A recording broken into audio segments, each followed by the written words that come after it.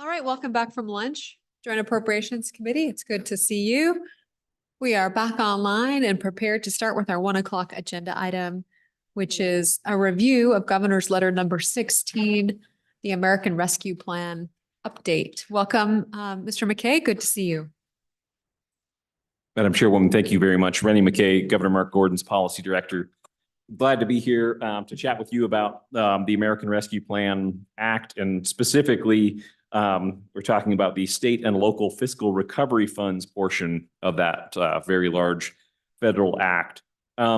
This year's ARPA letter is different than past years. We are very much at the end of this program, and while we have talked about how to leverage these dollars to benefit future generations, because essentially they're being paid for by our grandchildren and great-grandchildren. This year's letter is much more focused on a more technical challenge, and that is how do you deal with the deadlines in this act, and what are the ways we can collaborate to try to wrap up this program as effectively as possible, because a couple of things we definitely are aware of now. There's risk. If dollars are misspent, the state will be on the hook to pay those dollars back if we're audited. The ARRA Act, ARRA Act of 2009, it took years, but the federal government was auditing states and making them repay dollars that were misspent. So as we look at this letter, some of the proposals there, and also look at the timing in the American Rescue Plan Act, which requires that dollars are obligated by the end of 2024 and spent by the end of 2026, it creates a lot of challenges. So I think maybe to start with, most programs that were stood up have made a very lasting impact, and sure appreciate again all the work of this committee as we've worked with you the last few years on that. If you have the letter of December 14th that was sent to this committee, you kind of have a rundown on some of the programs where dollars were appropriated by you all, but are not obligated at this point, meaning under contract. That kind of gives you a little bit of a sense of some of the programs that just are not eligible as we've done a review, or are not going to meet the timelines in the act. So kind of two letters to keep in mind today as we have this conversation. That one is a good one to have you to bring up. But as of today, I guess I'll just be frank, the exact number of dollars available isn't known, because it or will change quickly, because some of the specific projects that have been under review are and maybe deemed ineligible, and we've got other projects that are sending dollars back. So those are a couple of the variables that are at play. Senator Guru. Thank you, Brandon. Sorry, I just want to make sure I got the right letters. And so you got the one dated December 14th, the one dated January 16th. Those are the two operative letters that you're speaking about, correct? Okay. Madam Chairwoman, that's exactly right. Thank you very much, Senator Gru. Those are the two letters, and the tables in those are key. But for the proposal from the governor in the January 16th letter, it really comes down to three concepts that he'd like to propose to you. The first is that support funding for mental health. That is a category of funding that the American Rescue Plan Act allows. And as we look at some of these last dollars, putting some out into some programs and some pilots is something the governor would really like you to consider. So those are detailed in Table 1. The second proposal is in Table 2, and those are some smaller projects that we had considered as the governor was building his budget and was moving some things from general fund to potentially being ARPA funded. And so just bring those proposals to the table for your consideration. They really help with the administration and also the mitigation of COVID. And lastly, is to address the rest of the year, because as I said, the amount of ARPA funds that will not be obligated by the end of the year will change. It will change week to week, and certainly there will be dollars that are reverted or that would not be able to be spent in the current programs. And right now in Section 5, as you'll see later in the letter, a reminder of that language, the dollars that are reverted go to the Health and Human Services infrastructure and capital construction, and also to local governments for water and sewer projects. Those are tough projects to get under contract quickly. And then also they may not all be able to meet the spending deadline of the end of 2026. So the governor would ask that you change that Section 5 about where funds that are unobligated at a certain point in 2024 can go. And he's very much is interested in your direction and priorities for those. So really this letter is meant to give some ideas, but because it's unknown exactly about what will happen with a few of these, this is just an area for us to work on together as we talk today and probably over the coming weeks. Representative Larson. Thank you, Madam Chairman. Rennie, would you just clarify for me? You note that there's 52 million. Of that 52 million, 20, that includes 25 that we have dedicated for broadband. I just want to make, I think that's what you're saying in there. Madam Chairwoman, yes, now to reference the December 14th letter, if you go to that table, the number of as of December 1st was 52.9 million, and that included 25 million of ARPA dollars to match the BEAD. And so, yeah, that's a very important point, because that's something the governor brings up in his January letter. Follow up, Madam Chairman. Follow up. So it would appear to me then that if, and there is a chance that the 25 million ARPA dollars could still qualify for matching that infrastructure, that BEAD fund. So if that was, if for whatever reason we found that that was indeed the case, then we really only have 26 million on the table. And Madam Chairman, then it would seem to me if these ARPA projects throughout the state to finish, to do whatever, there's an option that we just look at another source of matching funds for the infrastructure and use that 25 million of ARPA to finish out. Or those, am I looking at these options accurately? Mr. McKay. Chairwoman, yes, that's how I see them as well. So we know that one of the eligible uses of ARPA is to provide the state match for BEAD, which is in the Infrastructure Investment and Jobs Act, IIJA, also known as the BIL bill from Congress. The problem is that the U.S. Treasury has issued guidance that says the definition of obligate is not enough to have had a legislature appropriate funds. You actually have to then have them, and the folks from the budget department can give you more technical language, but essentially you have to have them encumbered under contract. It is not enough to have just have them appropriated. So you met one of the guidelines of ARPA by using it for that source, but now we're under another situation that unless the U.S. Treasury and the governor's office has petitioned the U.S. Treasury to change its guidance to allow for the definition of obligated to include for broadband matching in BEAD that a legislature will have appropriated. If they don't make that change, and we don't know when exactly their response will come, then it is that we're without either flexibility at some point in 2024 to redirect those funds, or you redirecting them now, we would be at risk of reverting the funds. Madam Chairman. Representative Smith.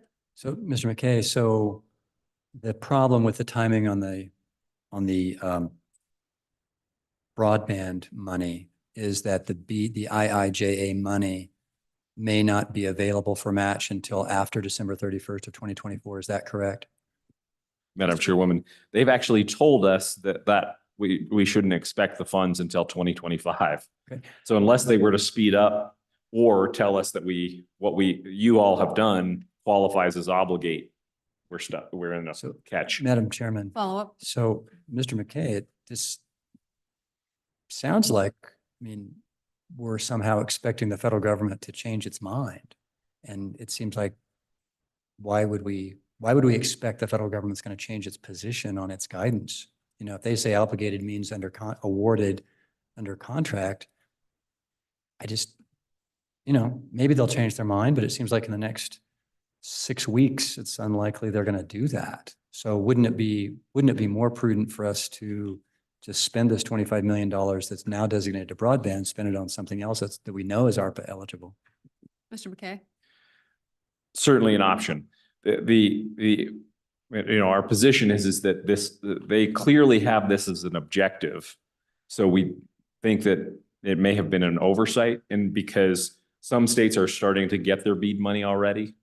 And so I think that maybe as other states start to run into the situation, the federal government might go, oh, to get to our objective, we need to give states this flexibility. They have been responsive at times to some of the suggestions that have come through. So it's not out of the question that they could change. And this is just, it sets up maybe one of the big challenges for you all. And that is there's this pot of money and there's others that are going to be, that could be reverted if there's not flexibility to spend them at some point in the year. So whether or not you spend this 25 or not, there's going to be other buckets of money that show up from ARPA that you obligate or have appropriated, that some project recipient goes, I can't spend these. Either I can't get them under contract, or I got them under contract and our contractor has said, I can't meet the 2026 deadline. So I'm going to need to revert these. So that's why the governor's kind of asking for flexibility. And with broadband, I think what the governor is suggesting is that you hold in the broadband program today through the session, and you choose a date and say, as of June 1st, if you don't have this worked out with Treasury, then spend it here. Madam Chair. Representative Henderson and Senator Kinski. Thank you, Madam Chair. So I just want to clarify the balance, 52-ish, relative to those projects that have already been approved or in progress. My presumption is that those are being monitored, and so they've already gone through the approval wicket. And if most projects are typical, they're going to be change orders, or there's going to be additional costs. Is there provision in the plan for going back and making sure that those projects are on track and going to be fully funded? Mr. McKay. Madam Chairwoman, thank you. So if you go to December 14th letter, and again, the status of funds here that are outlined in the table that you look at that finish out this letter. So it's pages 2, 3, and 4 of the December 14th letter. You'll see essentially kind of the situation of some of these. So for instance, the 4.4 in the first column is funds in the governor's office. The governor is looking at some suicide prevention programs to spend some of that 4.4, but that's not yet encumbered, so it's not obligated yet. So that could change quickly. But as you look at those, you as the legislature allocated 24 million for the state parks grants for outdoor recreation. That was something the governor supported and really appreciated. There's a total of 8.8 that is unobligated out of that. That number could change and could get bigger because the state parks actually has an application process that's open right now. So they're actually just taking and reviewing applications. If we determine, and this is a tough program, it has just not turned out to be very ARPA eligible. That outdoor recreation is not a use for these in every case, as is the situation for a lot of ARPA programs. It's actually the uses are pretty narrow, unless you happen to be doing something for a disproportionately impacted community. Then that means a community that has low income. And so there are what are called qualified census tracts in Wyoming, and there are not very many of them, but those exist. You can do a lot more things in those census tracts than you can elsewhere. So that's an example of the state parks is working to see if in those qualified census tracts there are outdoor recreation programs, but you can't do too much in just one census tract. So there's just challenges with a lot of these programs. So there you go again, 24 million's allocated on that, 8.8 is unobligated. That 8.8 could go up, and that number could get higher or it could go down, and that could happen at various points this year. Senator Kinski. Thank you. Rennie, thanks for being here. I wanted to follow up on because the December 14th seems like a lifetime ago. In terms of saying there's 52 million available, Representative Dan Zwanser raised a concern. There are some projects approved, underway, in construction that have inflation cost overruns. In calculating the 52 million, did you first set aside some money to complete the projects that are already underway, or inflation overruns on projects that exist? Is that going to have to come out of that $52 million pot? Mr. McKay. Madam Chairwoman, I hopefully will get this right. So depends on the program to a certain degree. We all set up an inflation pot or program for Health and Human Services in the 23 session. So that was used to help on the Health and Human Services infrastructure. If we were talking about inflationary costs on a state parked outdoor rec program or water and sewer, there's not funds left in those in the water and sewer program. So if there are inflationary overruns on that, then they're going to have to find that at the local level. Follow Follow-up. Is there funding left in the HHS cost overrun pot or inflation pot? 14. I think there. Go ahead. Madam Chairman, Senator Kinski, in the December 14th letter, it shows that in just that pot of 15 million, there was approximately 1.3 million was unexpended by the State Loan and Investment Board. There was also 110 million in that other, and about 3.2 million of that was not allocated. So that comes out to a total of about 4.5 million in the Health and Human Services capital construction that has not been obligated. So, Follow-up. yes, thank you. So this empath unit at Sheridan Memorial is about 2 million short because of inflation. So what do they need to do? Madam Chairwoman, Mr. McKay. so there was an application process for those programs. So if they did not apply, Excuse me, clarification. They're ARPA funded. What's correct. an ARPA project? Madam Chairwoman, Elizabeth Blackwell from the Office of State Lands and Investments can answer the specifics on kind of how they're going to run their programs. I have no doubt she can. Welcome back, Ms. Blackwell.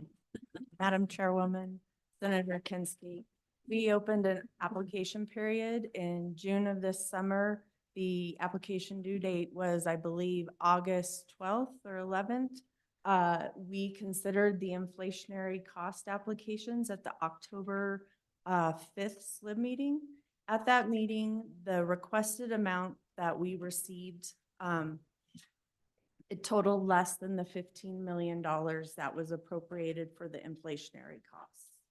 Therefore, during that meeting, what we had suggested, and based on what was submitted to us, is a bunch of engineers' estimates. And that's what our awarded funds were based on. So those inflationary costs were waiting, they were conditionally approved up to the amount they requested. However, they have to go out for final bid, provide those bid documents to my office for review to verify that what they're requesting is actually inflationary costs and not costs due to change in scope, change in material, change in quantities. We're trying to make sure that actually it's an inflationary cost that we're funding and not a change in scope or just an adjustment. The problem with the ARPA applications, a lot of them came with just engineers' estimates. And you truly don't know what a project costs until you go out to bid. Follow on. Follow up. That whole process you described, he just gave a balance that's subsequent to it. There's still money available in the inflation fund and the HHS fund. Madam Blackwell? Chairwoman, Ms. Senator Kinsky, there are funds available.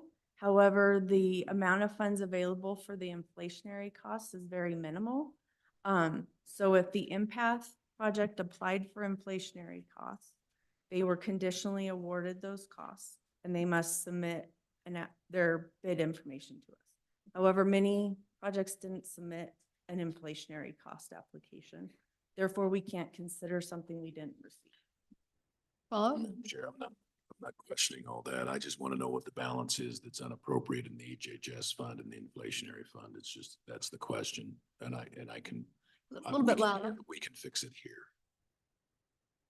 Mr. McKay. 1.3 is 113. 1.3. It's in the December 14th letter. But I think, Madam Chairwoman, the issue is that as Ms. Blackwell was just explaining, that number could change based on, because they were conditionally awarded at that number.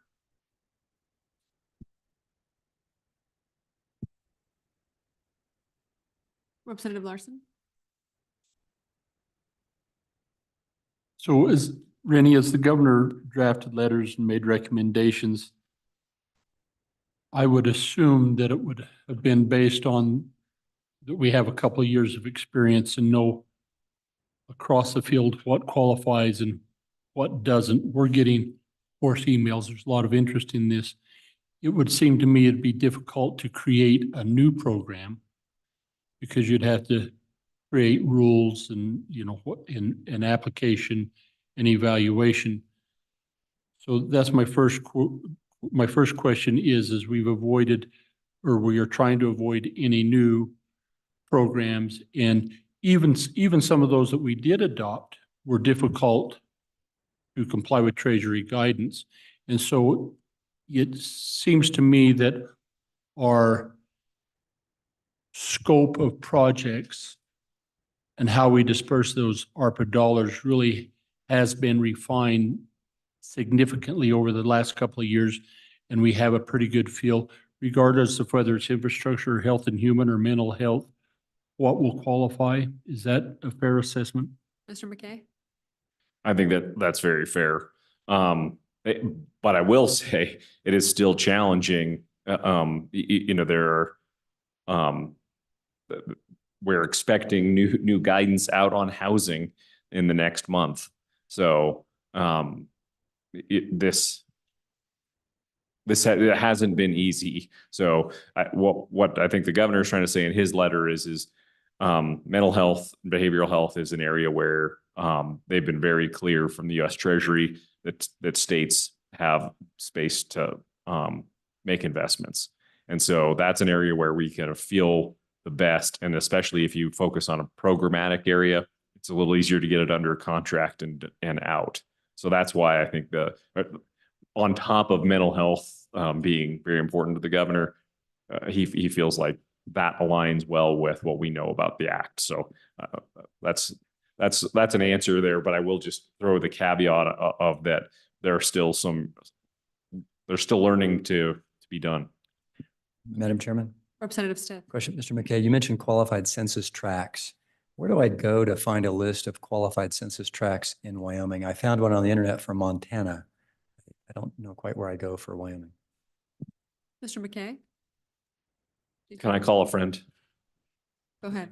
Yes. Madam Chair, Christine Eminger, State Budget Department Senior Budget Analyst. Representative Stith, to your question, you can go to the Census Bureau website and you are able to find a listing of all of those qualified census tracts. I do just want to caveat that with there are census tracts and there are qualified census tracts. We are focused for the ARPA program on the qualified census tracts. Representative Larson?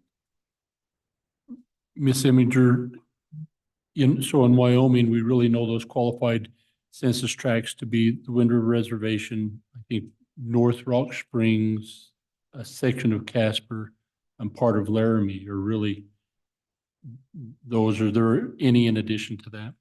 Madam Chairman, Representative Larson, that is correct. We have qualified census tracts, which is Sweetwater County, the Rock Springs area that you just mentioned. We have the city of Laramie, but it excludes UW. And then we also have the Casper Natrona area. The Wind River Reservation is the tribal reservation, and that is kind of like a separate delineation that the U.S. Treasury makes. They still loop them into that qualified census tract and that disproportionately impacted delineation. Madam Chair. Senator Guru? Thank you. Good afternoon, Rennie.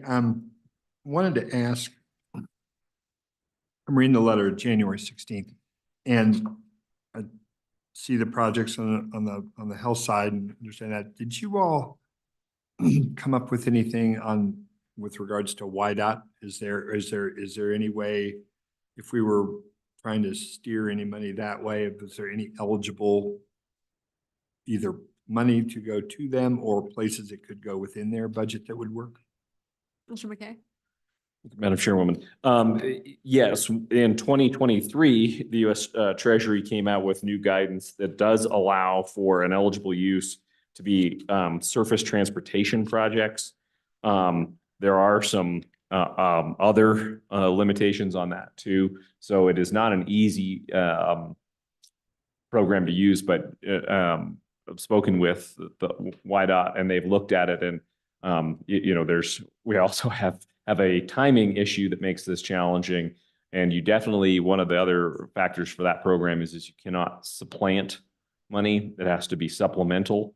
So we'd have to be finding projects that are not currently funded and move them up and have them designed and bid by the end of the year. So YDOT believes that it is definitely possible to do something there. You also can't do a project for more than $10 million with that. So we'd be looking at smaller projects that are surface transportation.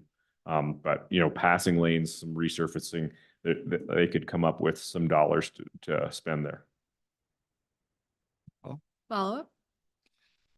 Speaking of, you just mentioned about projects that were ongoing. That was the other question.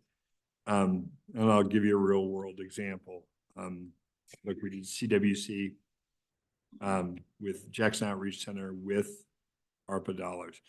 Could we make a supplemental request based on that approval? Or if there were other projects that had been funded that as they're going through, as they're working their projects and say, boy, I could use another $500,000 at the end or something, but that is there a way, would those projects be something that would be qualified?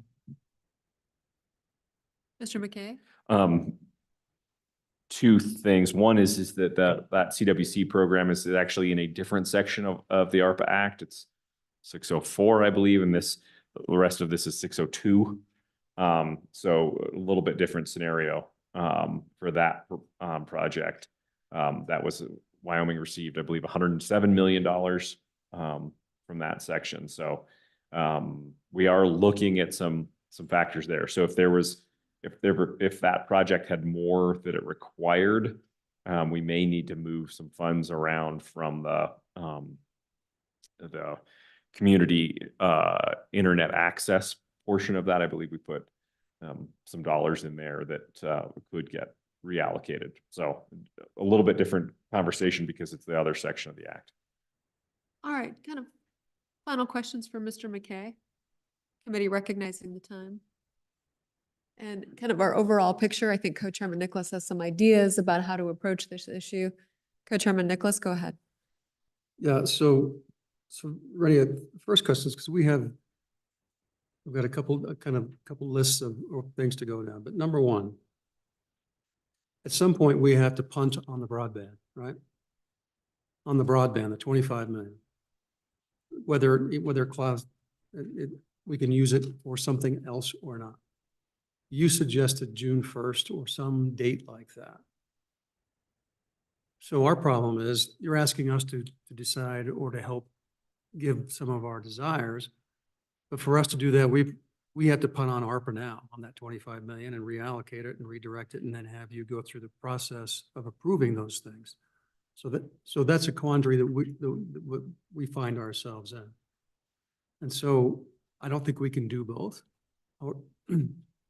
Or it'll change how much time and effort we put into it to do that, because it's a different, that's half the dollars out there. So that's one component of this. We have people in the back room who have water projects that they want some money in for.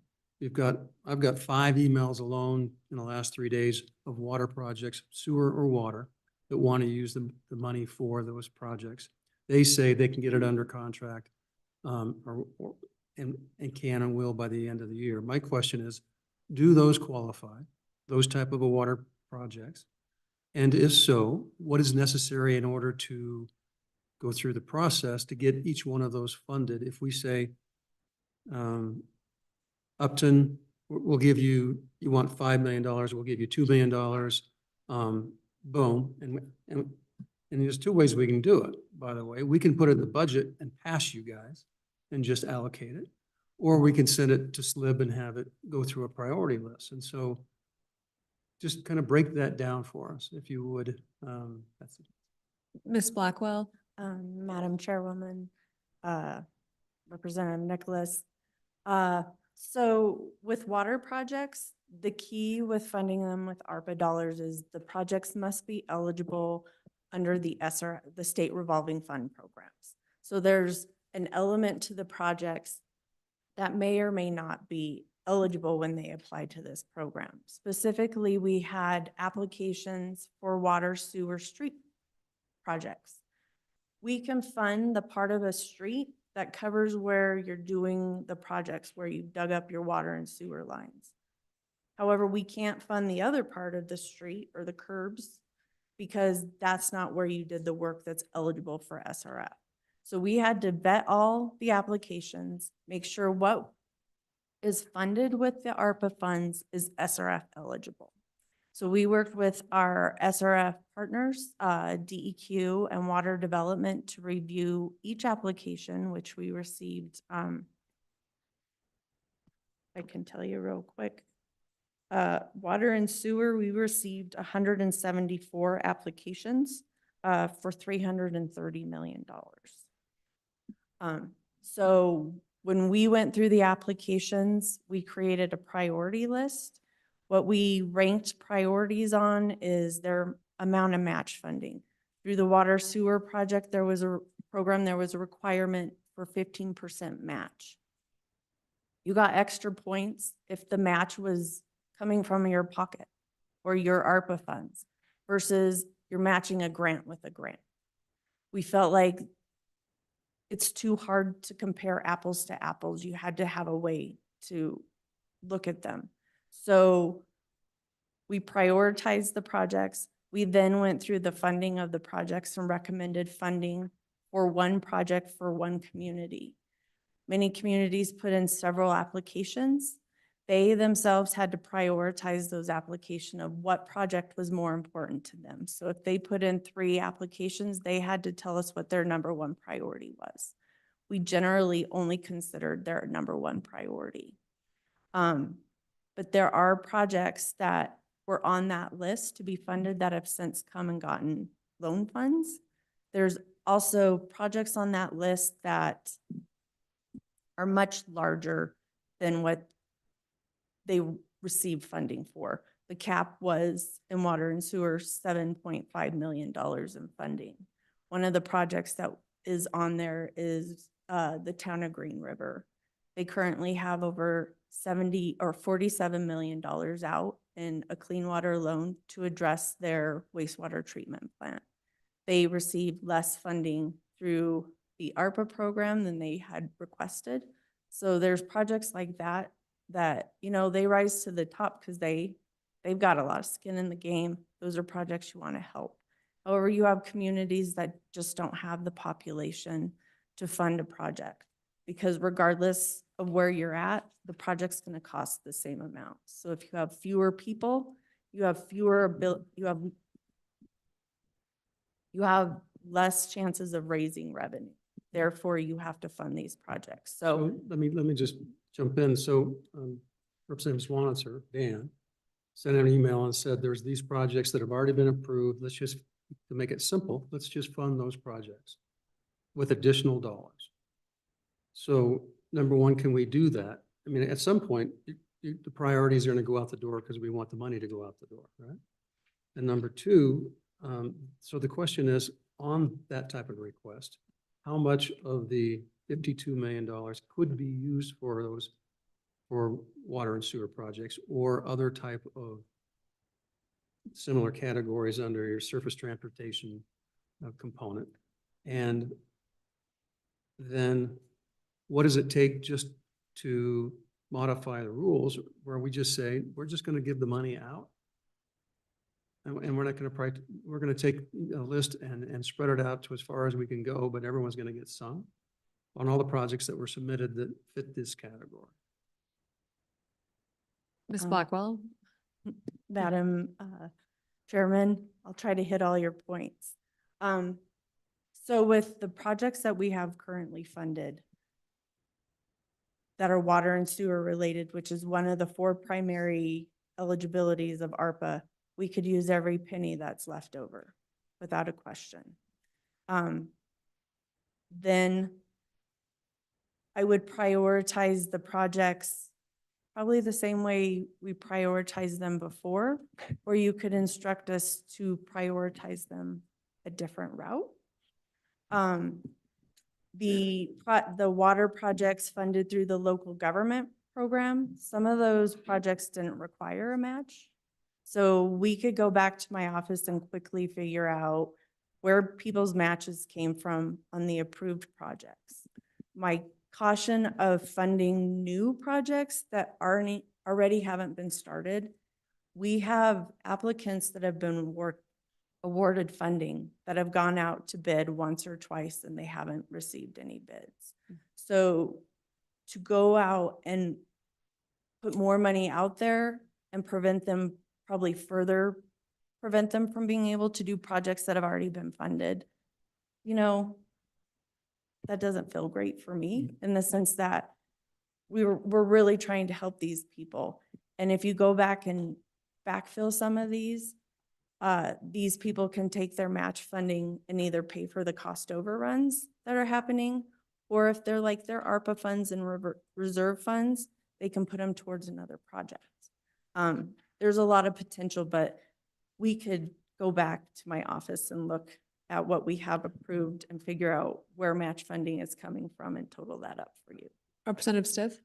Madam Chairman, Ms. Blackwell, it sounds like from your description of the listing of the priorities that it wasn't just whether the project was necessary, but it was the structure of the financing that influenced your rankings. Is that a fair statement? Ms. Blackwell?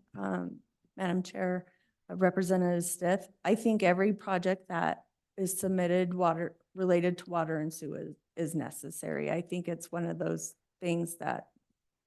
Madam Chairman, but that's not my question. My question was, if someone didn't, if in their application, they structured the financing in a way that SLIB did not, or OSLI did not like, they went lower down the rankings, right? So for example, if they had less match, or if the match was from a grant or something like that. And so my point is, there might be projects in your current list that are ranked relatively low, like the wooden water lines that feed the city of Rollins, and where the city of Rollins has been subject to various orders from the EPA or the DEQ because of their poor water quality, that where the need is very high, but for whatever reason, OSLI and SLIB put that project pretty low in the rankings, perhaps for the reasons you indicated of the way way their capital financing was structured. I mean, isn't that a fair statement? Is it a fair statement? No, ma'am. Okay, Ms. Blackwell, it's not clear to me what the question was. There's a lot happening. We're about to lose control of our hour long. And so I think what we'll have to do is probably take this work outside of our hour that we've allotted here today, kind of hearing these ideas, and then we'll come back to the committee about what to do next. So want to leave maybe the questioning to Ms. Blackwell to a minimum at this point. Senator Kinsky, and then we'll have Chairman Nicholas kind of take us home a little bit on this topic. So Ms. Blackwell, there's a couple of things there that are of interest to me when you said you've got the rules. There were some things that could or could not be included in the project. They had to have a match. Was that was due to your rules? That necessarily wasn't an ARPA restriction. In other words, we could just allocate the money and not worry about those kinds of things. Is that correct? Ms. Madam Blackwell? Chairman, Senator Kinsky, some of those rules were imposed by the ARPA regulations. The match requirement was imposed by legislature. So there's various. Okay, thank you. And then Well, what, yeah. what I heard you say, and I want to make sure I understood it, you said that there's projects that were awarded, they went out to bid and received no bid. How many dollars are outstanding that fit that category that we don't know whether they'll ever be undertaken? Ms. Blackwell? Madam Chairman or Woman, Senator Kinsky, we work with our entities. We're staying close with them. The new guidance from the Treasury is those funds are considered encumbered once we have a signed grant agreement with those entities. And one of the requirements with the water and sewer projects is when they came to that project, that program with funding, they had to have their funding approved so that we had a fully funded project once ARPA funds were approved to it. Madam Co-Chair, follow on. I'd appreciate it if you could give us a dollar idea of how many of those projects have been awarded and just haven't even been started. And the reason is, if they do finally get a bid, they may not be able to undertake the construction anyway, because inflation may have wiped out their ability to be able to undertake it. I'm just curious how many are out there that have been awarded, but still either they got no bid or they just haven't begun construction for whatever reason. I'd like to know what that total dollar is. Ms. Blackwell? Madam Chairwoman, Senator Kinsky, unfortunately, that would be a difficult number to get to you. We could reach out to each of our applicants and get an update on their project, where they stand. Right now, I think we have somewhere between 100 and it looks like 110 water and sewer grants that we awarded. We could reach out to each of them and find a status. Okay, Madam Chair, one more follow-on. In your rules, here's the date by which they must have been undertaken construction. Is there some point at which you say, okay, if you didn't start by now, that money's coming back? Because they could finally, December 1, they could tell you, oops, and nobody gets to use it. Ms. Blackwell? Madam Chairwoman, Senator Kinsky, we do have a date. It's early October that they have to have their contract signed with their engineers in order to show to us that they're going to get the project done. Of 2024? Yes, sir. Because that allows time for the state to reallocate funds as necessary. Co-Chairman Nicholas? Thank you, Madam Co-Chair. And so, committee, I don't think that, we don't have, we could talk about this all day on where it's going to go. And we haven't even delved into the potentials for health that were in your January 16th letter on those particular projects. So what I'm going to suggest is that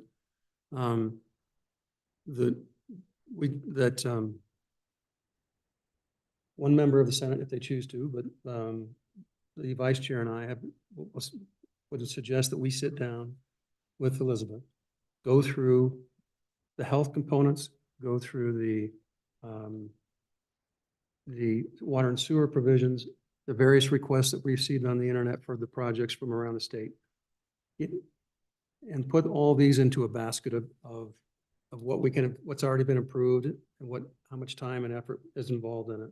Simplify it and put in, construct the language for timing, which will be basically the cutoff dates for certain things and what falls into what pot over between now and December 31st. And come back to the committee with a recommendation and options of what we can do. And we'll work on that either this evening or tomorrow morning before we go. But if we can't get it done by Friday, then it may be next Monday or Tuesday before we can recirculate it to the committee. But I think that's the only option that I can think of how we can actually cross the bridge and perform the legislative function that we want to do, is to have participation in the selection process. Ultimately, at the end of this, like say from October 1st or whenever it is till the end, it will all fall back into the governor's office. But we can still say, okay, do the health, do the refunds, do what the Swanitter's letter suggests. So it fits into the programs that make sure that we can allocate all the dollars. So in a nutshell, that's what I suggest, unless someone's got a better. Representative Stiff. Madam Chairman, I certainly agree that we need to come up with a list pretty soon, but I don't think this is rocket science. I think the categories are pretty narrow, and I think the whole committee does it. We all get together and come up with a list. I don't think this is that difficult. I think our priorities will be different than SLIB's, is what I'm thinking. Madam Co-Chair, Senator Kinsky. point of clarification, Representative Nicholas, I think I was following, but I wonder if Don might restate your statement so that it's more clear. No, just kidding, just kidding. All right, so a couple of things. Time out committee. I know that there's people who have traveled here today. We're not deciding the merits of any projects right now. I know the town of Upton came down. I'm seeing a head nod there from the town clerk. And so there's no expectation of doing a presentation on the merits of your project. Glad to hear that. Recognize that you're here. You made a long trip down on terrible roads. Thank you for doing that and being here with us. Is there anyone else who traveled down to maybe participate in this conversation for ARPA here in the room? Yes, and you are, sir? Greg Stump with the City of Newcastle is here as well. Mr. Stump, thank you so much. Are you a mayor, councilman, administrator? Public Works Supervisor? Good to have you here. Do you have a pending ARPA project that was approved by SLIB? Are you fully funded for that? Why are you? More money. You want more money? Okay. All right, well, good. Well, thank you. With that, we're going to go ahead and close the public comment. And Mr. McKay, thank you for being here. I think we've heard the presentation from the governor and the governor's letter, so thank you. So committee, back to you. We're kind of in a tough spot in light of the timing of this, the unknown number that we have to work with. However, I am in agreement with Representative Stitt that I do think that the parameters are fairly narrow.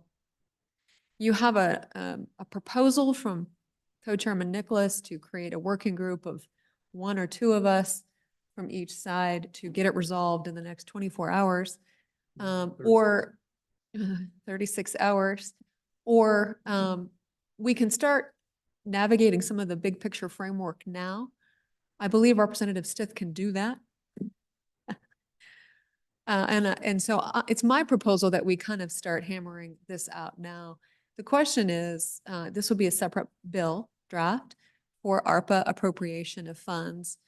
I think one big picture question for the committee is how many of you think that we, taking Co-Chairman Nicholas's idea, to forego the $25 million for broadband, that is likely not a pragmatic use of these funds in light of the timing and Treasury guidance.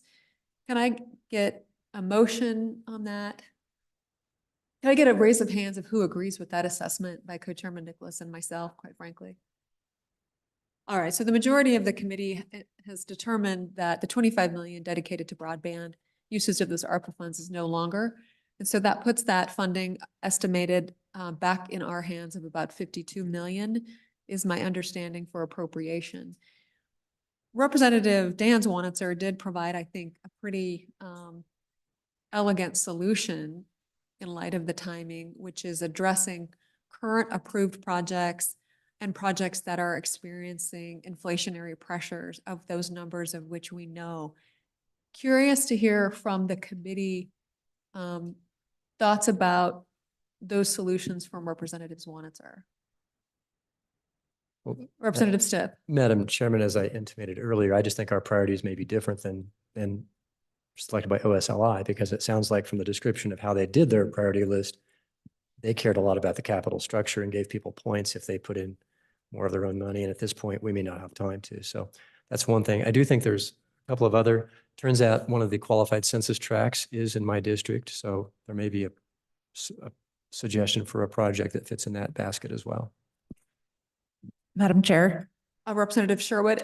I want to thank Representative Zwanitzer, both Zwanitzers, for this idea and this list. As a freshman, I advocated to use our Emergency Rescue Act funds to cover inflationary costs or gap funding. I was unsuccessful, but I do support this list that was provided to us via email towards existing projects. Thank you.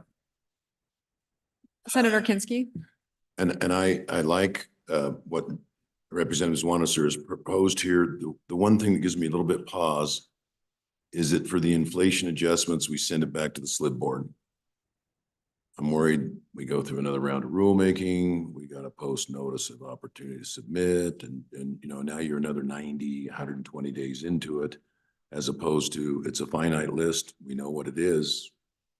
I think we just put it into a bill and fund it. I concur with Senator Kinsky, recognizing that when this bill hits the floor, the full body can amend it however they want. But I do think in light of where we are with time, that is, our hands are tied in understanding a lot of different opportunities that may be presented here. And it's 52 million, maybe. Representative Larson.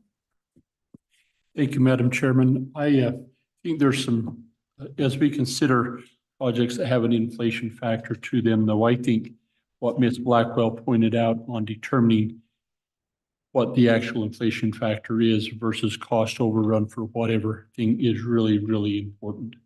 And so as we consider these things, I think there's a process that those applications, or those requests, I should better say, we need to verify that it truly is, in my opinion, truly is an inflation driven. With that said, I also think, Madam Chairman, that all of these projects are wonderful, and whether it be infrastructure or any of these, whatever we see out here, I really do think that there's an opportunity, as we've said on the mental health task force, to help get some of these initial projects off the ground and determine how we're going to do. And I really strongly support a couple of those, several of those. So committee, what I need to kind of get us started, I think, is a motion for a bill draft.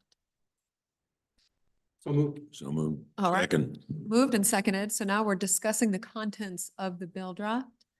So Senator Anderson. Madam Chairman, the Representative Nicholas suggestion of a little task force to look into this seems to me like the executive group has already looked into it and looked at what is available. We could get that information from them very quickly. We don't have to research and redo that. That we could get them to give us what is available and what we could put into this bill. Thank you. We could ask the governor's office to participate. Is there any additional direction for content of the bill draft? Representative Stipp? Madam Chairman, for a procedural issue, I understood from our presentation earlier that a bill could require 2/3 vote. So it seems to me to make sense to have as a backup, whatever projects we want to approve, have them in section 300 of the budget bill. Because if the bill just fails, then we're done.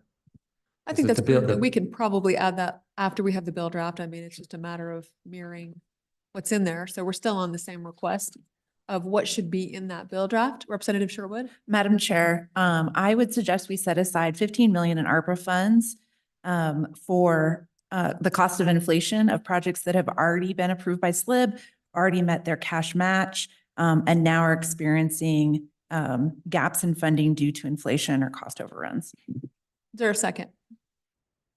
Madam Co-Chair. Second. Seconded by Representative Walters. Discussion on Representative Sherwood's motion. Senator Kinsky. Well, I guess I want to think about this. If the 15 million is proposed to blow back through the SLIB process, that gives me a little bit of concern. Madam Chair, Representative I'm Sherwood. sorry, I wasn't done. sorry, Okay.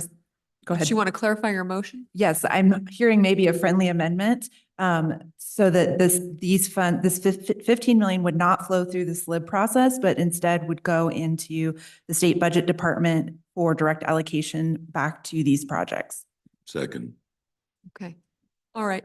That's been seconded by Senator Kinsky. Representative Walters, discussion. Madam Chairman, at this point, I think it's a great section in the bill, but I think we ought to leave the dollar value blank for the time being.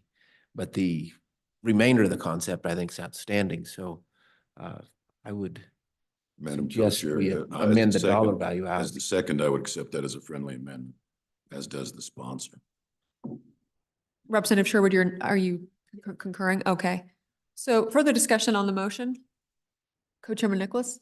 So on that particular motion, I would move to amend it by doing two different things. Number one, I think we will take the original ARPA bill as our framework.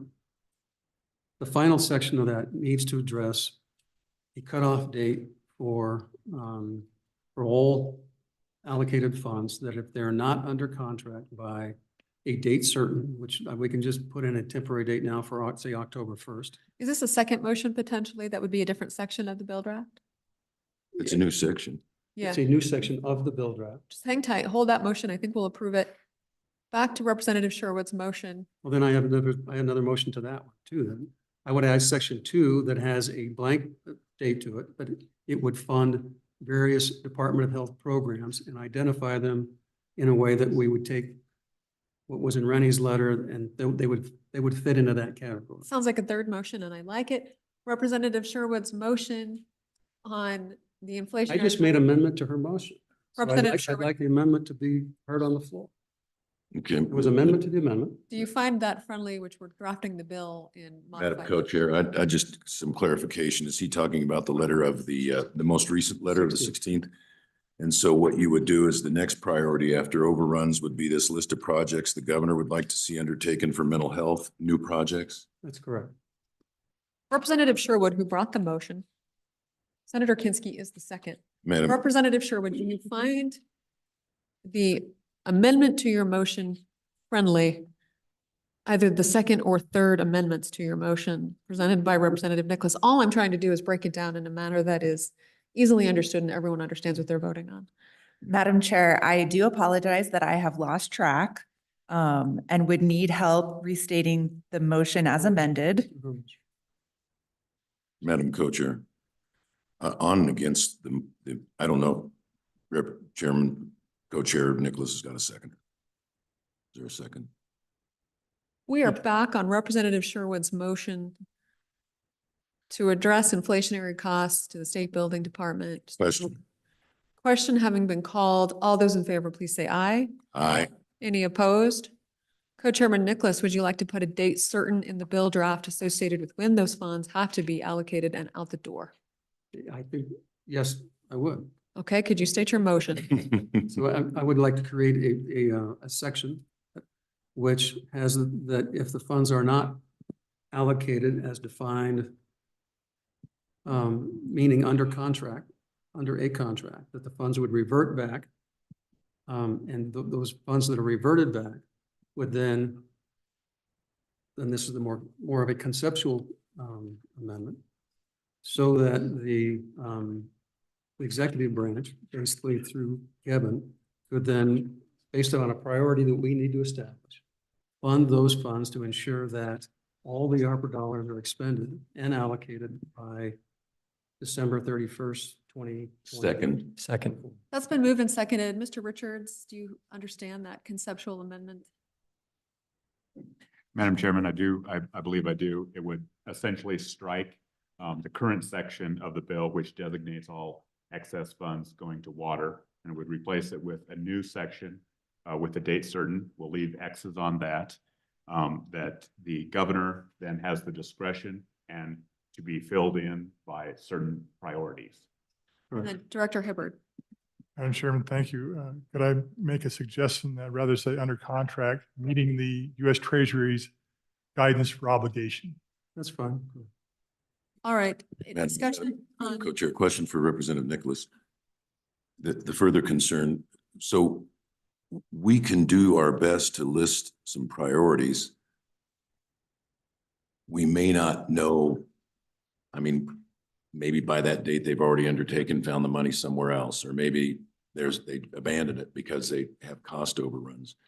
So there's got to be some means, or it turns out they're not going to be able to have it complete by the deadline without going through a whole rulemaking at SLIB. We've got to have some kind of description of, because we may not get it right in our list. We've got to have some way for the governor to say, you know, these guys aren't going to be able to get it done on time. I'm going to the next one on the legislature's list. So, yeah, and I think the way that I tried to couch it was that after October 1st, there will be a priority list of qualified things that, and so the directive is that they will expend all the dollars between that time and December 31st under the guidelines on the priority list that we give them that we know can be funded. That's the concept of the amendment. Okay, and Madam Co-Chair, I've heard you talk about water, sewer, and health. Do you want to just address, are we limiting to just those two? I'm okay with it. That's what we do, but I'm asking. So we have, the health is a second amendment that we need to bring in another amendment. yes, so this, we're just dealing section by section at a time as we build this bill draft. So on Representative Nicholas's motion to put this deadline for obligated funds, further discussion. Madam Co-Chair, so his deadline is on all obligated funds, Correct. but the projects are going to be water and sewer, or just It's all any- manner? Okay. All manner. Okay. So we jumped ahead to the very end of the bill draft in this particular motion in this section. So does everyone understand its application? All those in favor of Representative Nicholas's motion, please say aye. Aye. Any opposed? All right, Representative Nicholas, you have another motion concerning healthcare related projects based on the governor's Well, current letter. and I would not, I would move that we, on section 2, that we allow a percentage of the dollars available to have a priority of healthcare, of mental health care versus the water and sewer. So it'll be, it's a question of, let's just leave the percentages blank, but that would be under the same proviso that if it's not obligated pursuant to the act by October 1st, that we have a backup, Closer to your mic. that we have a backup to catch all the funds so that all the funds get approved. All right, you're gonna have to, let's Madam Chairman, reformulate that a little bit more. right, Madam Chair, my question is just what the Directly. motion means. I thought where the motion was going was to say you want a certain percentage of the funds to be for health related and mental health in particular. Correct. So that's one concept. And the second piece of it, I didn't understand. It was just saying that the health ones are under the same requirement that it has to be obligated. Or after October 1st, it will go into that section 3 where so that we make sure we spend all the funds. All right, there is a motion on the floor, so I want to do this properly before we get out of hand.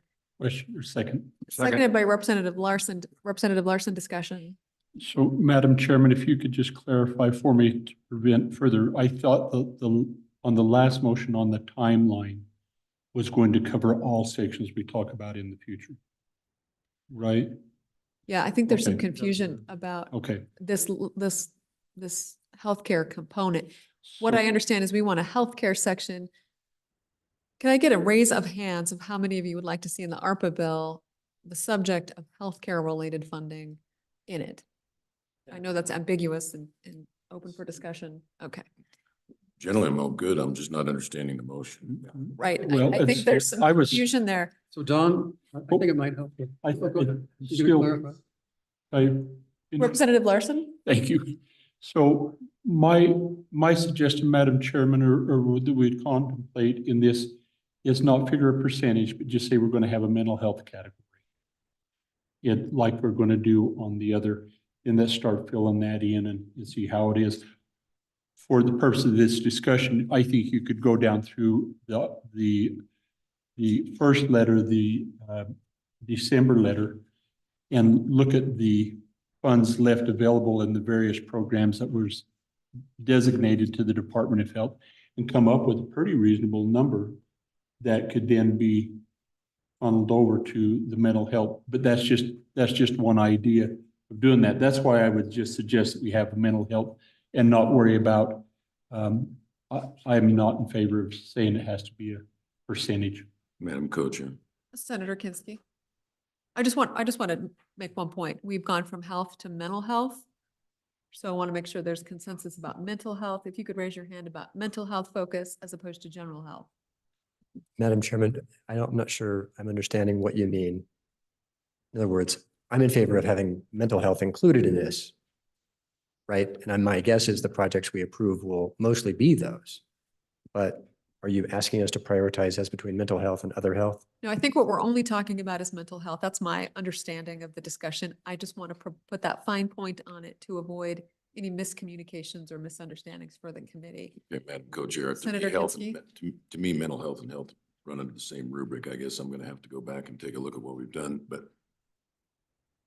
two things that let's dispose of that motion first. So just to follow up on that, what we will try to do is, because we've got suggestions from, in the letter, and if we want to broaden that based upon what's already been approved, we can add those items into this section, but I think that's the intent, basically. So we'll leave it real open and big for mental health. Okay, now And I do have something, Jermaine. Senator Kinsky? If by his motion, he means to that somehow we're prioritizing new projects sent out in the governor's letter, I have a little hesitation about that. If we're just talking about a mental health section, I'm good with the motion. So, Madam Co-Chair, I understand that concern, but the recommendations that we received from the governor's office are new projects, and apparently you've got that problem resolved, I presume. Mr. McKay? Madam Chairwoman, I'll just point out, mental health is a category of ARPA that the U.S. Treasury has been very clear is acceptable. And so that's an area where we know we can spend. The governor's office pitched ideas for healthcare, health innovation, EMS, regionalization, things like that. Those did not turn out to be eligible, especially broadly. So we really ran into some problems in that space. So that's why the proposals that we're bringing you today, we feel very strongly are eligible and could be under contract by the end of the year. If you go back to any projects that were in the earlier bills that are not mental health focused, they may not be eligible. So trying to continue those could be problematic. Thank you, Mr. So, McKay. Madam Co-Chair, let me try and articulate this. Behind this reasoning is, I believe these categories that we have should be another section of bill that says any money that's unexpended, get rid of the categories, one big pot of money. Because we're reshuffling the deck. My reservation about the governor's letter, well, here's some new ideas, is, I mean, there's no end of new ideas. We had new ideas that didn't work. The money's unexpended. These ideas may not work and be unexpended. By the time you take these new ideas and somebody puts them together and they define them and they get the regulations, and they try to put it all, now we've got a real attenuated timeline. I just don't know if this is the time for new ideas, for standing up new programs. I have reservations about that. And that's not essential to his motion, but I want to get that out there. I'm concerned about this section of it. I don't want us all to interpret that it's going to be about new ideas for funding. I don't hear that in the motion unless I'm mistaken. Representative Larson? Madam Chairman, I think to push back on that, and I think that Senator Kinsky's comments would be fair had we not had 2 years of already funding ARPA projects and understanding what's acceptable and what's not. And so to say that these are new ideas that are going to have new rules, that's just not the case. They know that they qualify. And so they're. Okay, Madam Co-Chair, I'm not worried about them qualifying. I'm worried about standing them up, whether somebody can stand them up, whether the people are really interested in them. We had this whole regional EMS thing. People just weren't interested. So these are great new ideas. I'm sure they qualify, but we're standing up new programs when we've got a deadline. And Madam Chairman, So one thing I want to just talk about is we don't need to debate the substance of the bill right now. We're at a very big picture level. And you can certainly vote no or make amendments on those particular details of the bill when we have that in draft form. I'm simply, Madam Co-Chair, I'm simply trying to clarify the new programs in the governor's letter, part of Representative Nicholas's motion or no? Representative Nicholas, I think your motion really is related to just a section for mental health, period. That's correct. Okay, Okay, so all those in favor of Representative Nicholas's motion for a section in the bill draft for the usage of ARPA funds related to mental health, please say aye. aye. Any opposed? All right, one section we've not discussed is water projects. Thoughts about water projects being in the bill draft? Representative Larson. might I suggest it be classified water and sewer? Yes. Water and sewer? Madam Co-Chair, I think that was in the original motion. From Representative Sherwood. That was- Representative that Sherwood, was section. that in your motion? It may have been, Madam Chair, it may have been implied. My motion was specific to projects that had inflationary costs. So those are existing projects.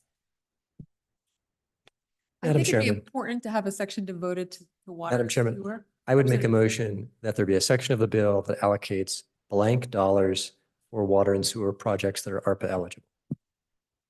New projects, Senator Kinski wants to know, or projects currently approved? New projects. Is there a Excuse me, second?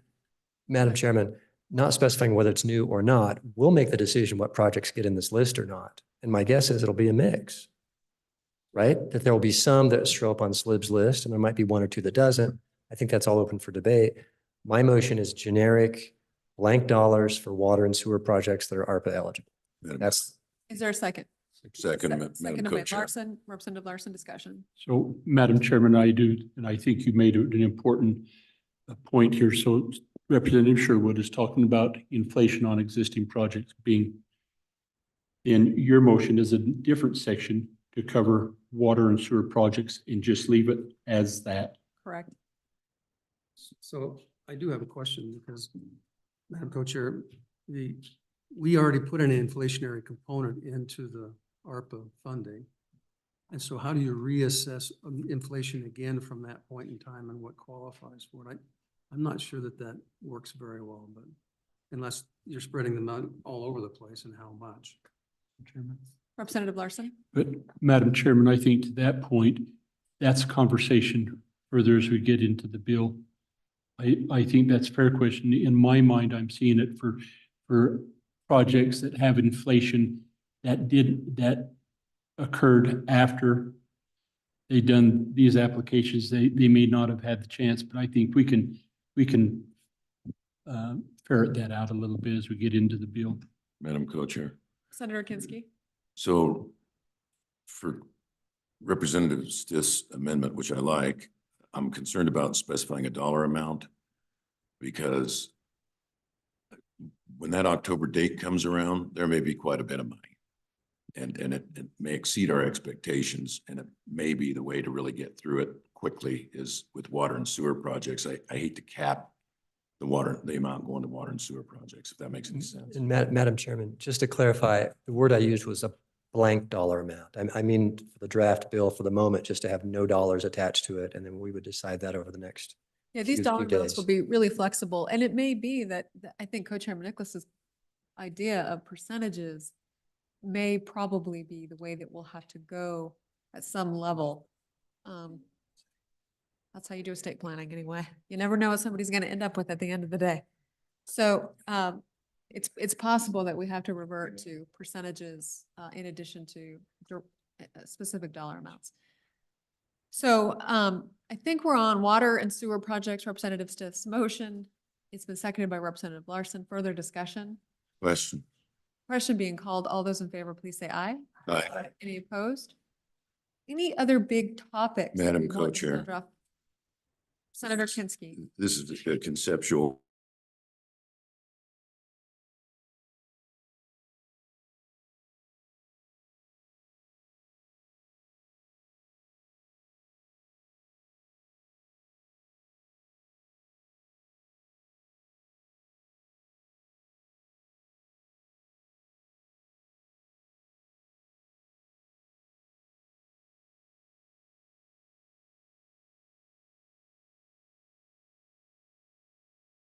HHS staffing stabilization, behavioral health redesign, HHS capital construction. I think we just, whatever money's left over, regardless of its category, it just goes into one big pot. Because it's going to be impossible to try and allocate this stuff out in the existing categories that we have in the current ARPA bill. A catch-all provision? Madam Chairman. Representative Larson?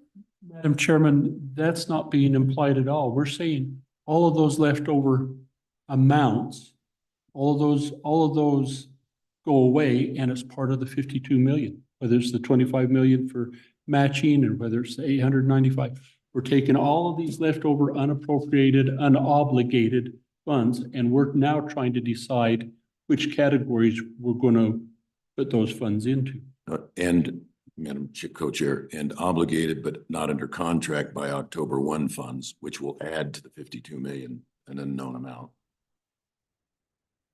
Right, whatever. Right, so if it's implicit that we're getting rid of these categories, Yeah, then the motion's unnecessary. All right, thank you. Madam Chairman, Representative Stith? I do have a motion to add as a category to appropriate, again, blank dollars for ARPA eligible projects that may be in qualified census districts. Census tracts, excuse me, qualified census tracts. Because there's a separate category, say there are certain outdoor projects that if it's in a qualified census tract, it's ARPA eligible. So I think it makes sense to have that as a category, again, with blank dollars. And maybe the committee approves that in a dollar amount, maybe the dollar amount allocated is zero. But I think that's a category that's open and eligible that we should consider. Is there a second? I do have a question. Well, I'll second it for discussion. I do have a question. How many applications fit within that category were received? And do we know? Do we know that, Mr. McKay? In other words, were there any categories and was any money allocated? You understand the question? For outdoor recreation in particular, we have put an emphasis to try to. No, but we're talking about the consensus, the Sweetwater County For qualified. Madam Chairwoman, Consensus track qualification. Are there any projects that are based on consensus track qualification? qualified. So with outdoor recreation, we have put an emphasis on trying to recruit applications from those census tracts. That application process is open now. So we will have a better sense of that here in the next month. So that actually plays into his motion. Go ahead. In terms of the total number of projects that have already been approved and submitted to the United States Treasury, qualified census tracts approximately make up 10 to 12 applications. We can follow up with specific details though with that. So, And Representatives. to follow up on that, so for every application, if we create this section that has to be submitted, how long does it take it to submit it to Department of Treasury and get a response back so we know that it qualifies or it's not? Mr. McKay? Sorry, we don't have to submit to them to get approval. So we spend, and if they find that we misspent in the future, so but I think what Ms. Eminger is talking about is our reporting of projects. So there's two different dynamics. We have put projects in place that are in qualified census tracts and approved them already. And right now with outdoor recreation, we're soliciting applications from those census tracts. Thank you. so, Representative Stith? yeah, Madam Chairman, I don't think it hurts to have that as a category in the motion. Otherwise, we're missing a potential pool. Madam Co-Chair. I don't think it hurts to have that as a section of this draft bill. Whether we populate it with specific projects or not, it's a different issue to be decided later. Madam Senator Co-Chair. Kinsey? One, whatever the project is, they should hustle an application in right away. Two, I hate to create a category. Again, if you've got a project in a census tract, let's just stick it on the list. And the reason being, let's say we put 10 million in for outdoor rec in qualifying districts. And then by next December, there's only 100,000 that qualified. Now we got to come back down here and do something with the other 9.8 again. I'd rather that 9.8 had been up and out the door. And Madam Chairman, I could not agree more. My preference for this whole bill is that we specify all the projects in the bill and not outsource our decision-making responsibility to any other state agency, that we just do it and get it done quickly. Further discussion on Representative Stith's motion? I do have a question because it just brought up a brand new point. And is it because why wasn't the question is, are there other, how many outstanding applications are, or that are open that are you requesting that if we do something that, well, we might take the money away all of a sudden? So any applications might, not just consensus, but anything. What else is out there? Because that's the first I heard that people can still apply for ARPA. Mr. McKay? The December 14th letter tries to help outline that a little bit. So some of those are estimates, right? Because we aren't sure. There's two different scenarios. Outdoor recreation is an example where we are taking applications right now. In other instances, we're reviewing applications to see if they're ARPA eligible. And I know a few of those are on my desk and they do not appear to be eligible. So we'll be setting up bad news soon. So there's both of those scenarios.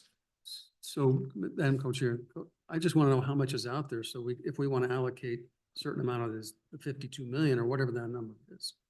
So I think the answer is simply, there's a few of you have stated, the estimate right now is 52 million, and that's likely to go up, not down. But we don't know exactly where that's headed. So for instance, the estimate on unobligated of the 8.8 million for outdoor recreation, that is based on spending quite a bit and approving more projects here in this round right now. So that appreciate you bringing that up, that there is a scenario where if you were to actually amend House Bill 195 from last year and eliminate these programs, we would need probably some timing on that to make sure that you didn't eliminate a program that we're still trying to process the funding on. This all seems highly problematic. And I do not like it. All right, we are back on Representative Stiff's motion. Open question on the motion. So do I. All those in favor of Representative Stiff's motion, please say aye. Aye. All those opposed say no. Okay, raise of hands. All those in favor of Representative Stiff's motion, please raise your hand.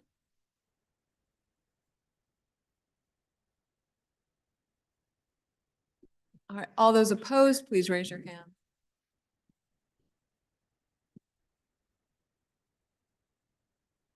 All right, that motion has failed. Madam Co-Chair, I'm just questioning, do we need to create another section for a catch-all for any applications that are outstanding that will be submitted? I think, Mr. Chairman, how I envision the bill draft looking is that the introduction in the bill, at least how I would write it, is that any non-obligated or approved projects, that after a certain time period, this is the remaining dollars. And then this is how the remaining dollars, of which we will not know what that is, even in February, correct?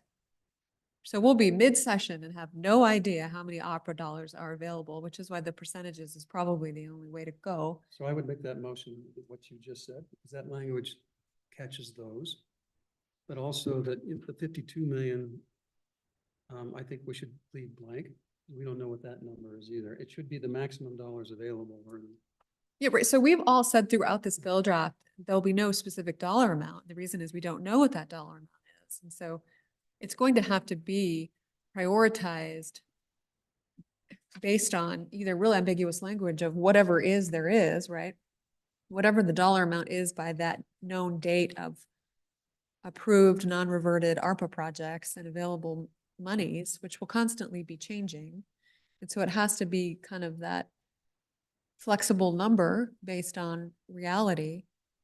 And then likely the appropriation then of the priorities thereafter on a percentage basis of whatever the remainder is. It's an estate plan, Bob. So, I mean, that's the only way that we can do this, because there's no way that we can appropriate a specific dollar amount without knowing what the dollar amount actually is. Representative Stiff is going to disagree with me wholeheartedly. Representative Stiff. Madam Chairman, I think what you could do is you could appropriate specific dollar amounts and then have a proviso that says that we're appropriating them in this order. And if it turns out that there's not sufficient funds for the one that's at the bottom of the list, then it gets cut by whatever amount it needs to be cut by to make it all square. I think that we look at the drafting wisdom of LSO to provide guidance on that. And I don't think we're necessarily married to any particular thing, whether it's a percentage or a specific dollar amount. One will be bigger than another based on priority. If we're going to allocate 40% of available ARPA dollars to water projects that have been pre-approved by SLIB, that's what we do, and that's what that number is. If we're going to allocate 20% to mental health services for pre-approved ARPA projects as identified by the governor's office, that's what we do. Whatever the number is what the number is. Further discussion on this bill draft, Representatives Wanitzer. Thank you, Madam Chairman. Is it possible for a representative of the Senate and the House to get together, come together with what you feel a draft would look like? And then we could come back and visit it tomorrow or the day after. This is what we're doing right now. We're doing it together. Well, thank you. Further additional discussion on this bill draft, Representative Henderson? Thank you, Madam Chairman. I would just like to clarify that as I look at the table that we talked about earlier, the 52 looks like the sum of all the unobligated. And so would we inadvertently maybe designate some of those same dollars to other projects? Representative Henderson, could you restate that and a little closer to your mic? How's this? Can you hear me now? A little bit. With great effort. I'm just asking for clarity.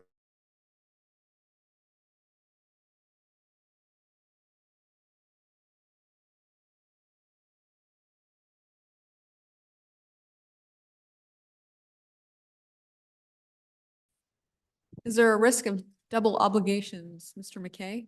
No, not with those numbers. Those are known numbers that are unobligated, and we were conservative low. The issue is that if you did away with the program completely, the remainder of that is what would be at risk or could be double obligated. Miss Chairwoman, Yes. to provide further assurance, the estimated figure that is on the December 14th memo does not put any pending applications in harm's way. We may be making this harder than we need. Representative Larson? Madam Chairman, I just request that when we dispose of all this before we go to the next subject, I'd like to come back to a related point. Let's come back to it now. So my question is in one of the earlier motions, we've elected to use the 25 million that we'd set aside for BEAD funding. So and that's going to be important that we have some funding in place to capture that significant amount of federal dollars for BEAD, and we're going to need to do that at some time in this process. And my question then, I guess, would be to Dawn, is that being a Section 300, or where would we do that? Mr. Richards? Madam Chairman, Representative Larson, if you wanted to add alternative funds for matching purposes, Section 300 would be appropriate. Okay, thank you. Just don't want to forget it. Mr. Richards? I believe you've provided a good outline and direction, but I do have one. That was very gracious. Thank you. One topic where there hasn't been any motion that I understand, and that is at the bottom of page 5 and top of page 6, under the governor's letter number 16 for ARPA program proposals. That doesn't seem to fit the water, inflationary, health and human services, or mental health provisions. And just curious if you need a section on that or not. So, Mr. Richards, when I look at that and see 57 colleges and what we did this morning in Agency 57, which is the WIN funding, do we need to do anything in this bill draft connected to the appropriation of those dollars? Obviously, that's somewhat of a conforming amendment or whatever. Mr. Richard, do we need to do anything here now on that? Madam Chairman, I think it would be our recommendation just to move your motion from earlier today into the ARPA bill. Okay. And the same dollar amounts for the faculty. I'm not suggesting any substantive change with a general fund backup. Is somebody going to make that motion for me? Madam Chairman, I would make the motion slightly broader, say that we have the funds that we did earlier today, plus other ARPA eligible program proposals in blank dollars. For Agency 57? No, for ARPA eligible blank catch-all category. Okay, just hold your thought there. So I just was really asking for making sure that we had a corrective conforming essentially issue addressed. So in Agency 57, the community colleges, right, we appropriated ARPA dollars in the budget bill in the agency. Do we need to do that here for the ARPA bill?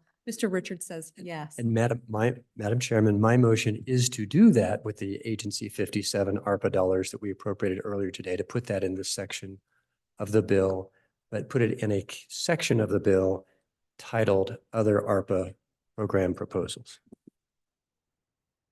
Just another. However LSO chooses to draft that and where it should go appropriately is my recommendation. If you want to create another section that's a broader category, I think that's fine. But in light of the fact that's in the budget bill, I don't want to jeopardize that inconsistency there. So that's the motion. Is there a second? I would second, and I would amend the motion. Because what I do think we should do is insert the funding for the grant writing and management contract services. That's a specific, which would be part of this new section. And that funds the operations of this whole project and how it's administered between now and 2026. And so I think that's an allocation that we ought to, and we have a dollar amount on that. It's on 1.75 million. Is there a second? Madam Chairman, that's a friendly amendment. Okay, so moved and seconded. A couple of things, and this is just style, and I don't know if I'm getting too micromanagement in the style of the bill draft. Chair, All I was trying to do was to circle up a problem. Now we've created a new section with two different agencies discussed, which may be fine. I just don't want to jeopardize and create an inconsistency between the budget bill number 1 and the ARPA bill, and to create any inconsistency between the two, because we've just encompassed in now the state budget department and we're overcomplicating what is intended to be cleanup. But Madam Co-Chair, we were going to insert specific items under each category. And so, but this is one I think I'm just saying we can well agree that this should go under that category, and it's a specific one we ought to fund. So. Madam Co-Chair, LSO will manage it. Senator Kinsky. to clarify, Don raised a concern on the Governor's Letter 16, bottom of page 5, top of page 6, which is administrative funding, staff, supportive cost grant writing. Closer to your mic. Okay, Don raised a concern with regard to the Governor's Letter 16. On the bottom of page 5, top of page 6, on state budget, administrative funding for staff, supportive costs, et cetera. I thought I heard Don say that may not qualify. Now, what are we going to do in this motion? What are we trying to do in this motion? Or did I misunderstand what Don said? Kevin, you want to go? Madam Chairman, there's two asks in 096. One is the current process that we have in place. We have two AWACS. We built the dashboard. That's qualifies. And it clearly qualifies for the $1.7 million, $1,750,000 in the second page too. Those are black and white approved U.S. Treasury efforts. There's two of them, $639,000 for the continuation of the AWAC, and then $1.7 million. And I can go into detail of what those are, but I'll just leave it at that for now. So Representative Nicholas, did your motion include Yeah. for both of correct. section 96? Yes. Okay. Senator Kinsky? I'm clear now, just now that Kevin raised another question. Are we past the point of needing the dashboard? Madam Chairman, the answer to that question is no. We need that through the process of expenditure, through the process that we're doing today, and then even after the December 31st of 2026, so that we can platform the audit requirements so that we can back ourselves. So Representative Nicholas's motion is related to specific appropriations of ARPA found on page 5 and 6 of the governor's letter, specifically as it relates to Department 57 and 96. That has been seconded. Further discussion on that motion. Let's refrain from amending it. Let's just vote on it. Okay? Right, Madam Chairman, just a point of order. It was my motion, seconded and amended by Representative Nicholas. Further discussion on the motion?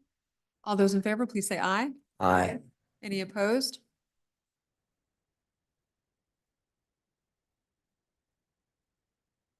Okay, so any additional of those program proposals?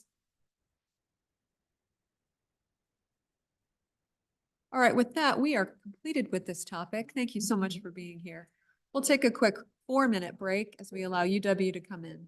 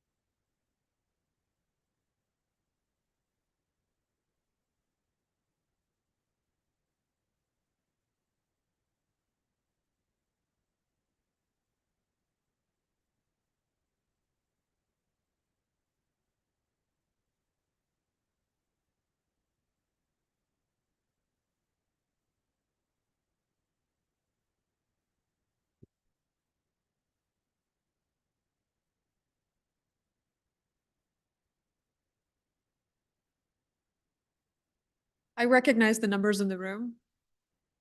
We're going to proceed with the University of Wyoming. Welcome, you're on a callback. Trustee McKinley, it is great to see you here.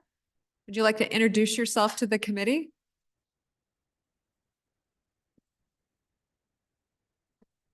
Madam Chair, John McKinley, Chairman of the University of Wyoming Board of Trustees, here to assist, if appropriate, on callbacks. To my left is Alex Keene, and to Alex's left is Dr. Mohammed Piri. And I think Mohammed will have the majority of responses to your callback questions. With that, I'm going to turn it over to him. He has 3 topics that he's kind of whatever order of your preference, but I think likely the match proposal that was submitted to the state by Thermo Fisher, then Wyoming Gas Initiative 2, and then the most recent one that has to do with equipment. So those are the three, and with that, Madam Chair, back to you. Thank you, trustee. Could someone remind me what governor's letter, what number that is in referencing this proposal? Madam Chair, it was Governor's Letter number 2. Governor's letter number 2, that is correct. So committee, it might be helpful for you to pull out governor's letter number 2 as a reminder to the committee as well. We have not gone through university's budget either. And so we're trying to tackle all of these topics at the same time. So we will be pulling out the university's budget book here in just a minute. And as we also evaluate governor's letter number 2. Dr. Peary, welcome to the Joint Appropriations Committee. If you could introduce yourself to the committee and go ahead and proceed with your presentation. Madam Chair, members of the Joint Appropriation Committee, thank you very much for. Bring the mic a little bit closer. This room has terrible acoustics. Yes. Madam Chair and members of the Joint Appropriation Committee, thank you very much for having us here today. My name is Mohammed Piri, and I'm a faculty member in Department of Energy and Petroleum Engineering at the University of Wyoming. Madam Chair, is there any preference in which order I present the material? Go ahead. Okay. So perhaps I would start with Thermo Fisher Scientific initiative titled as the Wyoming Energy Diversification and Geoasset Digitalization Initiative. Is a document. This is the one that has been distributed. This is the same document that I had submitted as part of my proposal to Wyoming Energy Authority on December 30th, 2023. So perhaps I can start with a bit of background about our relationship with the company that started back in 2015. At that point, we had developed a wonderful partnership, phase 1 of the partnership with Thermo Fisher, with a company called FEI. This is during Governor Mead's time. We developed a $24 million partnership that included $12 million from FEI, $12 million from University of Wyoming. And this company, FEI, later on, a year after we developed the partnership, was acquired by Thermo Fisher Scientific. And hence the reason now why we are working with Thermo Fisher Scientific Initiative, the Thermo Fisher Scientific company. Now, the phase 1 was a partnership that had outstanding outcomes that has now provided a blueprint that we would like to be able to use in order to, if funded, to implement the project, the plan for phase 2 of it, as titled on the document, as you see. The Thermo Fisher Scientific Initiative, the one I'm referring to as phase 1 of our work with them, is one that through which Thermo Fisher has already fully committed to $75 million in-kind contributions towards this phase of the work we would like to do with them. It's focused on 5 major areas. I call them thrusts. Those 5 thrusts are oil and gas operations, CO2 sequestration, or CCS, digitalization of Wyoming geoassets, number 3. Okay, number 3 is digitalization of Wyoming geoassets. I'll talk about that if there's an interest. Number 4 is the water resources management. And of course, number 5 is hydrogen storage. The common thread among all these 5 areas is our ability to perform fundamental research on how fluids move in porous materials, and then use it in order to develop better understanding of the behavior of the fluids in various applications, such as those I mentioned. This initiative is envisioned to run over 11 years, will allow us to build entirely new division for COIFPM, or otherwise known as high bay. This new division will take University's Porous Media Center and University of Wyoming and the state of Wyoming to entirely new level in this area. The goal is for us to develop in the first few years to develop the division, and for the remainder of the time to use the resources to perform cutting edge research that would allow us to develop breakthrough solutions for real world problems in each of those 5 areas. So I'll stop there. I am happy to answer additional questions you may have. Chairman Nicholas, questions?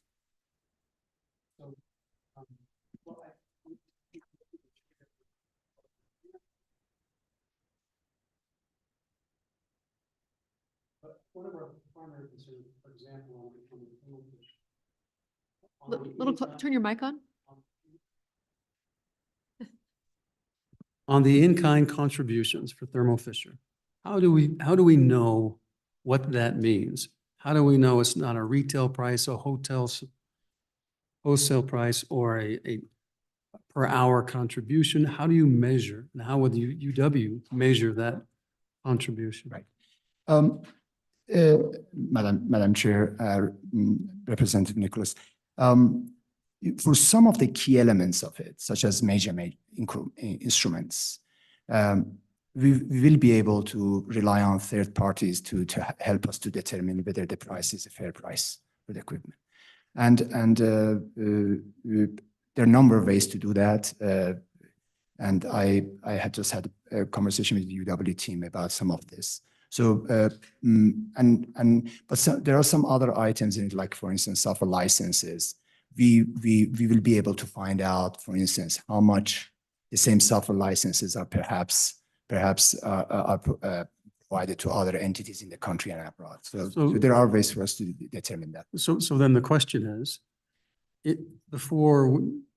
as we appropriate dollars for this, it seems that in some fashion or another, we need to know what that process is and what the valuations are, so that we know that in fact it's an in-kind contribution. And that the University of Wyoming will know what that contribution is and have an assessment and say, no, that's not worth 25 million. That's worth something else. So what's the process, and when would that occur? Dr. Perry. Madam Chair, Representative Nicholas, absolutely, I totally agree with you. We will need, although I have confidence because we have worked with them. This is a major company, massive company. They provide this, maybe not this equipment with this specification, because some of this will be customized for us. But although I have confidence in the prices they provide, but I totally agree with you. We'll need to develop a process that will allow us to obtain independent estimates or evaluations of the value of the various pieces of software material that they would provide and equipment that they will provide through this initiative. And I'm going to direct the question now to Mr. Keene of the university, because the question really is directed at the university for what the university's process is for determining the valuation of an in-kind type of deal. How is that determined? Does the university have a process for doing that? Has anything like this ever been done by the university historically? And how do you propose to proceed? Because the legislature is not going to do it, and certainly this committee will not be doing it. So the university needs to be doing it. So Mr. Keene. Madam Chair, the university has received in-kind donations for matching funds previously. And Mr. Keene, I want to make sure that I'm not talking about the foundation. Madam Chair, yes, through equipment and service contracts and other components of matching funds for the construction, or matching funds that went toward the construction price of the High Bay Research Facility is one good example. Understanding the question of who or the process within the university, how that would work. Our Office of Research and Economic Development, we have been in discussions about ensuring that we would be able to identify a process that we are all comfortable with and document then what that fair market value is. The discussion was to find a third party partner to do that evaluation so that we're all comfortable with the valuation and documentation of that fair market. And how have you done that historically? You mentioned the High Bay as an example of that.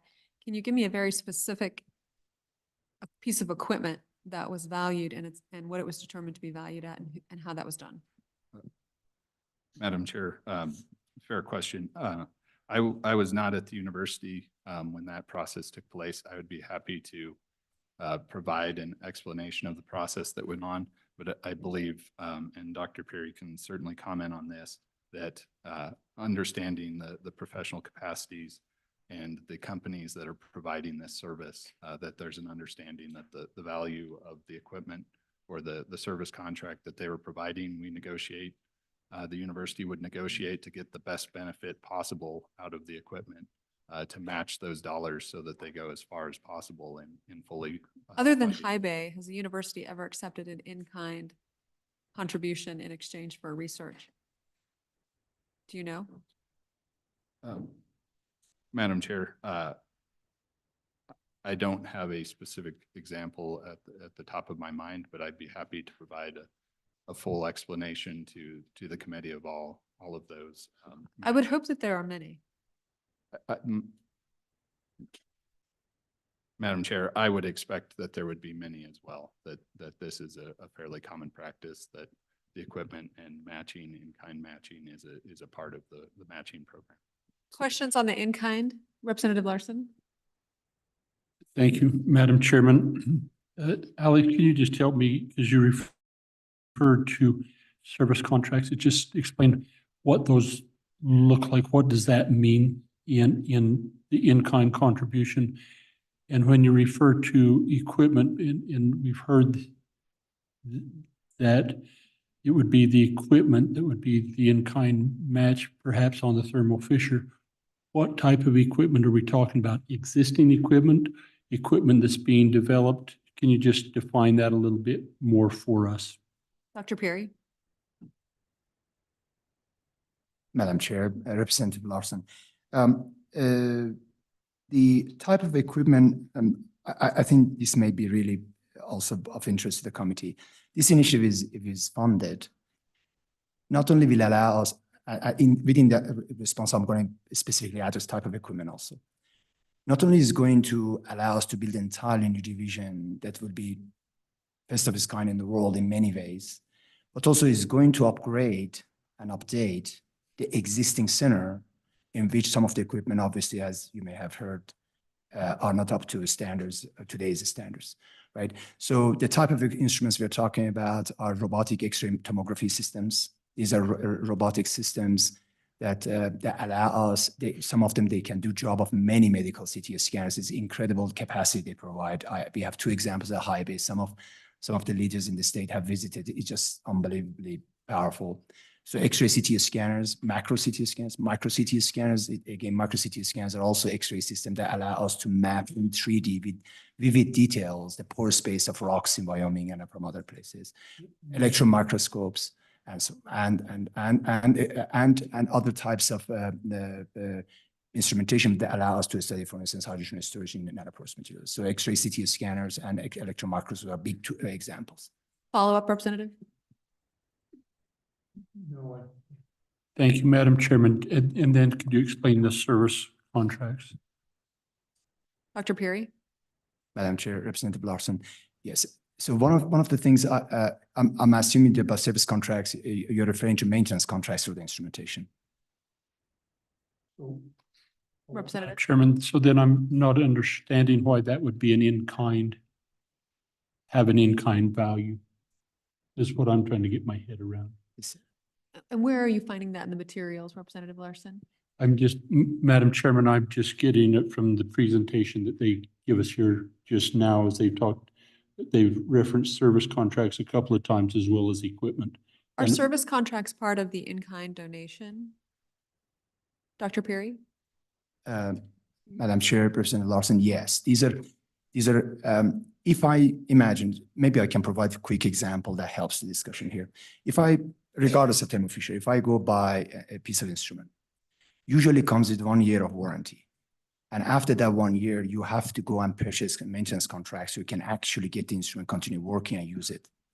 One of the arrangements we have discussed with Thermo Fisher Scientific is that during this period, 11 years, all the major instruments will be properly maintained. So we will have no concerns about instruments going down and we not being able to fix it. And that's the reason. Representative Nicholas? Well, I think that the chairman had a conversation or. Trustee Um, McKinley?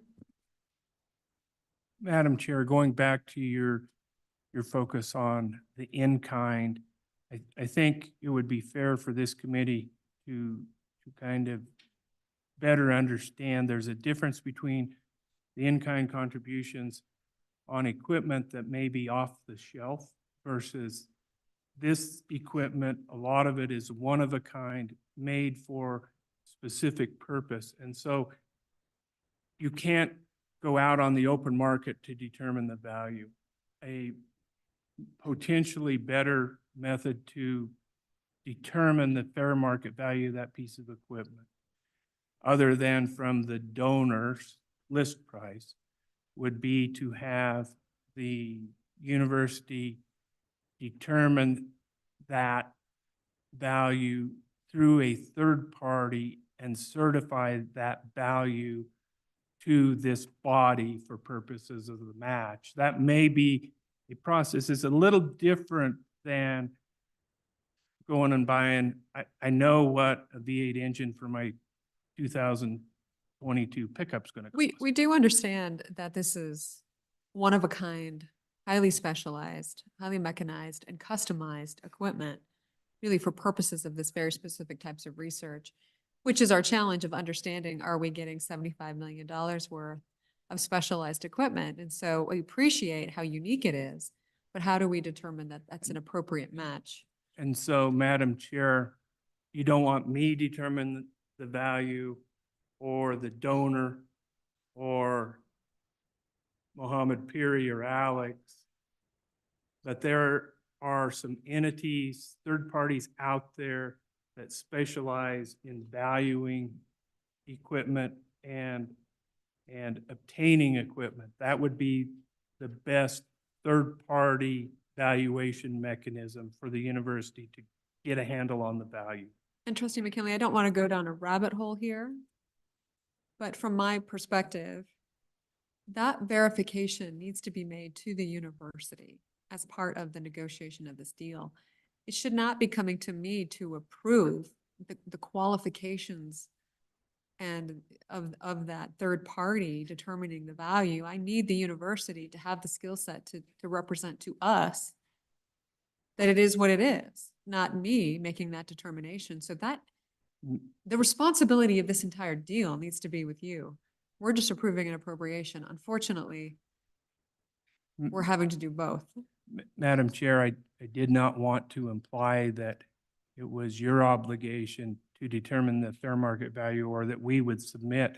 What I intended to say is it could be drafted in a fashion that Alex's shop could determine that by use of the third party. Alex could certify, here's the value. So everybody knows we had a third party certify the value. Yes. Co-chairman? So my question is, first of all, just the term fair market value. This is a experimental scientific evaluation where both parties are bringing expertise to the floor, right? So to me, you don't pay fair market value for contributions to a partnership. It's the value of your contribution. But so if you take this equipment and say, well, we're going to give you the market price for this after it's done, that's a different thing than the value of the construction and the know-how and the expertise that Fisher brings to it. But that's also part of their contribution. And it's so we don't want to pay a retail price for that. That's kind of my point, or a wholesale price for that. We want that to be at a cost plus, or something that makes sense in terms of getting the biggest bang for the buck. And I presume that you do too. So that's kind of what we're thinking. Well, we need an explanation and a verification from UW that the 25 million is a real asset that will be comparable to our matching $75 million contribution in a realistic fashion. And we can't do that. We have to rely on you to do it. But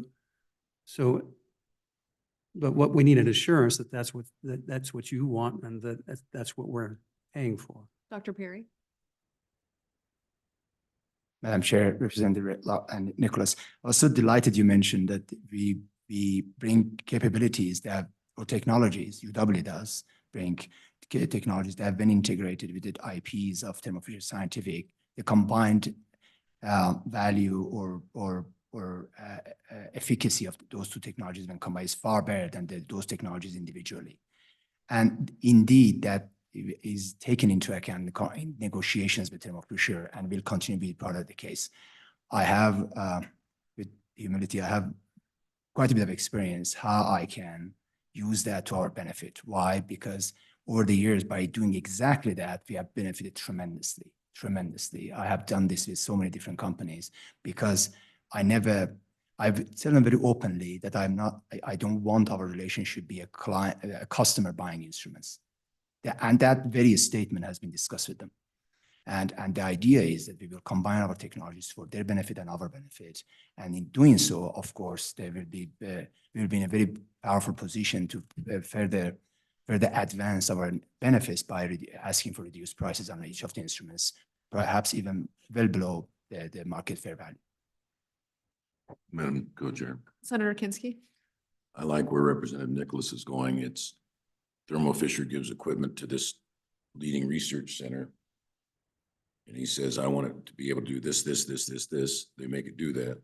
Now the value of the parts is going to be far less than what they're going to sell that same equipment to on the market to other people. So it may not be, we want to use fair market value unless it's of the constituent parts of the equipment. Representative Larson. Thank you, Madam Chairman. And so I keep getting mixed up with what I hear Representative Nicholas and Senator Kinski say versus the question that I asked. So my question on this in-kind contribution, I thought, was existing equipment that will be used in the process of doing this research and not new equipment that will be developed and then be sold after it's developed. So please, Kurt, and maybe I'm just not hearing it right, and maybe I'm just, but could you help me through that again? Is it existing equipment that we currently have at High Bay that is being leveraged for the in-kind, or is it the equipment that will be developed and then? Dr. Perry, is it new equipment? Madam Chair, Representative Larson, is a new equipment. New equipment? Yes. Thank you. Appreciate that.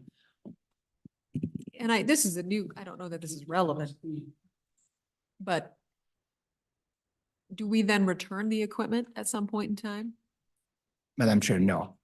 Will be UW asset. Right. Madam Co-Chair. Representative Stitt? Madam Chairman, for Mr. McKinley, there's a lot of new equipment and expansion of the building capacity and building capability. Is the physical plant there at the High Bay Research Facility, is it physically adequate to accommodate all of this new stuff? Dr. Perry? I'm assuming you're the one who actually knows how the equipment works.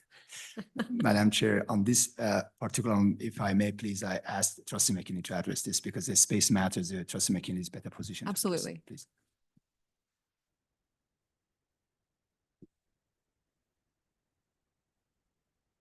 Madam Chair, Representative Stiff, the issue is the building footprint and is there capacity for the existing equipment that's necessary to continue the existing research and then adding the new equipment that may be provided by Thermo Fisher through the MAC. So currently the building footprint is big enough to accommodate the additional equipment, is my understanding from Dr. Peary and Thermo Fisher. If, and this is a big if, the northeast corner of the High Bay facility, which is currently used for something else, is finished out to accommodate this research area for the new Thermo Fisher equipment and the new research. And so that's For those of you that have visited, that's the northeast corner of High Bay, which was the structural area of the High Bay. It would need, and it's open 2 floors, so it would need finished out and the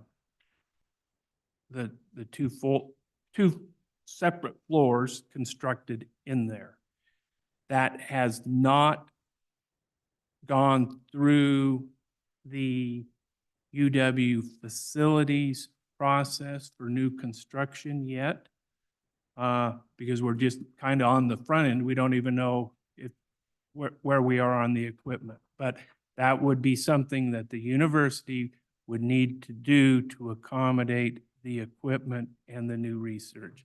Not a new building, similar to your discussion on building out the shelled space in the science initiative. This can be viewed as shelled space that can be used for that.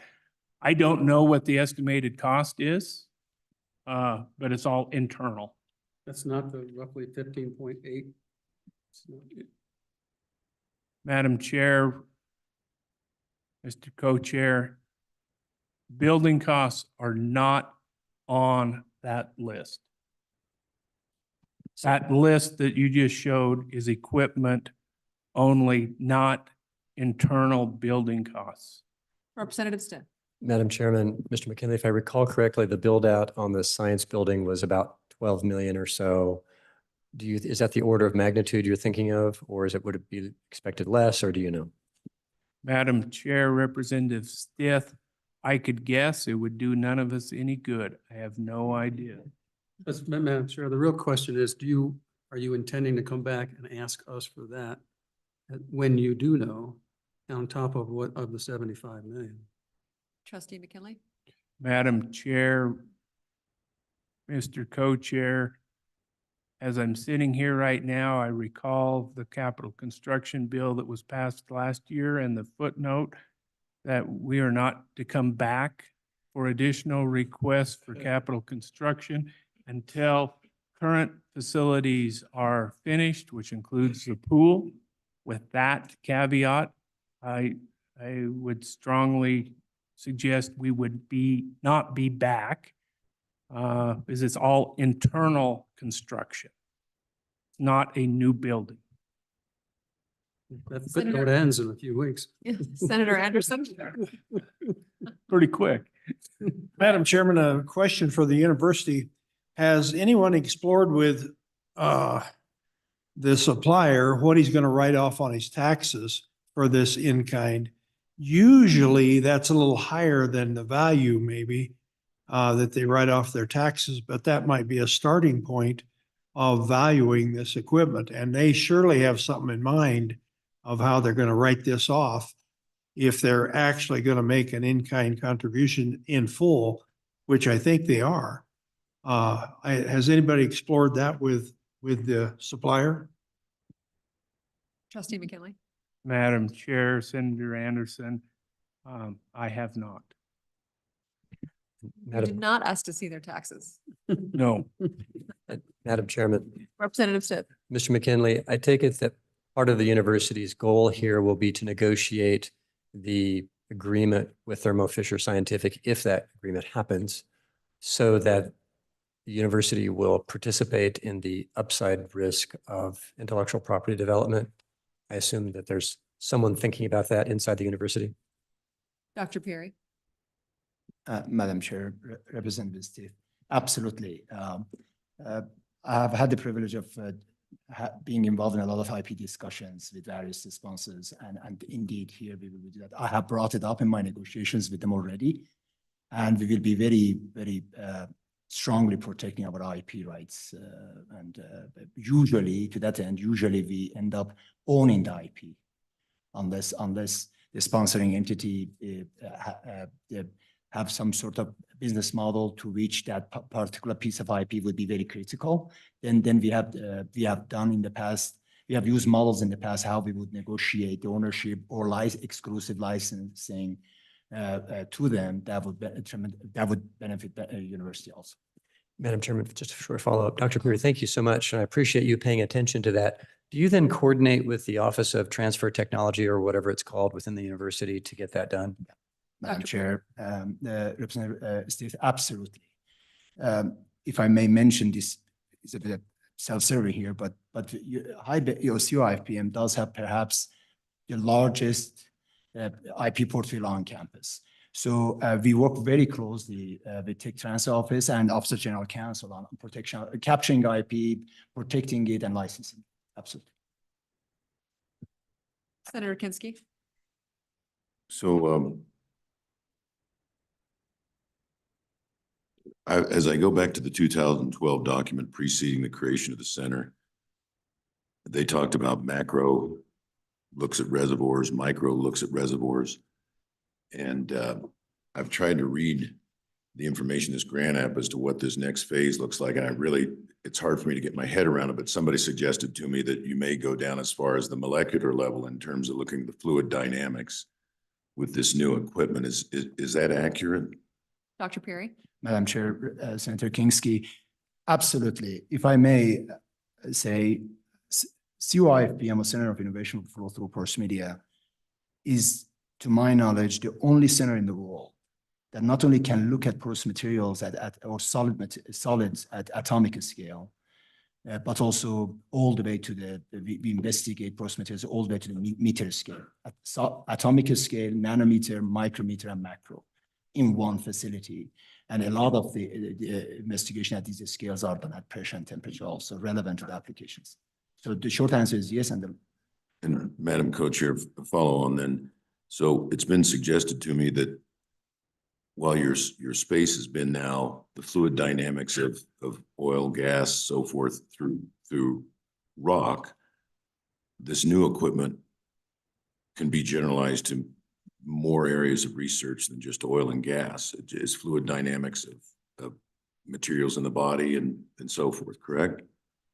Chair, Dr. Perry. Senator Kinsky, absolutely yes. So what this center does, the team in the center investigates how fluids, multiple fluids, at application relevant conditions, usually pressure and temperature, move through three-dimensional porous space.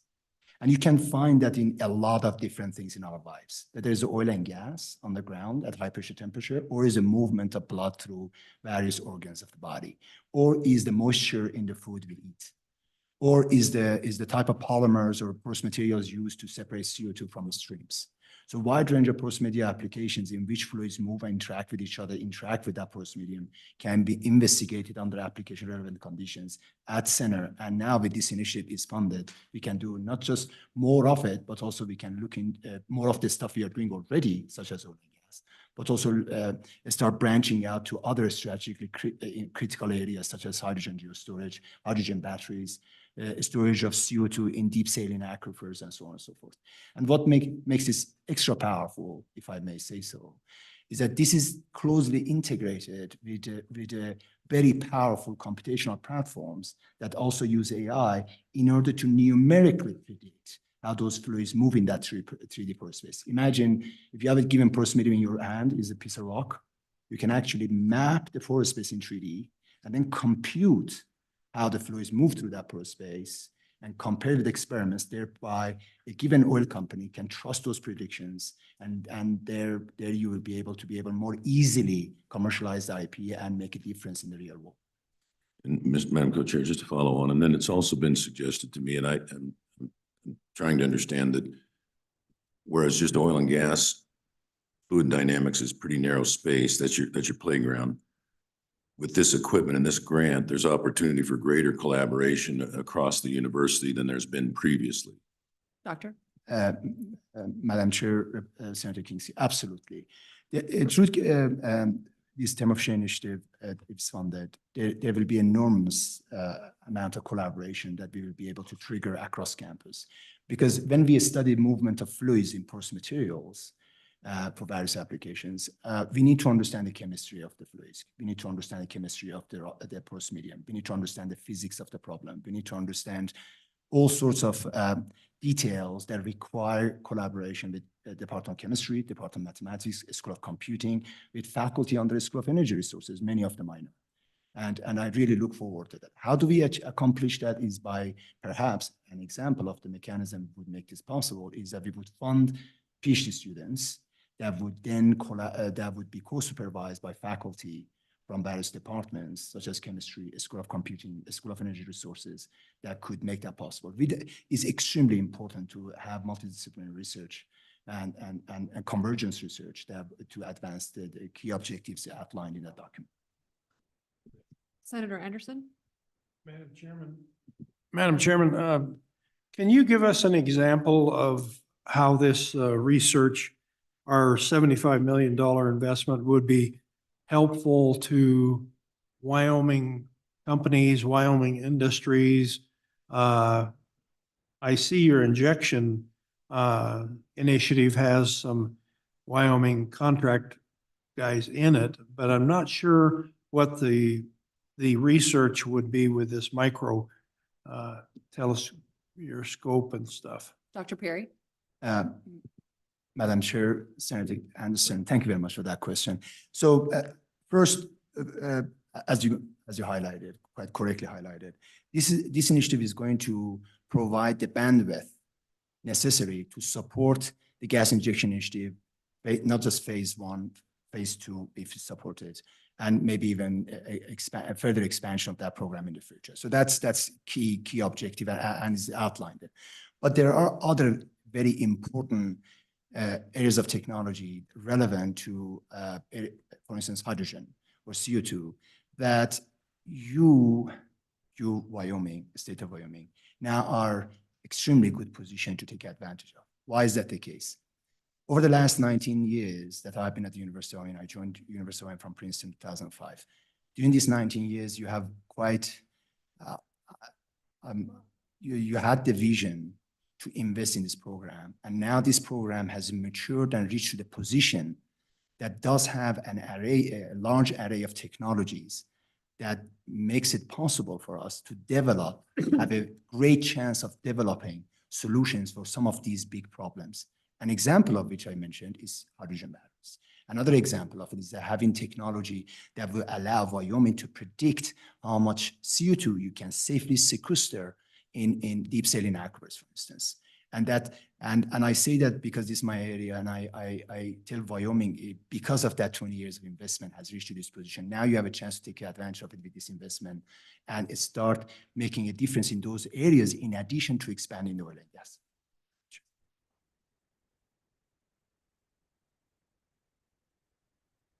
Committee, any additional questions? Co-Chairman Nicholas? Thank you. So with regards to the funding, could you remind us what the timing is and for how much over that period of span of time? So if in other words, if we commit to a certain amount of funding, how will you need it? So what do we have to put in this budget versus next budget in terms of actual dollars and cents as the project matures?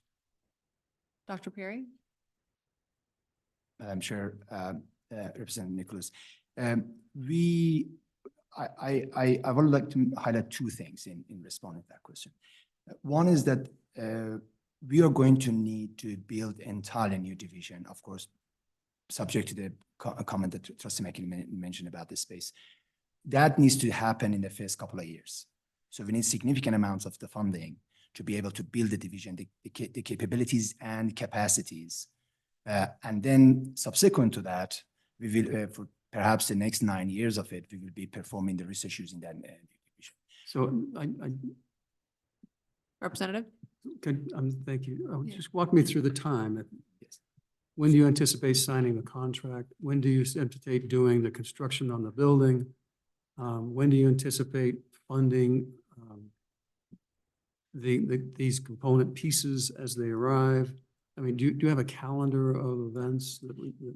Dr. Perry and the university. I mean, I'd like to hear also from Mr. Keene on these big picture projects. And I understand this is complicated because the moving parts aren't in tandem. You know, one depends on the other and we've got to kind of move. So whoever can answer, we'll start with Dr. Perry, then Mr. Keene. Madam Chair, Representative Nicholas. No, we haven't developed the detailed timeline per year, per quarter, or when which equipment arrives, when it's installed. Because this obviously has developed so rapidly.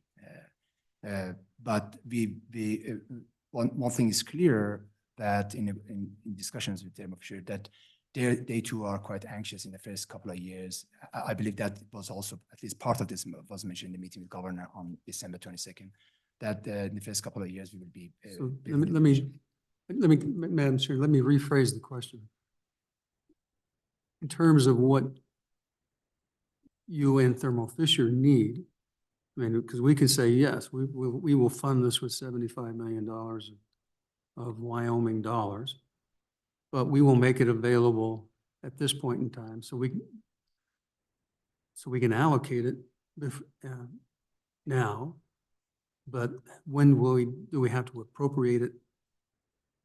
Because we don't want to just give it all in a pot to you and let you live off the interest until this shows up at your door and you get your construction done. What should the proposed tranches be, Mr. Keen?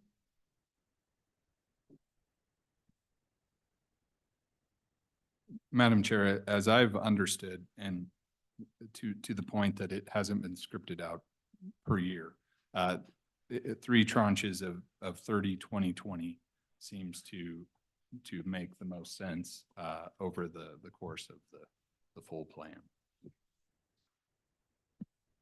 30, I apologize, 35, 20. So, and the 35 is for the first biennium, or the first year, or the first what? Madam Chair, Mr. Co-Chair, the ideal would be 35 million in the first year would be the commitment. Well, I'm not asking ideal, I'm asking what's going to actually happen. I mean, Where does the money go? We give you $35 million. How does it get appropriated as soon as it hits your checkbook, Mr. Keen? Madam Chair, typically with matching funds, the dollars would reside at the state until we meet the requirements or stipulations in the appropriation.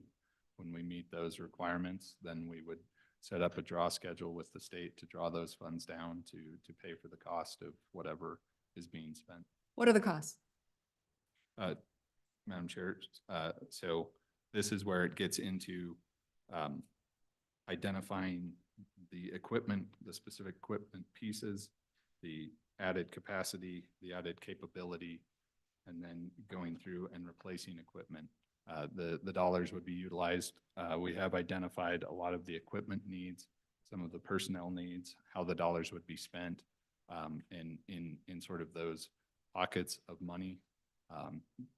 The Thermo Fisher dollars would be all on the equipment or in-kind piece. The state dollars would then be putting that equipment into play on the research side.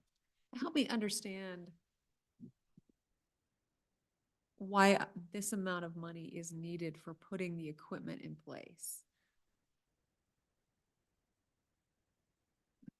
Madam Chair, the new division at the center we're talking about is, when built, probably will be the same or size or even bigger than the current COIFPM. So we are talking about enormous amount of equipment installed, integrated, commissioned, and operated safely. The power it takes, all the support system that need to be in place in addition to the space to enable that. But I know this was a more question, but when it is done, the amount of capacity, the bandwidth it provides allows UWI Wyoming, in addition to taking care of the oil and gas, to branch out to other areas also.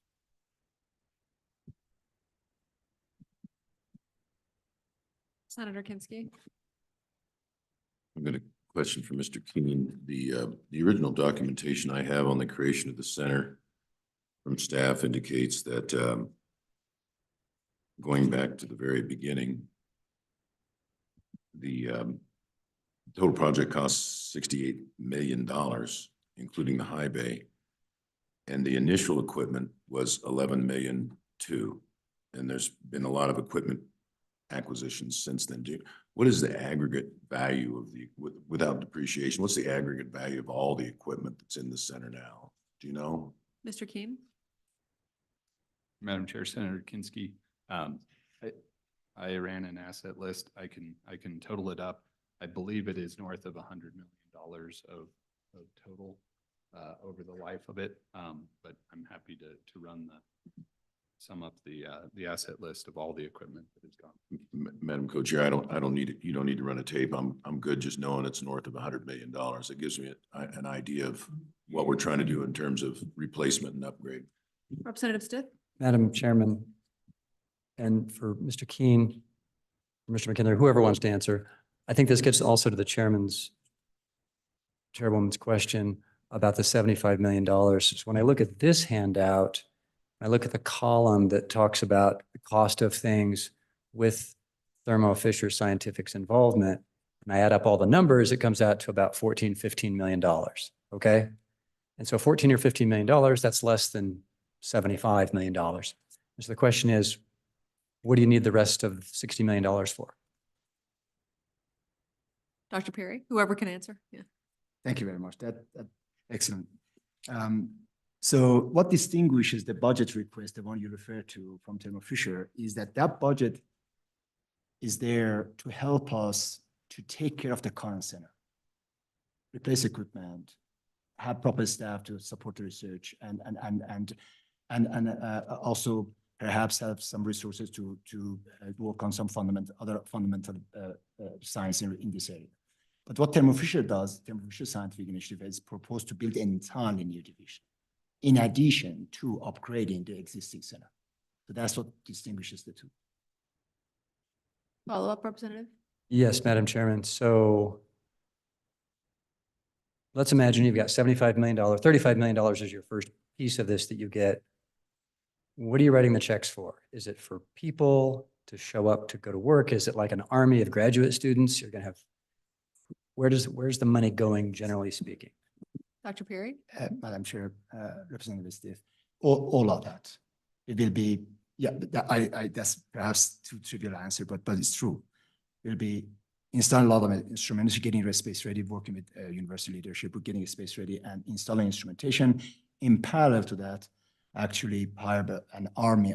High Bay is already largest STEM in the STEM area. It's the largest graduate program on campus in STEM. So this will probably make it one of the largest in the world also. Hiring them to work while the instruments are being commissioned, because that's priceless experience for them also.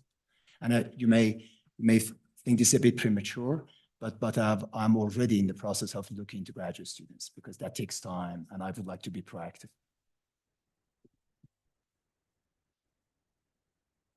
Representative Larson? Thank you, Alex or Dr. Perry. If you, on this document that provided, is this just a budget request for the Thermo Fisher, or is it the budget request for the COI? The 25 million. Madam Chair, Mr. Keen? Representative Larson, that is a separate budget Okay. request. Very good. And we'll get into that one. Thank you. Additional questions for Dr. Perry on the Thermo Fisher project?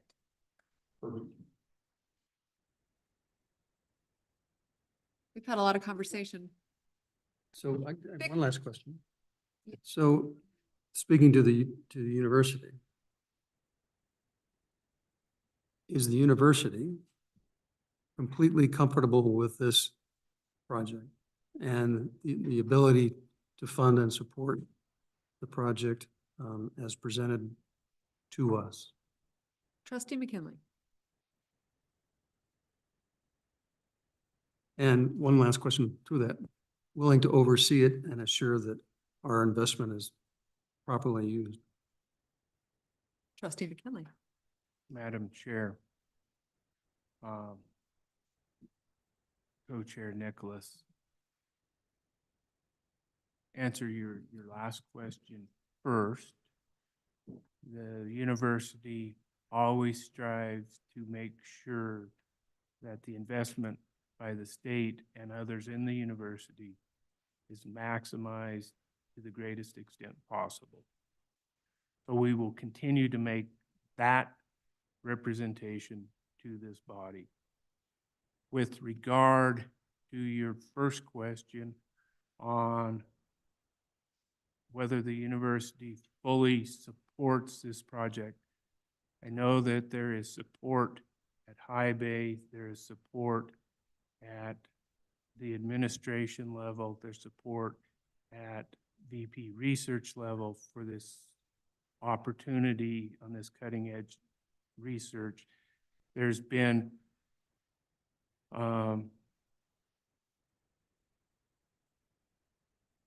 conversations in passing at the board level because this hasn't come to the board as a proposal yet. Personally, I have full support for the project and the concept of High Bay and the research that has happened over years and that can happen into the future. We have not had a vote of the trustees on the support, even though it's been discussed several times in the research committee. But overall, I would have to venture to guess it has complete support of the university. And so, just to follow, as part of the allocation of funds that we appropriate, is it appropriate that we require the approval of the trustees prior to the time any dollars are awarded?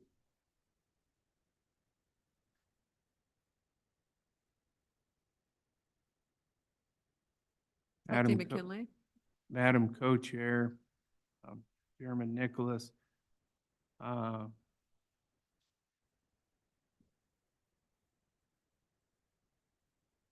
don't have a problem with that. I think it would be appropriate if that's the desire of this body.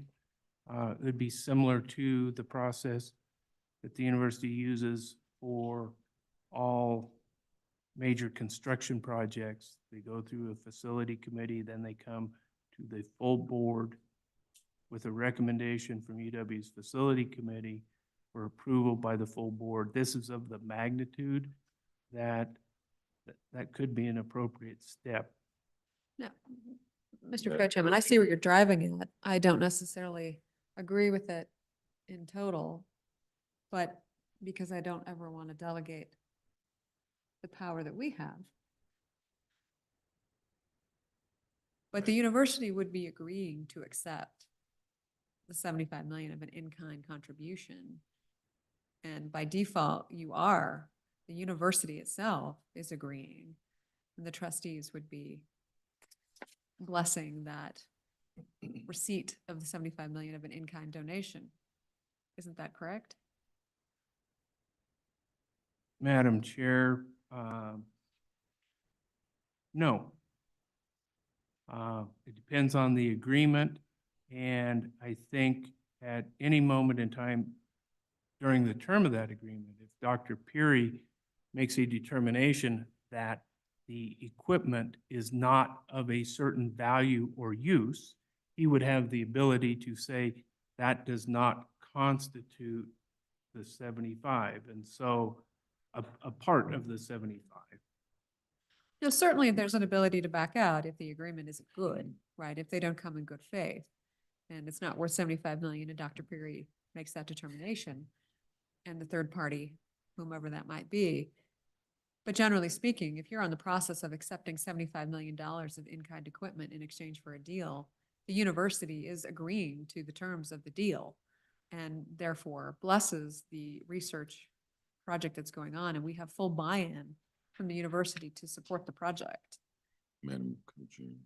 Trustee McKinley. Madam Chair, yes. I mean, if we're at that point, yes, there's complete buy-in on the project. Senator Kinski. So to address Co-Chair Nicholas's question, I originally drafted on an amendment that it would require Board of Trustees approval, and I was told that that's the standard standard procedure for all of these contracts, these grants. It has to go through the Board of Trustees before it's finalized.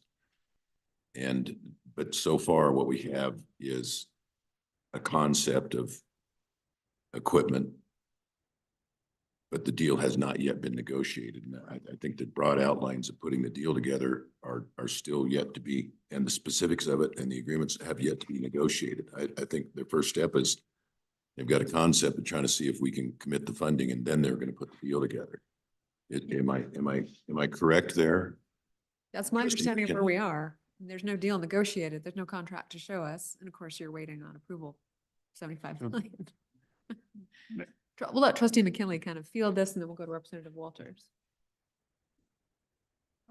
Madam Chair, that's correct. This is a concept, a proposal by a third party to the state for an in-kind match, all of which hinges on if the in-kind match is there, then the party's got to hammer out the terms of the deal and all those fine points. Then it comes to the full board at that time. Dr. Perry? Madam Chair, that's exactly what we did in phase one. After agreements, we had a contracts negotiated that outlined from IP to all sorts of other details that we had to discuss with them. Thank you, Doctor. Representative Walters? Thank you, Madam Chairman. How much of a monkey wrench does it throw in the process if we also required the governor to sign off on a deal of this magnitude? That depends on the governor. Trustee McKinley, if you know, if not, we have the governor's designees here.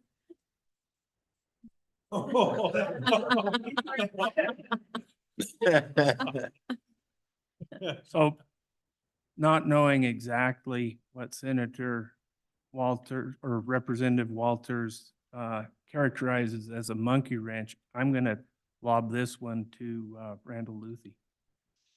Mr. Luthi, welcome to the Joint Appropriations Committee. There's a chair right up here next to Dr. Peary.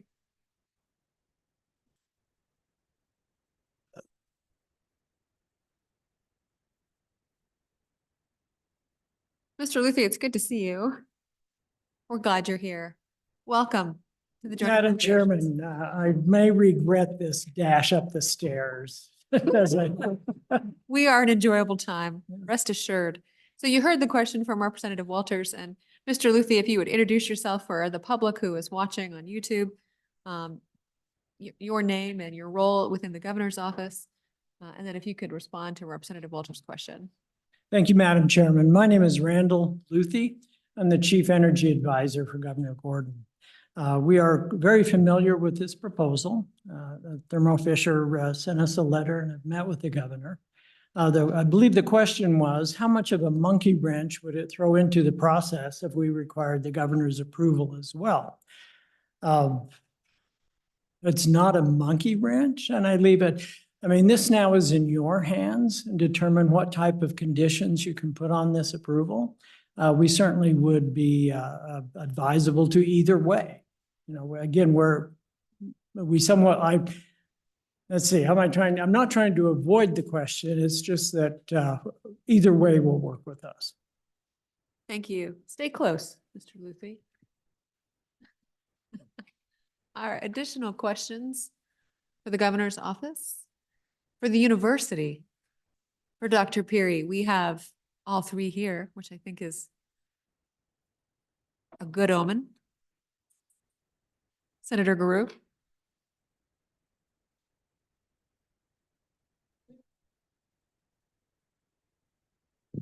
Thank you. Sir, no, this is you, Mr. McKinley, Mr. Chairman, or President, sorry. I want to ask, I just find it, the board has discussed it, the research committee is in favor of it, but you've never had let's bring this to the legislature and we support it and we want you to support it. I'm a little concerned about this. The about where the board is on, where your board, the Board of Trustees of the University of Wyoming is on this. I just didn't really kind of feel like maybe we're putting the cart before the horse here just a little bit. We've all met with Dr. Puri, and we're very excited about, what he's presented to us, but I'm just a little surprised, I guess. Or maybe I'm just misunderstanding. Maybe you can help me. So, Trustee McKinley. Madam Chair, Senator Grew, I'm going to lay out a little timeline, and this falls under the category, this Thermo Fisher deal falls under the category of an opportunity that has come up after UW's budget process. Okay? So, the Reader's Digest condensed version, the University of Wyoming does their budget process in May of every year. They approve their budget by the end of June. Late May of last year, Thermo Fisher did a presentation on campus with Dr. Puri, VP Chitness, and the president regarding this potential opportunity. At that time, the discussions, were only discussions of about 50 million plus or minus. So it was the match portion.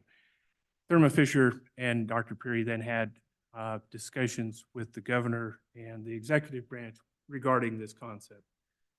Thermo Fisher went back. They then provided a proposal this fall to the governor's office. Look, we're excited about this. We don't want to do 50 million. We'd like to do 75 million. And it went through the process. It went to the Wyoming Energy Authority for that. And that's why it hasn't really come to the University Board of Trustees yet, because it's a process where one of the integral parts is the match. The university doesn't have the match. The legislature of the state has the match. Once all those pieces get together, we will have something at the university where Alex, Dr. Perry, others can negotiate specific terms of a contract, that sort of thing. And so that's what I'm trying to convey with, we haven't approved anything, there's nothing yet to approve. There's a concept, but there's nothing to say, we approved this contract, $75 million match. Representative Larson. Thank you, Madam Chairman. This is kind of a broader question, if I may, concerning High Bay and the work being done there by Dr. Perry. Having been here serving on minerals and other committees at the time that the task force made its presentation, and we were uplifting and trying to really put funds into research and engineering and this sort of things. One of the things we heard repeatedly, Madam Chairman, was the benefits would come back not only to the state, but to the university. And a lot of that was prestige. We're having a first-class tier 1 type of atmosphere. You can't always eat pretty. And so my question is, we also understood that there would be some through royalties, through property. So my question is, over the years since you've been doing this, what type of revenue has the university received from the research? And that, I think as we try to go out and figure statewide and industry-wide, that's hard to quantify, but just money coming into the University of Wyoming, do we have a feel for what that is? Dr. Perry. Madam Chair, Representative Larson, on the exact amount, I have to get back to you, but is in the order of several hundred thousand for some of the IPs that we have licensed recently. So let me get a bit more deeper into this. So High Bay, if I may, is perhaps one of the very few places because of the fact that you have invested in 20 years, really have been steady on and supporting it, has reached to the point that has the full cycle of the ecosystem that we all would love to see replicated across university. And that ecosystem, components of the ecosystem are as follows. You hire a graduate student, talented graduate student, you get them, you compete with our school, you get it here. Train it. That graduate student learns it, generates IP, you harvest that IP, you protect that IP, license it, generate revenue, revenue generated creates jobs here in Wyoming, and then you retain. That cycle has generated the type of royalty I mentioned. I don't have exact amount here, but for some of the IP we have licensed recently in the last several years is in the order of several $100,000 at least. Madam Chairman. Follow-up, Representative? And indeed, I do appreciate what we do with research and the graduate students. But you're saying actual revenue from the benefit to the University of Wyoming is less than $1 million. Madam Chair, Representative Larson, if we characterize the benefit to university only in the form of royalty, yes, but overhead from the grants has been very significant also. Several $1 million over the years. I mean, we are talking a lot of money that also benefit in the form of cash to university. Thank you, Madam Chair. Representative Walters? Thank you, Madam Chairman. So just really big picture, as I look at what Center for Innovation and Flow-Through Porous Media, the High Bay facility has in front of us today, we have somewhere between 115 and $140 million in requests if I add up all of the paper that's been distributed today. That is quite a hefty ask of the High Bay facility. And so then it comes back to what Representative Larson just asked.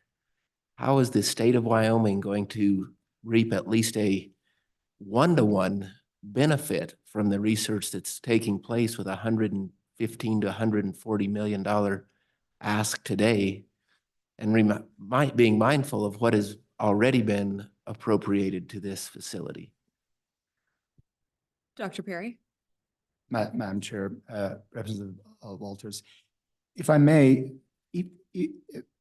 the benefits, of course, one component of royalty, as we discussed. However, High Bay, we have actually collected the data and shared it with some leaders in the state also about this when it came up. High Bay, with some account, has brought in the order of $104 million external funding, not accounting federal, not accounting the state. $104 million since my arrival at the University of Wyoming.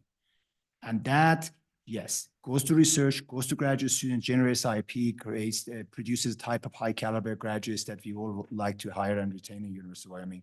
But to my mind, that's another, in addition to prestige and the fact that now you have a huge IP portfolio that one can commercialize. These are all, from my humble perspective, part of the value that university has got out of this.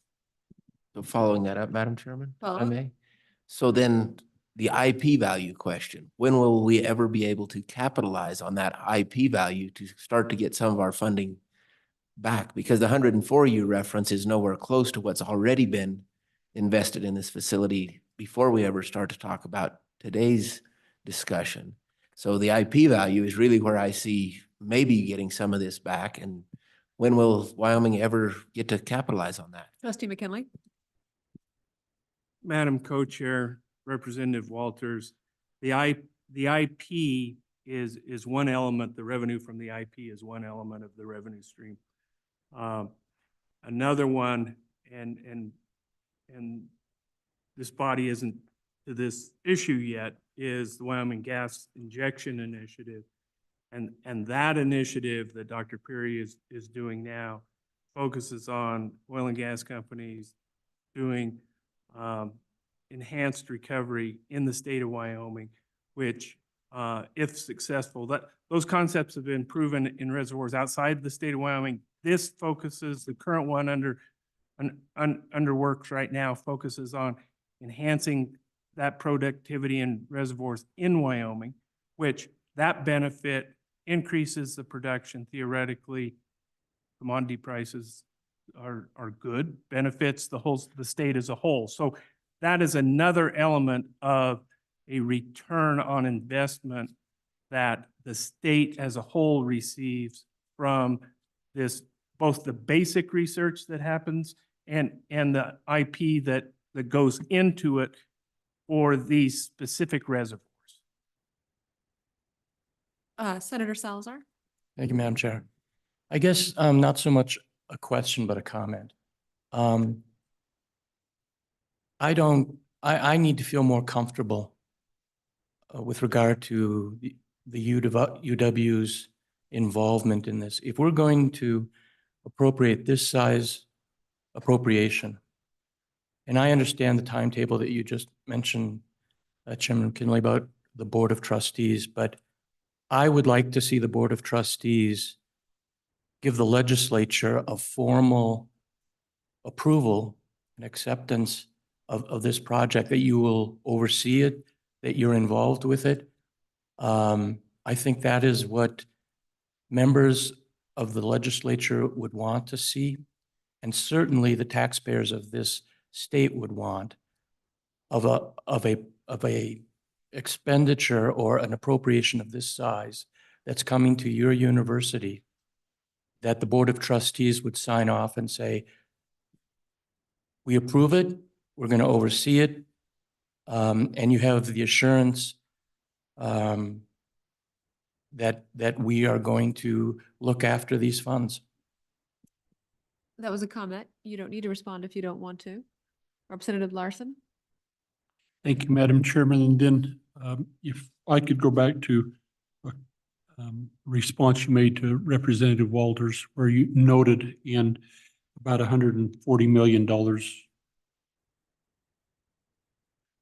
Yeah, 104, $104 million in research. And thank you and congratulations. That's great. That research is then done with the equipment and the physical assets that we have at High Bay.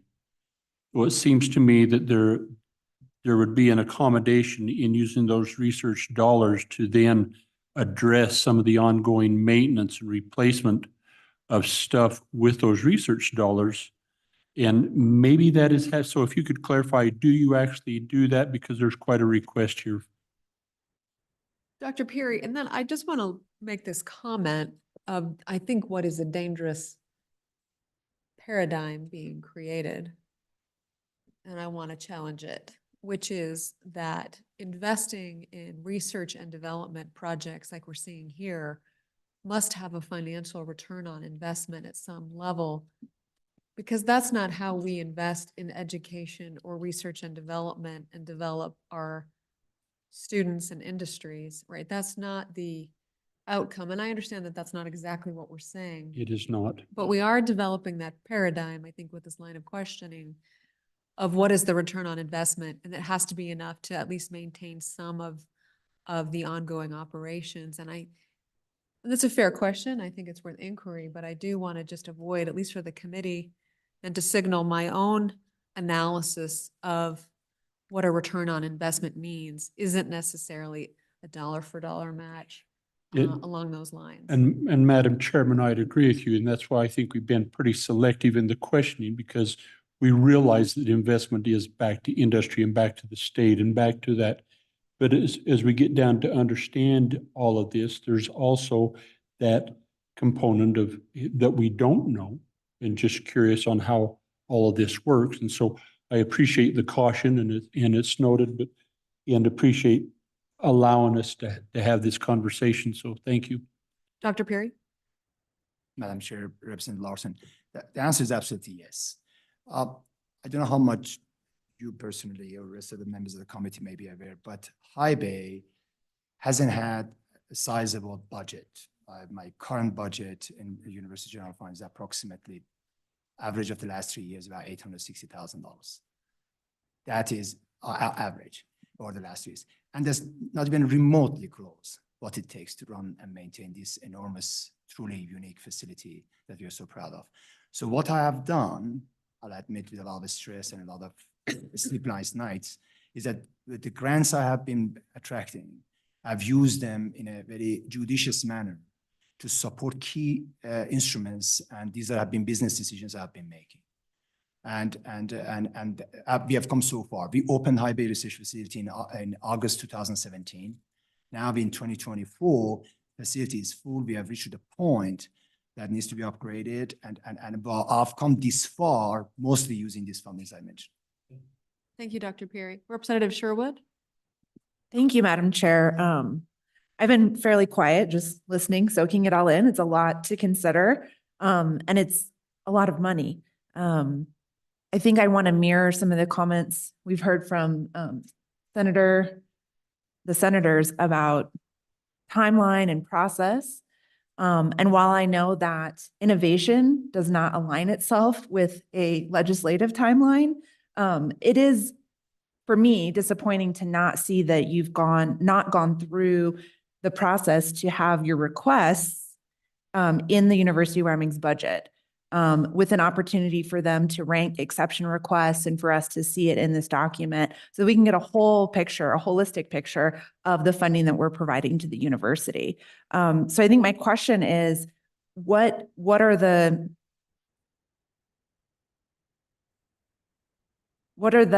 downfalls to asking or considering that we ask UW, the trustees, to go through and approve the process of the project, and then go through and put your request in the supplemental budget and for us to consider it through that process in a year from now? Thank you. Trustee McKinley, I think it would be helpful to summarize one more time the timeline and the trustees' role in typical projects as well, and approval, and what that looks like and when you typically get involved. I think there's some confusion by the committee about that process, that there wouldn't be full support from the trustees to come and ask the legislature for a $75 million project, just kind of on its face, big picture. Your explanation makes perfect sense to me in that it's so early on in the contract negotiation process that, again, it's not going in tandem, right? There's a lot of moving parts happening at the same time. And so if you could summarize that timeline again and the trustees' typical role, that you would in fact approve it when there's something to actually approve.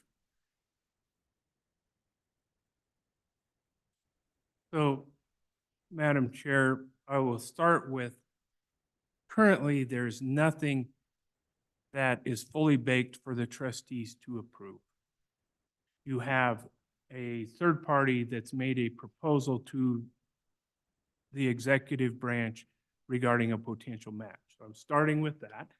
Now, our process is Alex and his crew works internally across campus from 1st of January till April on all the budget requests by all units and departments. We then have a budget hearing, 3-day budget hearing on campus, open to the public on every unit and budget at that time, on everything that's known. That is the standard operating budget for the year, okay?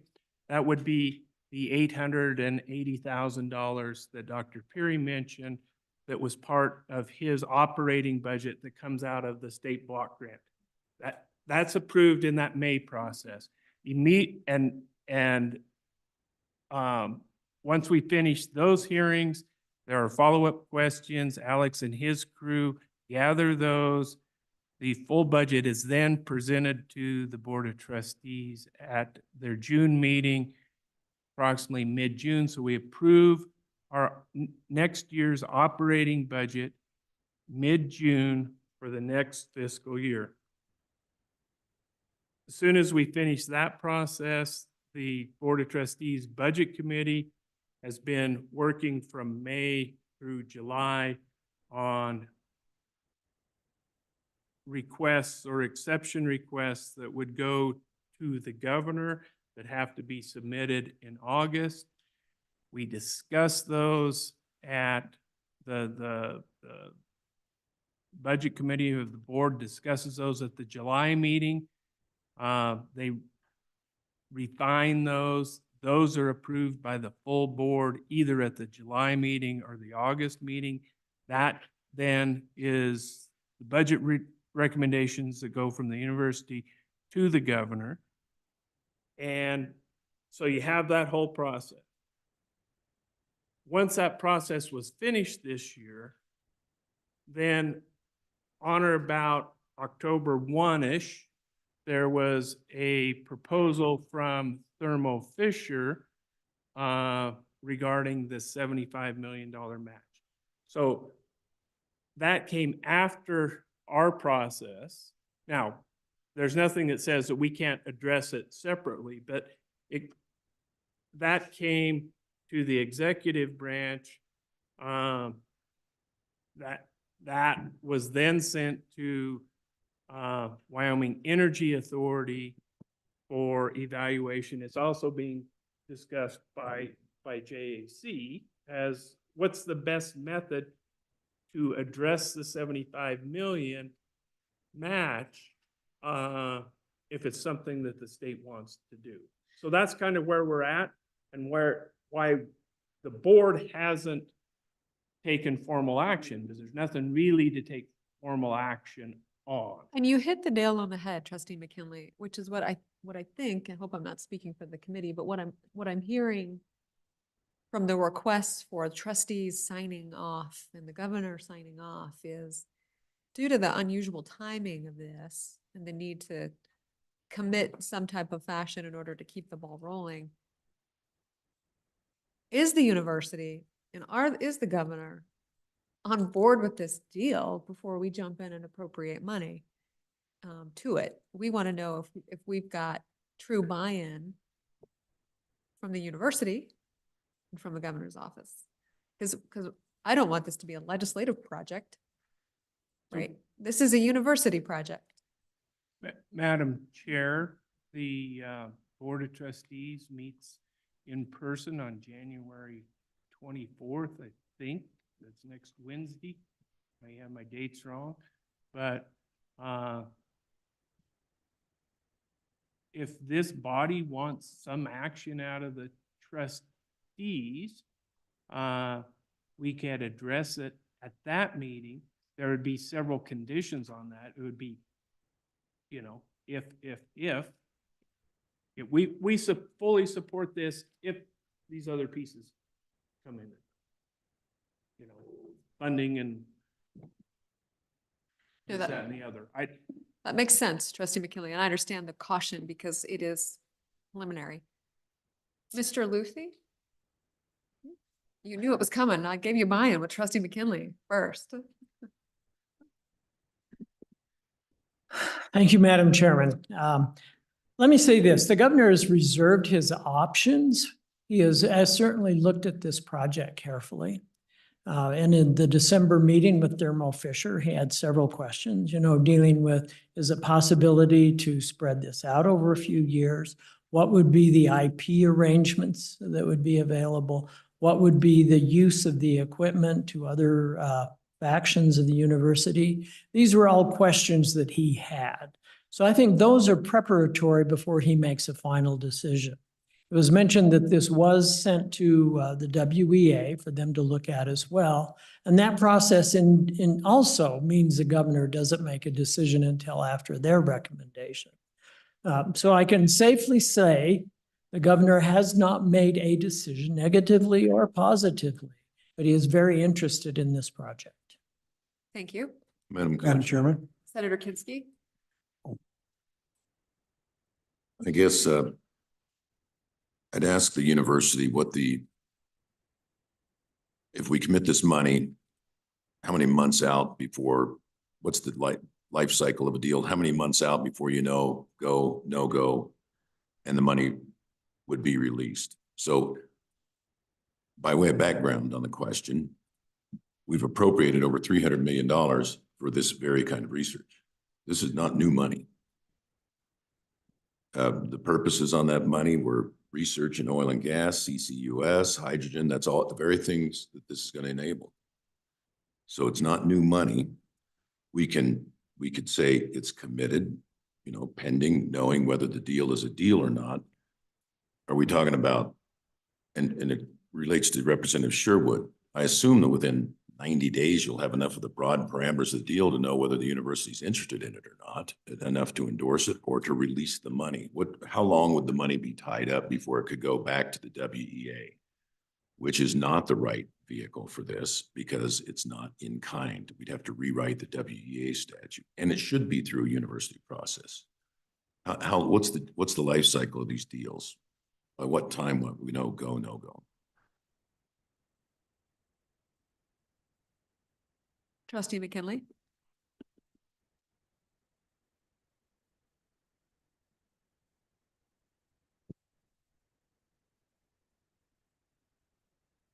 Madam Chair, I've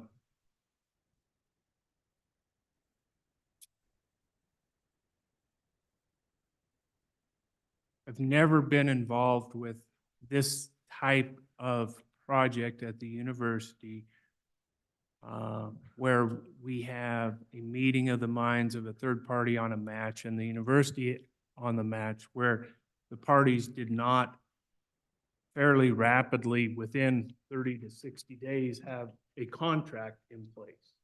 Okay, so it's fairly rapid once the elements of the deal are there, then it's a fairly straightforward contract. And it usually then comes in front of us within 30 to 60 days. And so I can't tell you for sure, but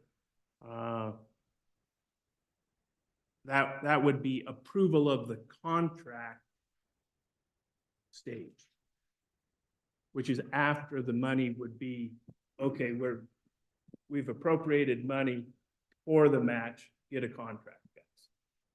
Senator Anderson. Madam Chairman, it sounds to me like we're way out ahead of our headlights on appropriating any money for this project until it goes through the University of Wyoming's process and we get some more input into the thing. Everybody likes the project apparently, but we're out of line on our timing. And I would propose that we let the university work this through and let us know what they want us to do. And I think, like Senator Kinski says, we can do this, but we'd like to have the assurance that the university is fully with it and going to support it and going to train people to use it. All those things that have to happen to make this a valuable asset for the state. Thank you. Representative Larson.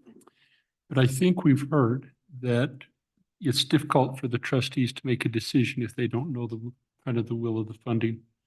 And so if we can do the funding contingent upon their approval or something, but they need to have, I believe I heard, some direction that we're willing to do this, or it doesn't do them any good to do that.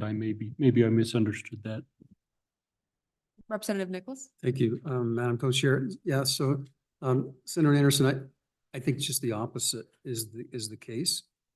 That is that the Board of Trustees is not going to act until the legislature has allocated funds in order for this project to proceed. And that's in their standard practice and policies. And it has been with about every project we deal with the university. And so I just hope that these questions haven't led to that conclusion. If they have, then I think we've misled, that's misleading, because I think we know that if this project is going to proceed, we have to appropriate the monies or at some one fashion or another before the trustees will operate. Is that a fair characterization? Trustee McKinley. Madam Chair, Chairman Nicholas, yes. All right, committee, final questions for Dr. Peary, Mr. Keene, Trustee McKinley, Mr. Luthi. Gonna be close. Senator Kinski. So Trustee McKinley, I guess I'd ask if you might, because I know you're not intimately familiar with the university's grant process, and setting our cap on being a tier 1 top flight research university is speaking in the lifespan of universities, we're still relatively young and inexperienced. I wonder if you might make inquiry as to the grant process, because I can't help but think my wife and I were lucky to tour Carnegie Mellon University and see what their process is. And they said, basically, we take this creative genius and we surround them with these resources that help put all this stuff together.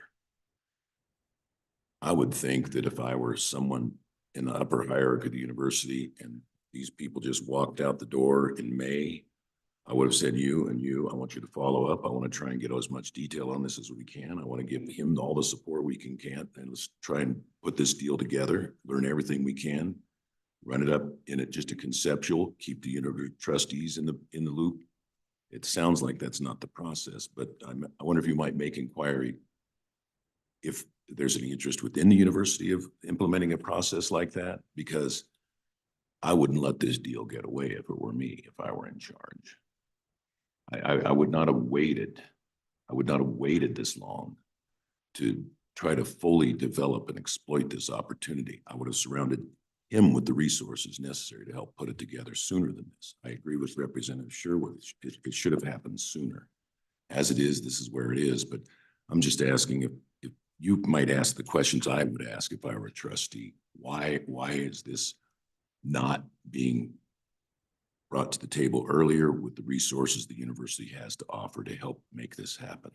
Senator Kinski's being far more diplomatic than I might be. Trustee McKinley. Chairman Nethercott, I'm trying to figure out whether there was a question or just a concept and a gentle suggestion. So to the extent You received the message. to the extent there was a question, there is not, to my understanding, a formal process to say, okay, we're going to put this man on it in the morning and they're going to track it all the way through. This one was a small group, and Dr. Peary has done these in the past, and he was marshaling it through the university's process and with the third-party entity.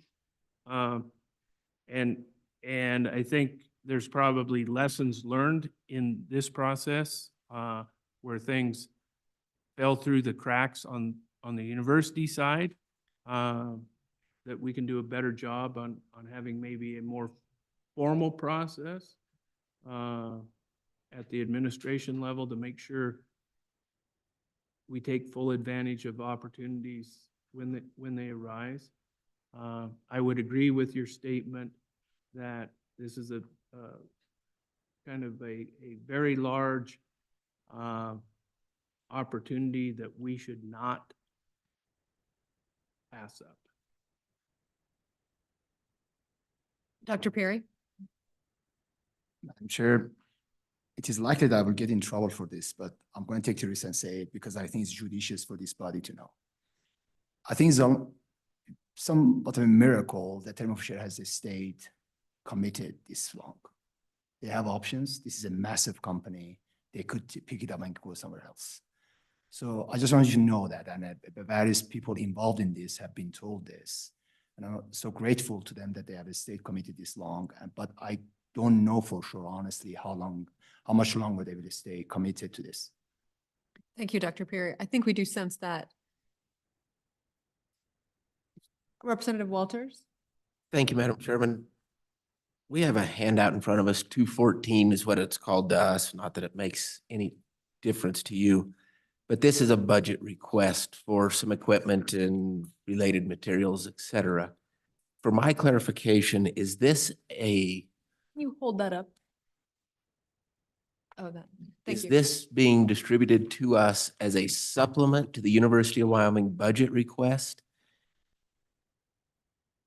Or what exactly does this represent? Trustee McKinley, have you seen this document before? Are you familiar with this document? That's a deposition style question. Madam Chair, so there were three topics. I think we, as Representative Larson has mentioned in the past, we may have beat that Thermo Fisher horse is about as hard as we can.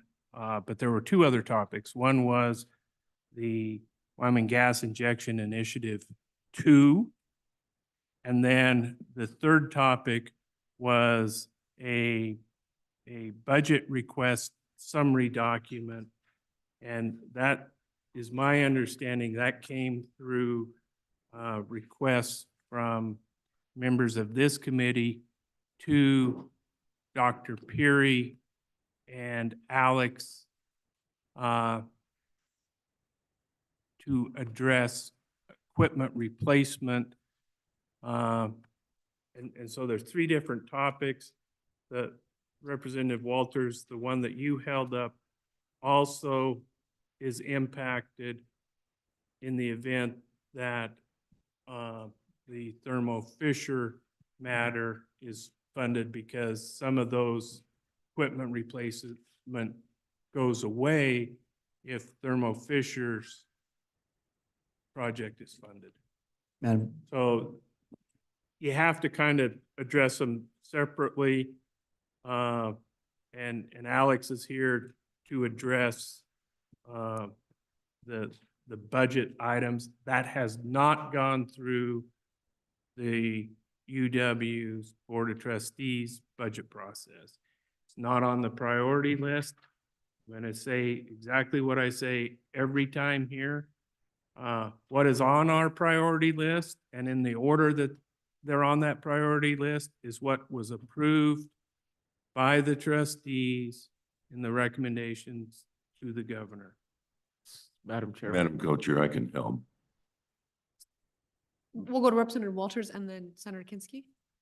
So Madam Chairman, summarizing what I just think I heard, he is aware of this document. That's a good step, one. And two, I think it could be, what I think I heard you say is this is a supplement to the university budget that has not been approved by the trustees. And you, as a trustee, would say the budget book as we have it and the exception priority list is the priorities as you see them. Trustee. Yes or no? Isn't that true? Madam Chair. Yes.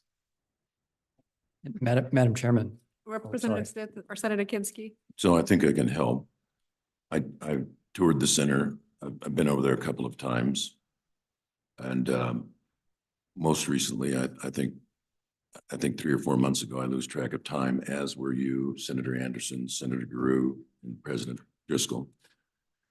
And I was interested to learn that Dr. Peary raises his entire budget since the inception from grant making, with the exception of $800,000 for operational support the university gives him.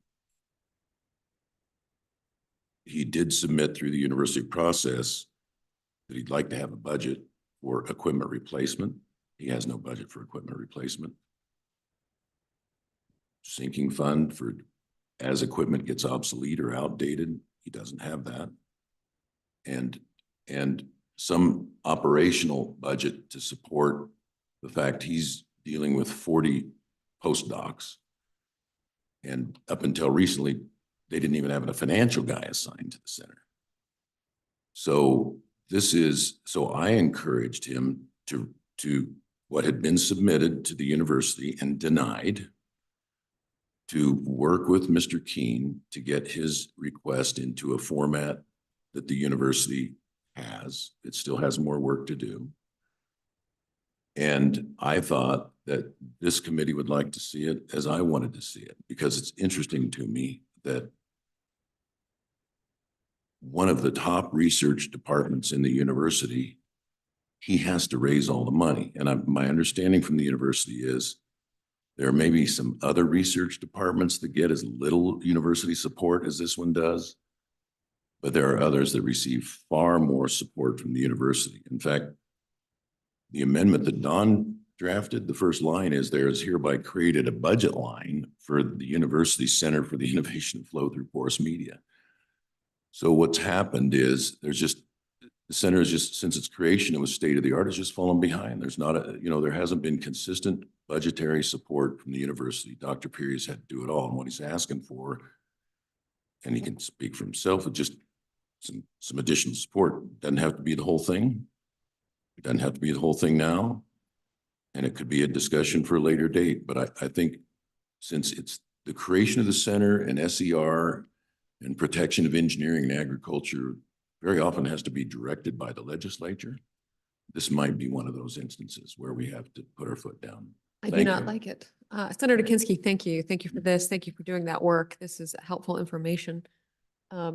We'll go to Representative Stith and then Representative Nicholas. Representative Stith?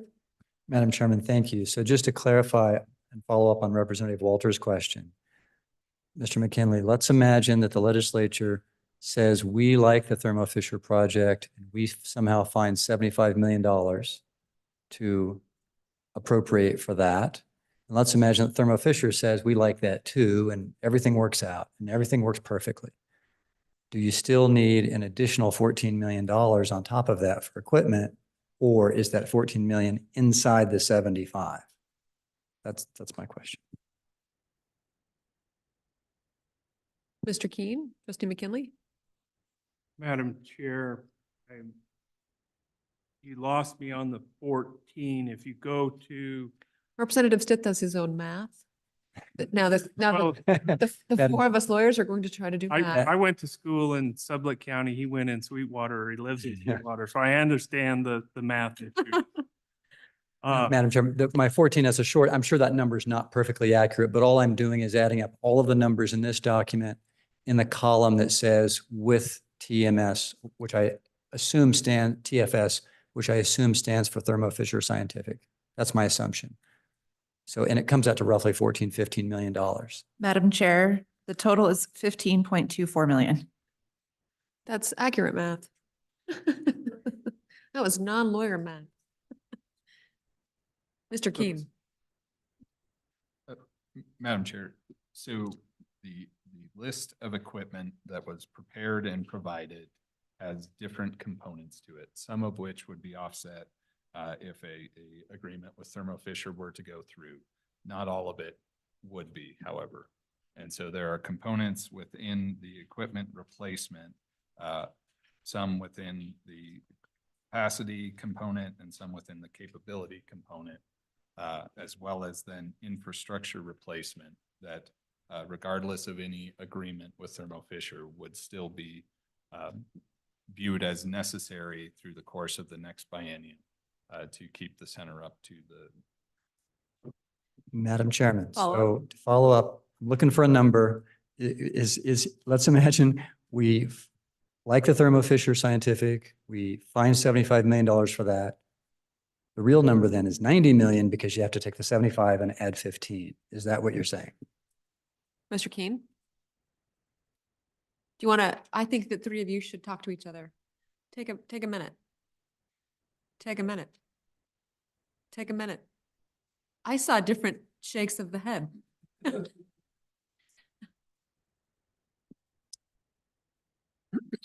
Madam Chairman, Mr. Luthi? this is very enjoyable to me, but I was wondering if I might be excused to go back and working on when I was before I came up here. We are more enjoyable. No doubt, no doubt. Mr. Luthi? Yes, thank you for being here with us. We do appreciate your time. Thank you. It was not what I expected, so. Thank you.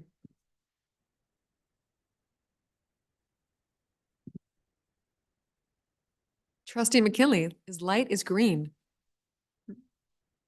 Madam Chair, Representative Stith.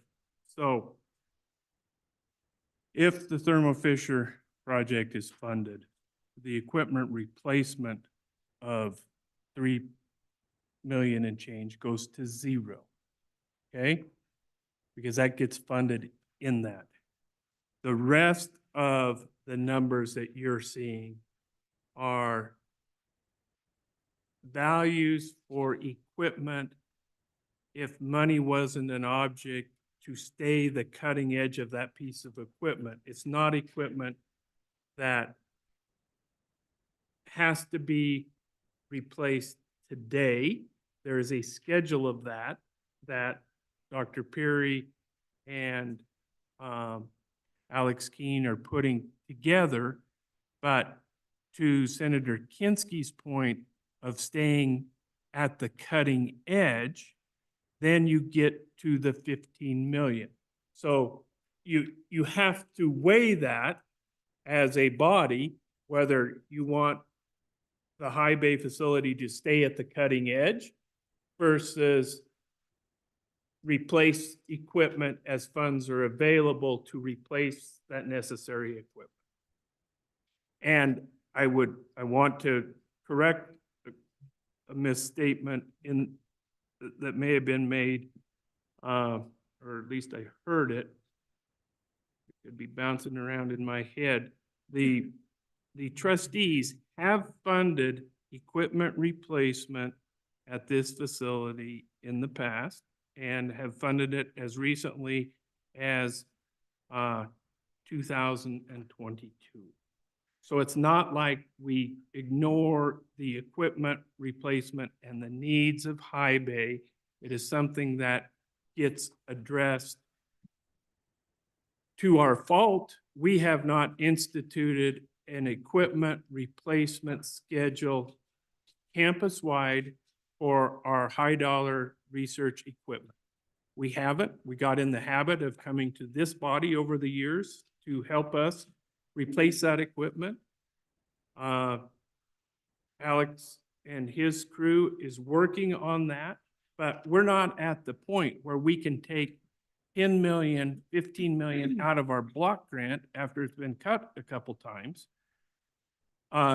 to do equipment replacement. We have to kind of budget that out over several years. So I also don't look a gift horse in the mouth. And if you guys want to fund some of this additional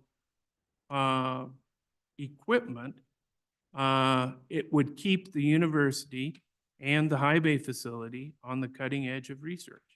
Madam Co-Chair. Dr. Peary, I think wants to add to Okay, that. go ahead. Madam Chair, I'd like to comment on this, and also I want to highlight some of the help I've got from Board of Trustees. So essentially, if I won't mention numbers, but I'll just explain the concept. If Thermo Fisher Scientific Initiative deal goes through, there's two key things, two big things. A, creates a massive new division that the leading edge of this science with a lot of different applications.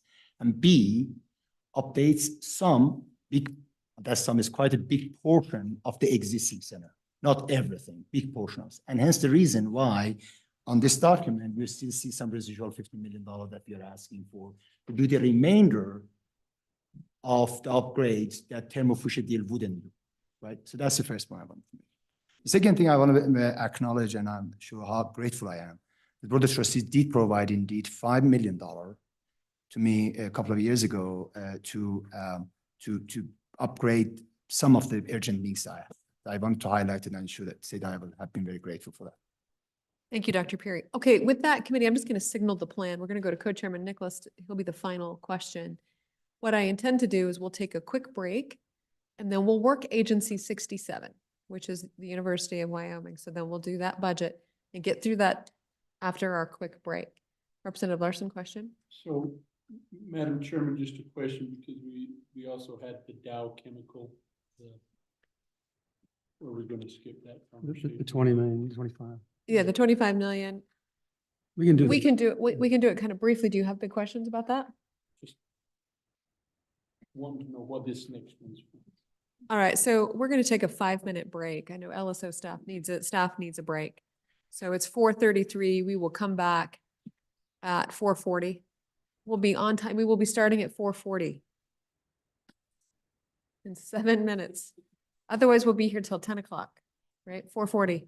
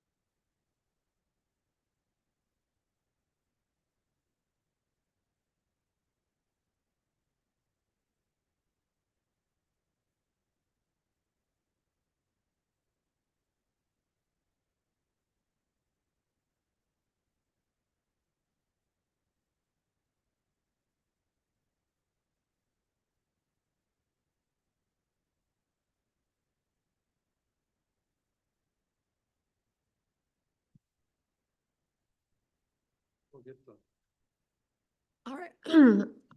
Take a minute. Tell them they're 5 minutes late.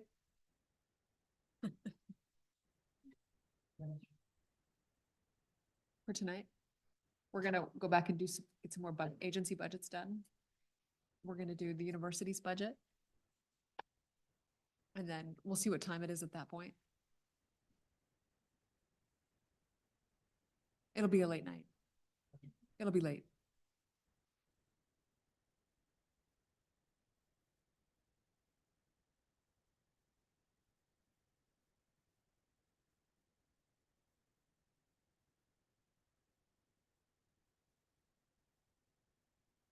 Okay, committee, we are back.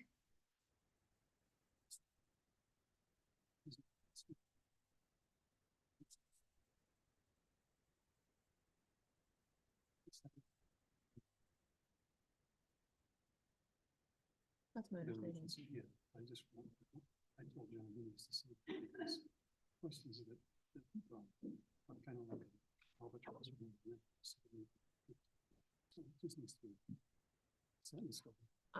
I understood it. Like,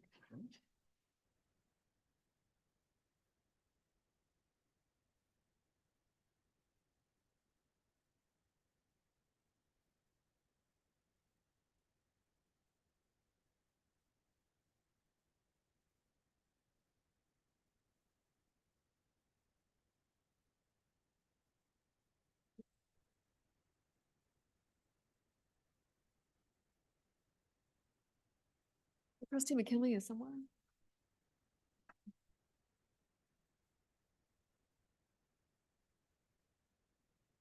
As if they haven't done that enough. All right, committee, we are back. Formally, we're gonna go ahead and start. You've lost your trustee, Mr. Keen, but I know you can make it. So where we left off really was kind of rounding out the Thermo Fisher conversation.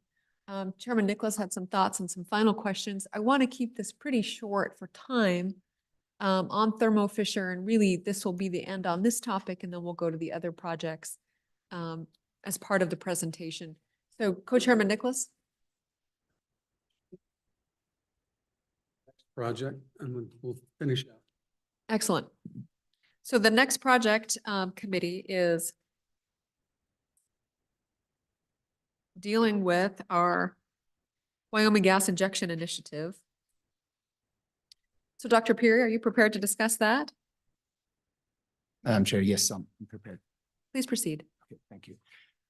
So Wyoming Gas Injection Initiative, maybe very quickly, I will mention some background on this. We have had an ongoing collaboration with Dow Chemical Company, and we invited them to come and meet with Wyoming, State of Wyoming leadership and University of Wyoming leadership. They did back in 2021, subsequent to which we submitted a proposal and the state appropriated $25 million. The proposal was requesting $50 million, but the state, I'm grateful for it, appropriated $25 million.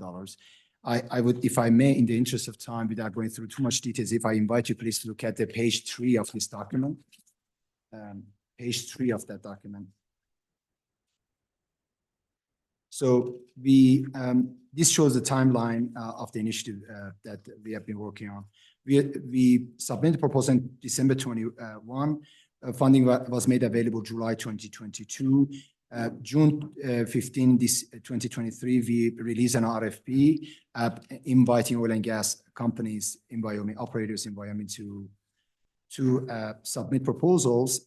We received, I have to admit, a stronger than I expected pool of applicants. I was very pleased with that.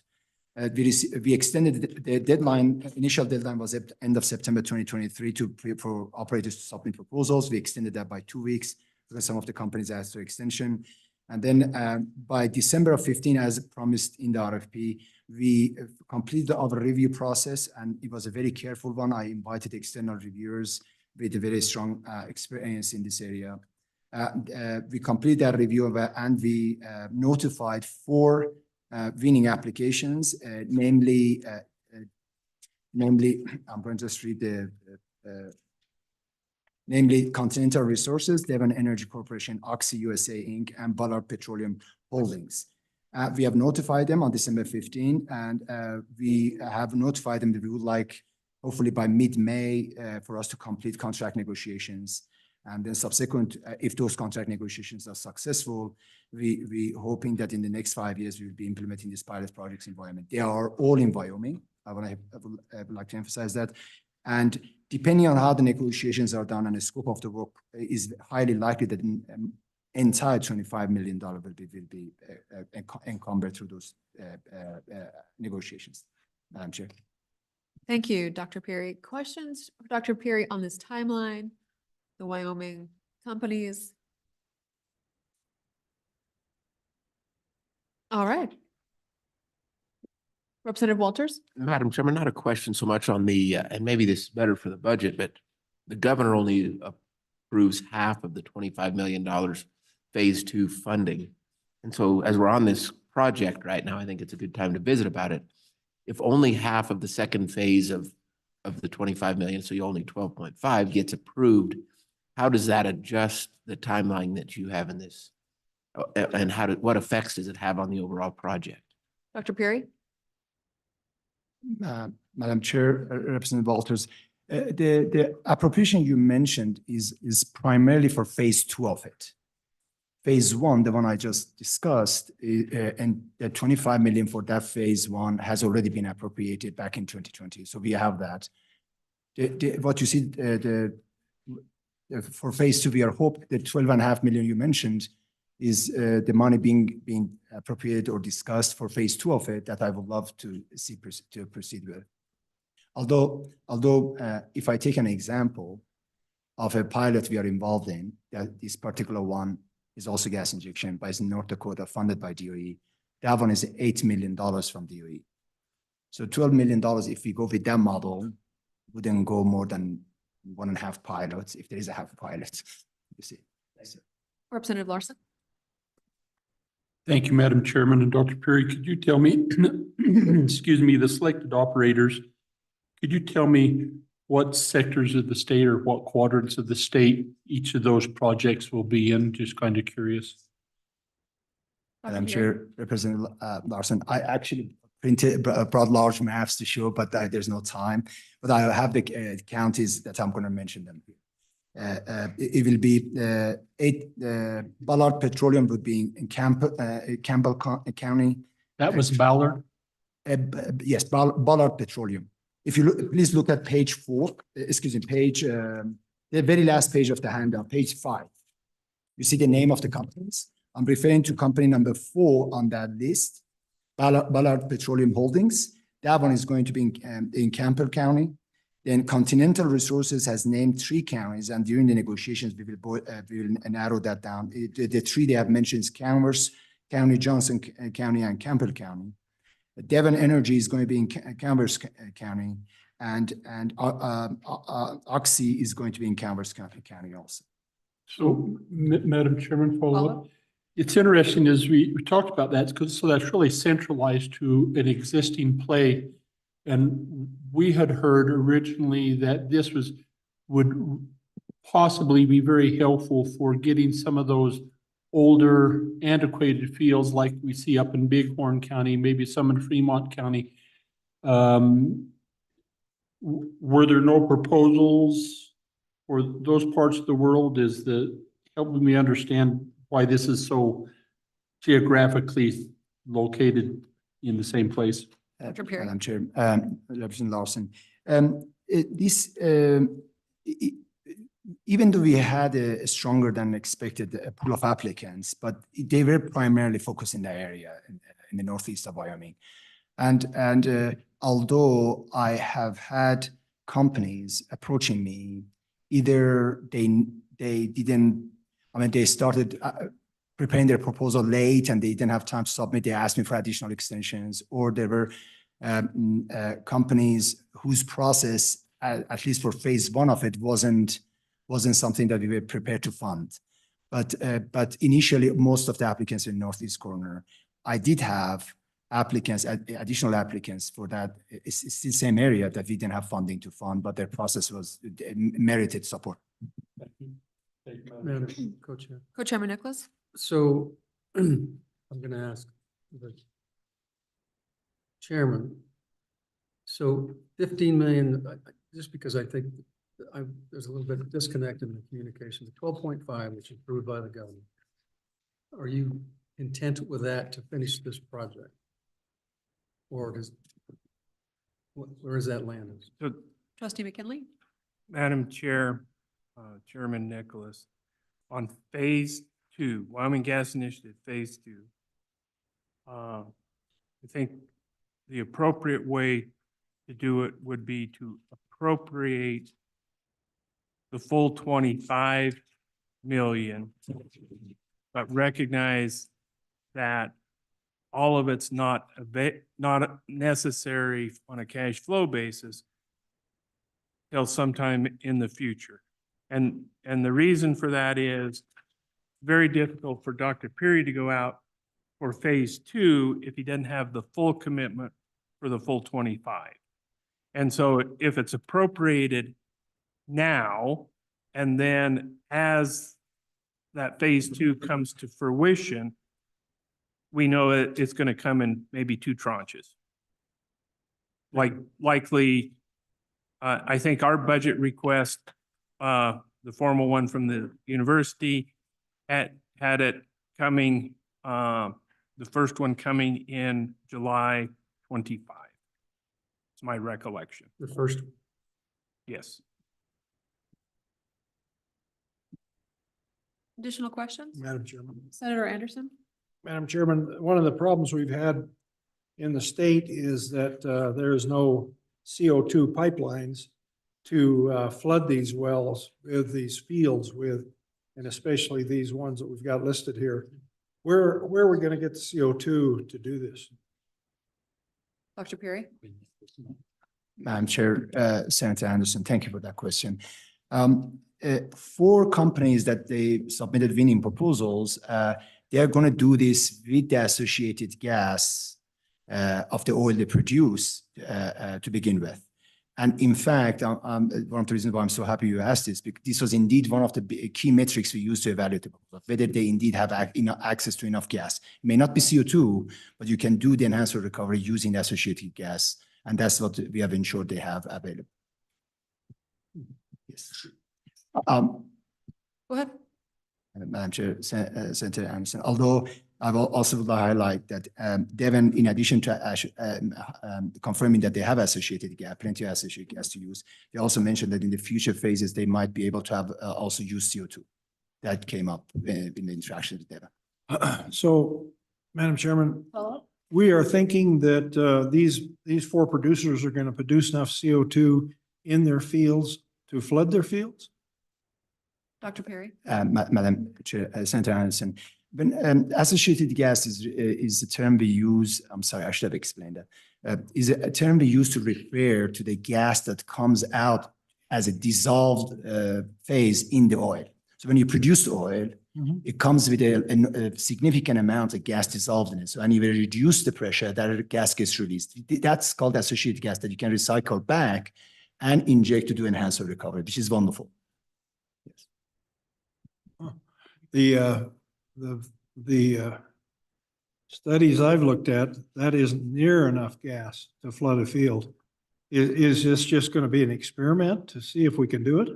Dr. Perry? Madam Chair, Senator Anderson, this was the metric we required, and they have all confirmed that they have sufficient gas of that type. Maybe some of it even maybe they have it from other sources available to them, that they will be able to do this. Because without this, we were not selecting them and we won't fund them.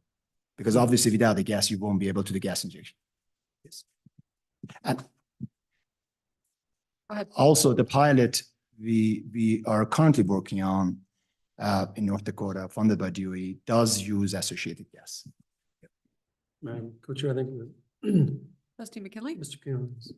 So Madam Co-Chair, I wanted to correct a misstatement I made. In UW's original request on this phase 2 25 million match for the gas injection initiative, we requested a delayed effective date of fiscal year 26, which would be July 1, 25. Just recognizing the timing of where things go for cash flow purposes.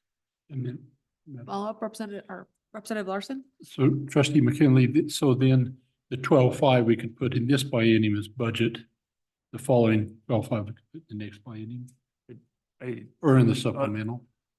Yeah, it's hard to predict exactly when some of that will need, but we didn't want to get whipsawed where we only asked for part of it now when we need the full 25 million for phase 2 of this initiative. Right, thank you. Further questions on the Wyoming Gas Injection Initiative? All right, seeing none, we are finished with that. In committee, we are now going to go into the typical budget hearing for Agency 67. Madam, can I just say quickly, Yes, Senator Kinsky. and I apologize for the misunderstanding. I had asked Dr. Peary, he had spreadsheets, lists, aspirations, and I asked him to work with the university, Alex Keene, to get this into a format that the university can recognize, that we can recognize. He can get by another year or two or whatever. What I'm hoping is that the university will continue to develop a budget in a university type format.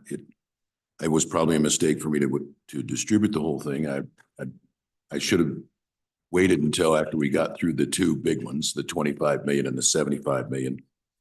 But I wanted the committee to be aware that there's a need. I'd like to just withdraw that exhibit. I asked Alex to present so that they could see what we think the need is for where Dr. Peary ultimately thinks the center can go. And I commit that I'll continue to work with Dr. Peary and the center and the university to try and get a regular process internally that can help move these things along as the need arises.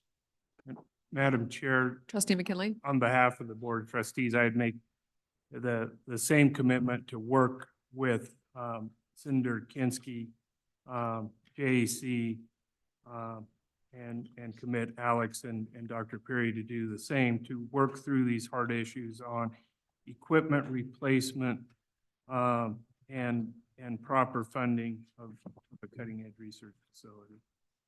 Thank you, Trustee McKinley. I think that goes a long way. All right, thank you all for being here. With that, we will welcome up our incredible LSO staff as we start to work the university's budget at 5 o'clock.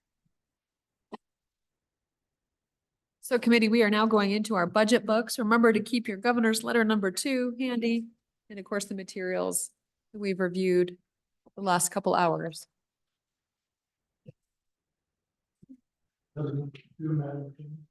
It is governor's letter number 2.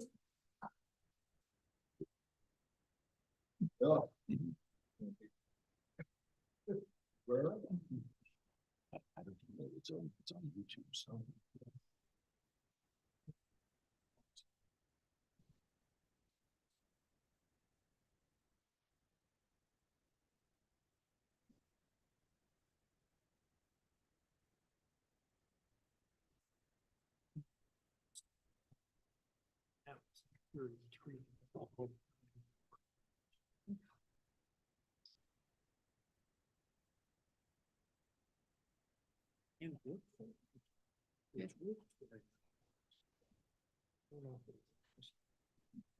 Thank you. All right, Mr. Richards, whenever you are ready.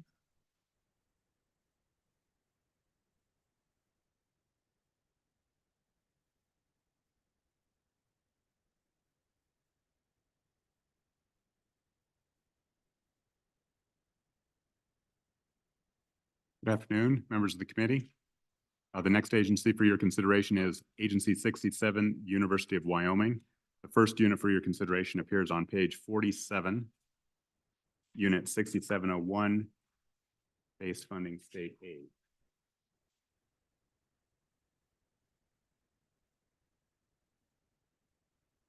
Committee, we are on page 47, unit 6,701. Any proposed amendments here? All right, seeing none, all those in favor of unit 6,701 and of governor's rec, please say aye. Madam Chairman. Who has it? Representative Stith? Madam Chairman, I just wanted to confer with my colleague, Representative Walters. I didn't know if this was the unit where he had a proposed motion or not. Does the House need to have a recess caucus, perhaps? We,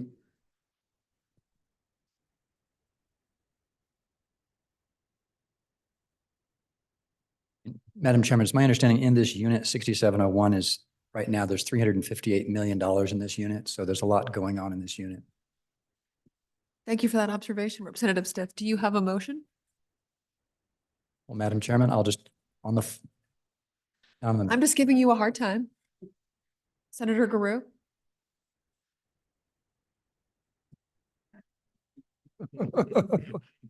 Well, Representative Stiff crystallizes this idea here. Page 37. 47, do you want us to go, 37. we're on page 47. Would you like us to go to 37? I would, Okay. very much so. Senator For the Garou has amendment I'm going asked us to go to propose. 37. And I would like to move that we amend the governor's rec on priority 4 graduate assistant stipend increase to raise that to the $3 million that was asked. Second. Moved and seconded. Further discussion? Seeing none, all those in favor of Senator Garou's motion, please say aye. Aye. All those opposed say no.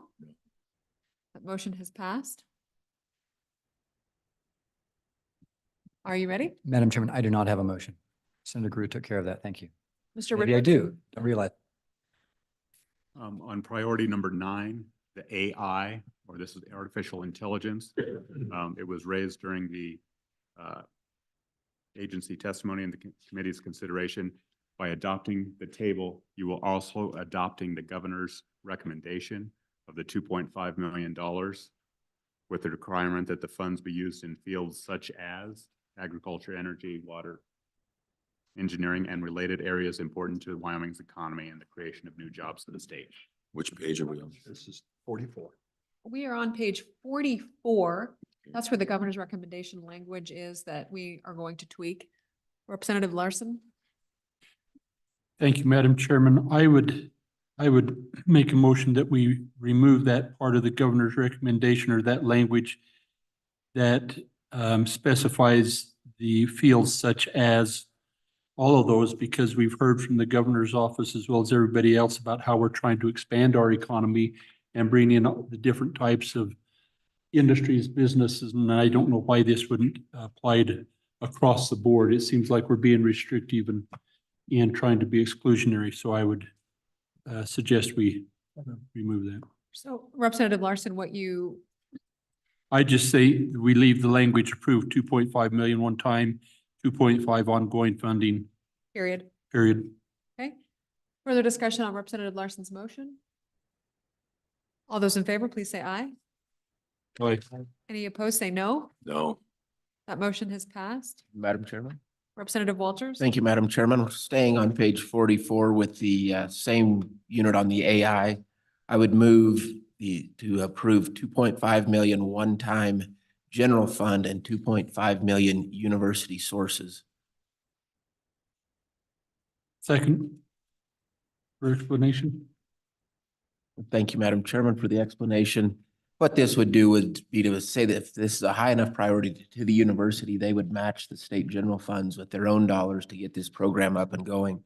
And they can come back in the next biennium to explain how well it's going. And at that time, the legislature can decide at what level they want to continue the funding. But I think this is a exciting new project that the university needs to show how dedicated they are, not just come to the legislature to in anticipation of our excitement for their project.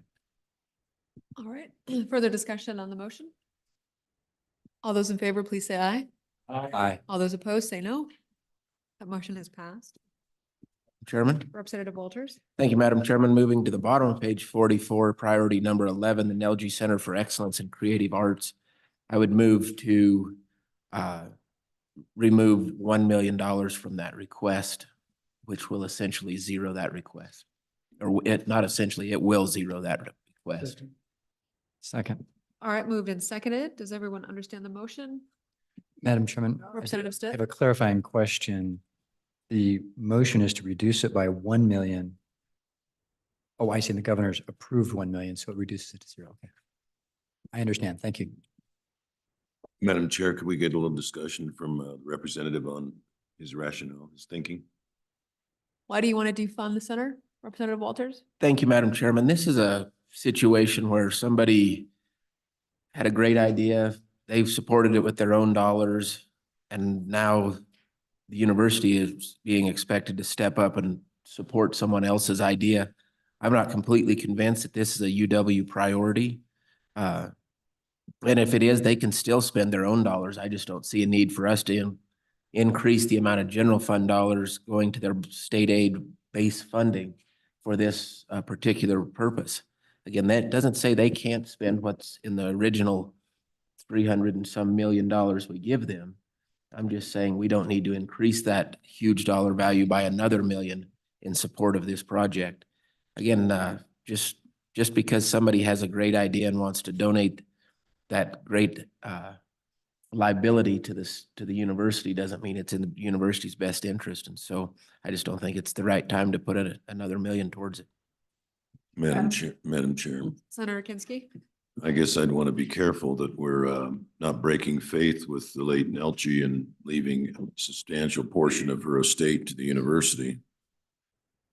I don't know whether this was a support for this, with partial support for this was a condition, or whether it risks alienating the estate. Her son is still the administrator. I guess I'd like to be careful there, because she left a fairly sizable sum to the University of Wyoming. And I'd like to tread very carefully here. Representative Sherwood? Thank you, Madam Chair. I'm wondering, we could consider a friendly amendment to this and ask the committee to take a leap of faith with me. This is still in progress. So not everything is fine-tuned, not everything is worked out in the way that even I would like. But I am hesitant to pull the plug when I think that in the next few months, we could really see a shoring up of this process as the university waits for the IRS ruling to come back. And I would hate to miss an opportunity to invest and grow in our creative economy. So I'm wondering if maybe we just split the baby again, go $500,000. Does the Representative Walters find that friendly? I do not, Madam Chairman. That can be a separate motion. That is not friendly. So we are back on Representative Walters' motion. Madam Chair, Senator Kinski? on and against the motion, I've heard it said before by people, the university takes, what's left in the will and then does as they wish. I'd just like to be careful that this wasn't part of what Nelchie's vision was at the time she left that money, and that you can initiate an inquiry, Representative Walters, to the university and say, hey, does it affect how we get to keep the money if we do this? But I'd be cautious about doing it now until we have more information. Further discussion? Madam Chairman, Representative Larson? I would think with the detailed information that we have here, it would suggest if there was a requirement or a condition of the endowment or whatever the right term there is, that it would be listed in this. I think if the good senator wanted to inquire from the university and find out if there really was one, that he could do that. But I don't think that there's anything in here right now that suggests that. Madam Chairman. Representative Walters? Thank you, Madam Chairman. To try and bring this home, this amount of money, again, just goes into their state aid-based funding unit, which is going to be in the neighborhood of $350 million, of which the university can choose to spend in any manner they want. Just because it's asked for an exception request does not mean that the university would take this money and use it for this purpose to begin with. So it's going into that full pot. I don't think there's any risk of endangering what the gift bequeathed to the university. The university can still go out and match it, do what they need to within their existing base budget. I just don't see the need to increase it by $1 million at this time. Further discussion? Senator Garou? Thank you, Madam Chair. I just want to make sure I'm clear on the motion. Because now after the couple of twists, I just want to make sure I have the motion right.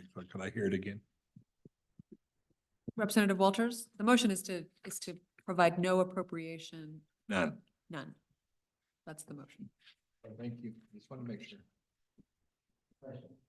Question having been called, all those in favor of Representative Walters' motion, please say aye. Aye. All those opposed say no. No. Show of hands. All those in favor, please raise your hand.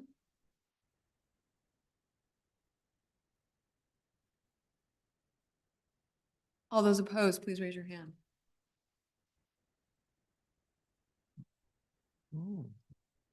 That is 5-6. That motion has failed. All Madam right, Chairman. moving on. Oh, I had that backwards. That motion has passed 6-5. No, I was reading Mr. Richards' lips. I believe it failed 6-6 on a Oh. tie vote. Failed 6-6 tie vote. Madam Chairman, Representative Stith, I have a motion. It's on page 39. The motion is to increase the library collections budget by $1 million. The university had requested 2, and the governor denied that. Second. Representative Stith, what's your motion? Madam Chairman, it is on page 39. The motion is to increase the state aid by $1 million for the purpose of the library collections budget. And that was seconded. Further discussion on the motion? Madam Representative Chairman, by the narrative, it looks like the spending by the university has actually gone down in the last 6 years, 5 years. And these journals, unfortunately, are expensive. Inflation is real. And I think professors have to be able to get access to online journals, et cetera. So that's the purpose. Further discussion. Senator Anderson? Madam Chairman, I'm looking at page 39 and my book says 1,000,005. And then he denied 1,000,005. Is that, you're saying it's just $1 million?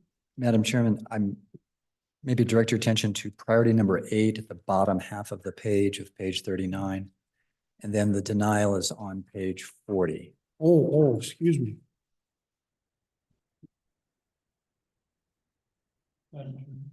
Representative Larson? Representative Stith. If, I just want to make sure I'm reading the same thing. They still have a budget of $8.4 million. It was 8.9, so it's been reduced about 500,000. And you want to bring that back up to about 9.4, is that right? Madam Chairman, Representative Larson, yes, that's the motion. Further discussion. All those in favor of Representative Stith's motion, please say aye. Aye. All those opposed say no.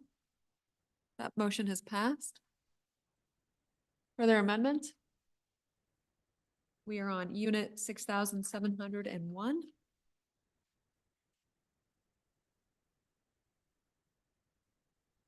All right. Give everybody a minute here. Does anyone have anything they're looking for?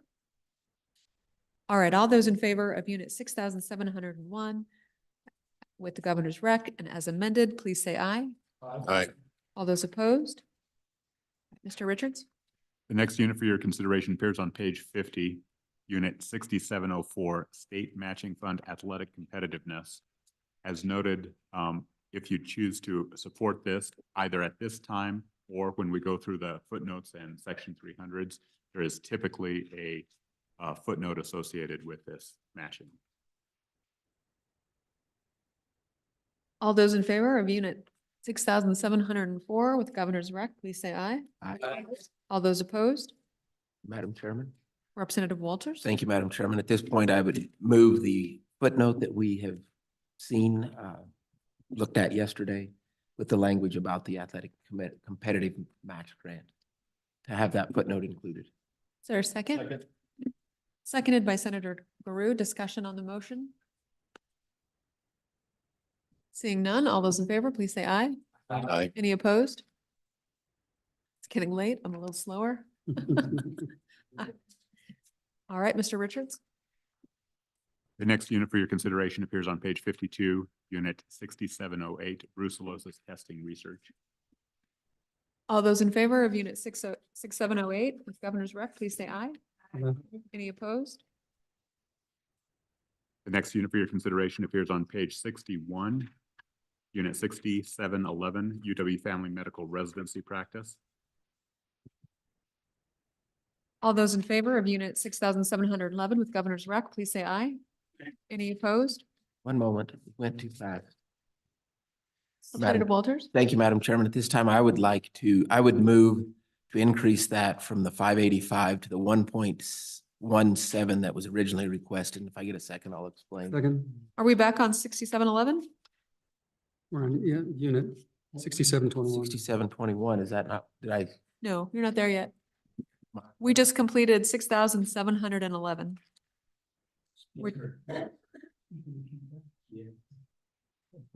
Members of the committee, now you are on page 67, Unit 6721, WWAMI Med-Ed Instruction Contract. Representative Walters? Thank you, Madam Chairman. At this time, I would like to move to fully fund this request at $1.17 million for the tuition repayment for the WWAMI students. Second.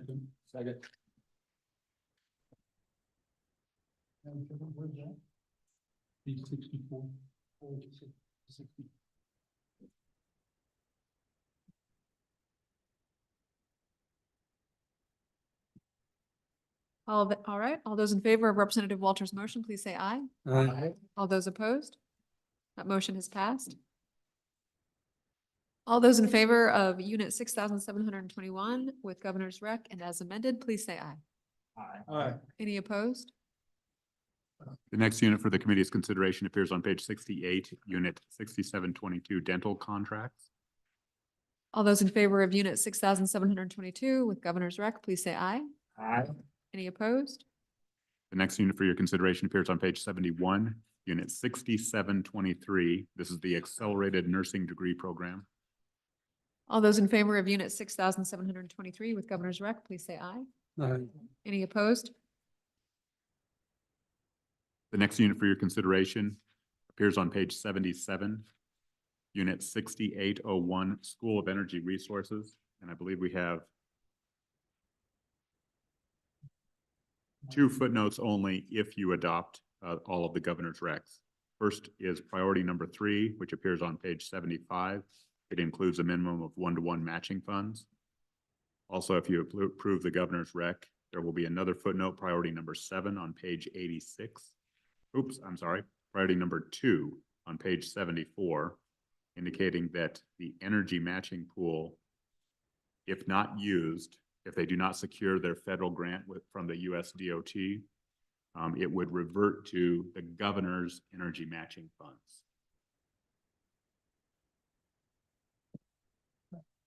Senator Anderson? Madam Chairman, I'd like to change the governor's recommendation on that.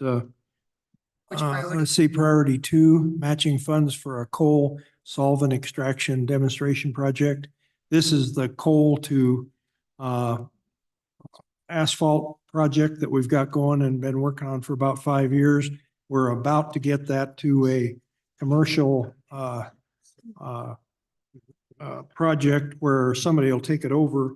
And it got a little mixed up because the feds say they were going to give us $10 million. And then once it got through the feds, they refused it because it was coal. So the governor had already okayed 7 million, but they have no problem with going with the full 17 million that they should go with. Plus, Peabody will put up 2 million. We have not asked any other coal companies, but I'm sure others will contribute also. Lots of interest in this. We have produced some of this asphalt, turned it over to the highway department. They've approved it. We just have to get it, enough of it made to do I believe it's going to be a 1-mile road that's going to prove that this asphalt is as good or better than oil asphalt. So 10 million more to that to make it a total of 17 million on priority number 2. Do you think it should come out of SIPA, Senator Anderson? I'm okay with wherever. I don't care. I think Representative Larson has a friendly amendment.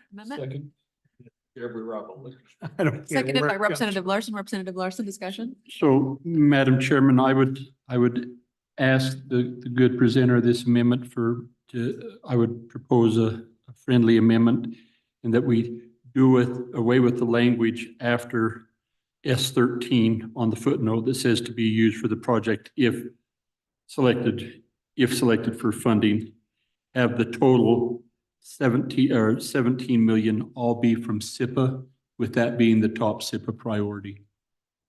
I accept that as a friendly amendment. Okay. Does everyone understand the motion?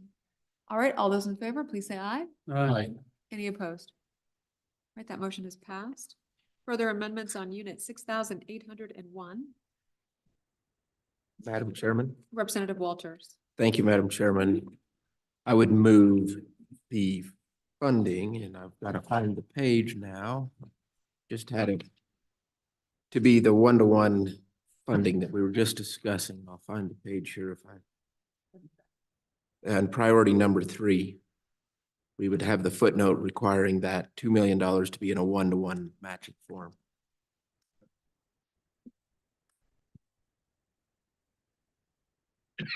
It is now, isn't it? Oh, Yeah, Representative Walters, I have that same question. Is it not now? we need a footnote, I guess. Oh, we need it. So your motion is for a footnote, Representative Walters? Madam Chair, my motion is just simply the footnote. All right, and there's a second. All those in favor, please say aye. Question? Representative Larson. Mr. Richards, do we need a footnote?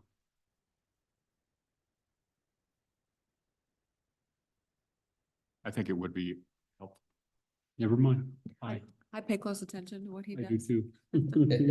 All right, all those in favor, please say aye. Aye. All opposed? Further amendments?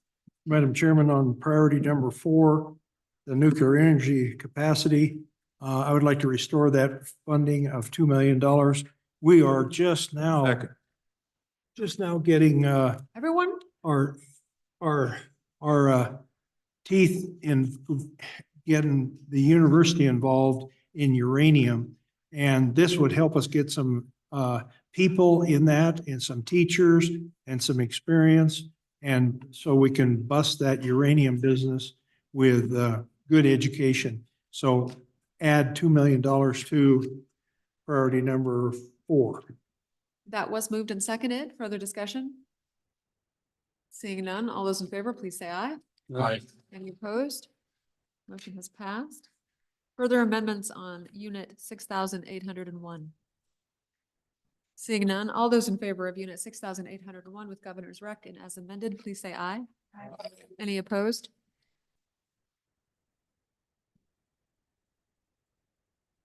The next unit for your consideration appears on page 81, unit 6901, tier 1 engineering. All those in favor of unit 6,901 with governor's rec, say aye. Aye. Any opposed? The next unit for your consideration appears on page 84, unit 9601, NCAR MOU. All those in favor of unit 9601 with governor's rec, say aye. Aye. All opposed? The last unit for your consideration appears on page 89, unit 9705, endowments and matching funds. This would particularly, if approved with the governor's request on priority number 7, page 86, this would include a traditional footnote regarding the endowment matching. Madam Chairman, Representative Walters. Oh, I'm sorry. we sound similar. Madam Chairman, However you divided up your homework. Representative Stiff. Madam Chairman, I would move to increase the matching endowment by $7 million. So it would bring it from 5 to 12 million. Is there a second? All right. And Discussion. the motion includes the matching language, language and the footnote referred to by Mr. Richards. Representative Stiff, what's your rationale for this? The rationale is that earlier today, we approved $10 million for the community colleges for a matching program. And I want to treat the university fairly. And I think this of the 5, the university had asked for 20 million, governor approved 5. This, as presented by the university, was on the academic side for endowments and research, things like that. So I think, again, back to my message about research and development is the path forward for our economy and for our state. This puts us that much closer to that goal. Further discussion, Madam Chair, Representative Walters? friendly amendment to that. In the governor's recommendation, he has a comment about all of these matches must be approved by the governor. And I think it would be a little not counterproductive, but inefficient to send that back to the governor. So I would ask that the sponsor remove any language about being approved by the governor. Madam Chairman, that is a friendly amendment. All right, does everyone understand the motion? I have a friendly amendment as well. Ooh. I would strike that these funds are limited to student success and faculty excellence priorities. It's just let the UW decide where the scholarships go. They're going to go to not always the best and brightest. Some of us still want scholarships. There are a few butter knives in the drawer, aren't there? And Madam Chairman, if I may clean up the motion just so that it's clearly stated. The motion is to increase the funding by $7 million, delete the rest of the narrative, but include the footnote as suggested by the Legislative Service Office concerning the match and how that gets prioritized by the university trustees. Question. Giving money they're not asking for. All right, all those in favor, please say aye. Aye. All those opposed? No. Show of hands. All those in favor, please raise your hands. All those opposed, please raise your hands.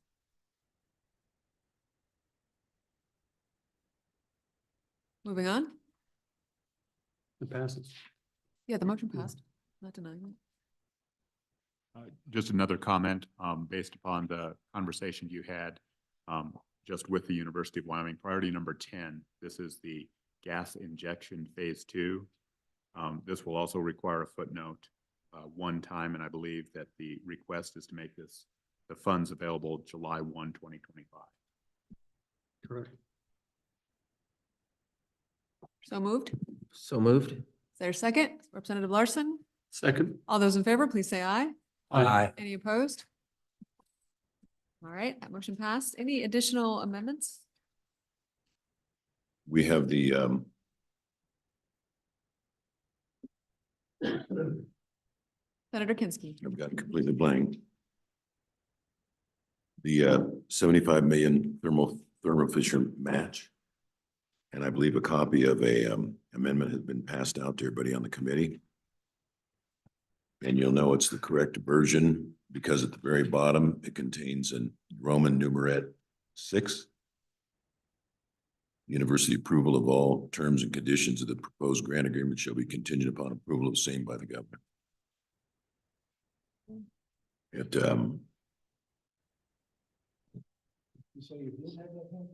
yeah. Yeah, it's part of a little package that you see.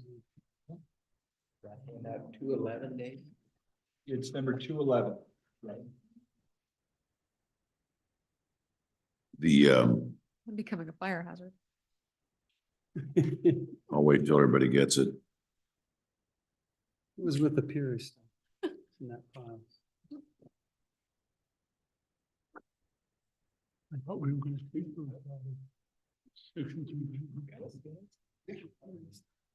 It's right here, but that's not there.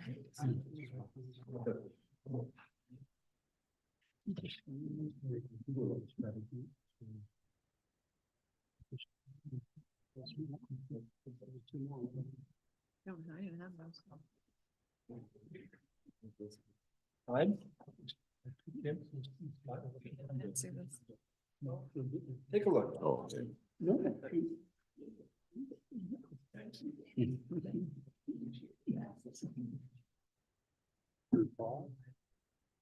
Is there anybody who doesn't have the amendment? Does everybody have it? We do have it. Senator Kinsky, if you'd like to walk through it, thank you. So right at the outset, there is one change where I have under general fund increase amount by 75 million. That needs to be changed to What's the name of the appropriate fund that's been directed to the WEA, Don? Mr. Richards? Oh, Mr. Chairman, Madam Chairman, Senator Kinski, are you intending to take the money from the energy matching? Correct.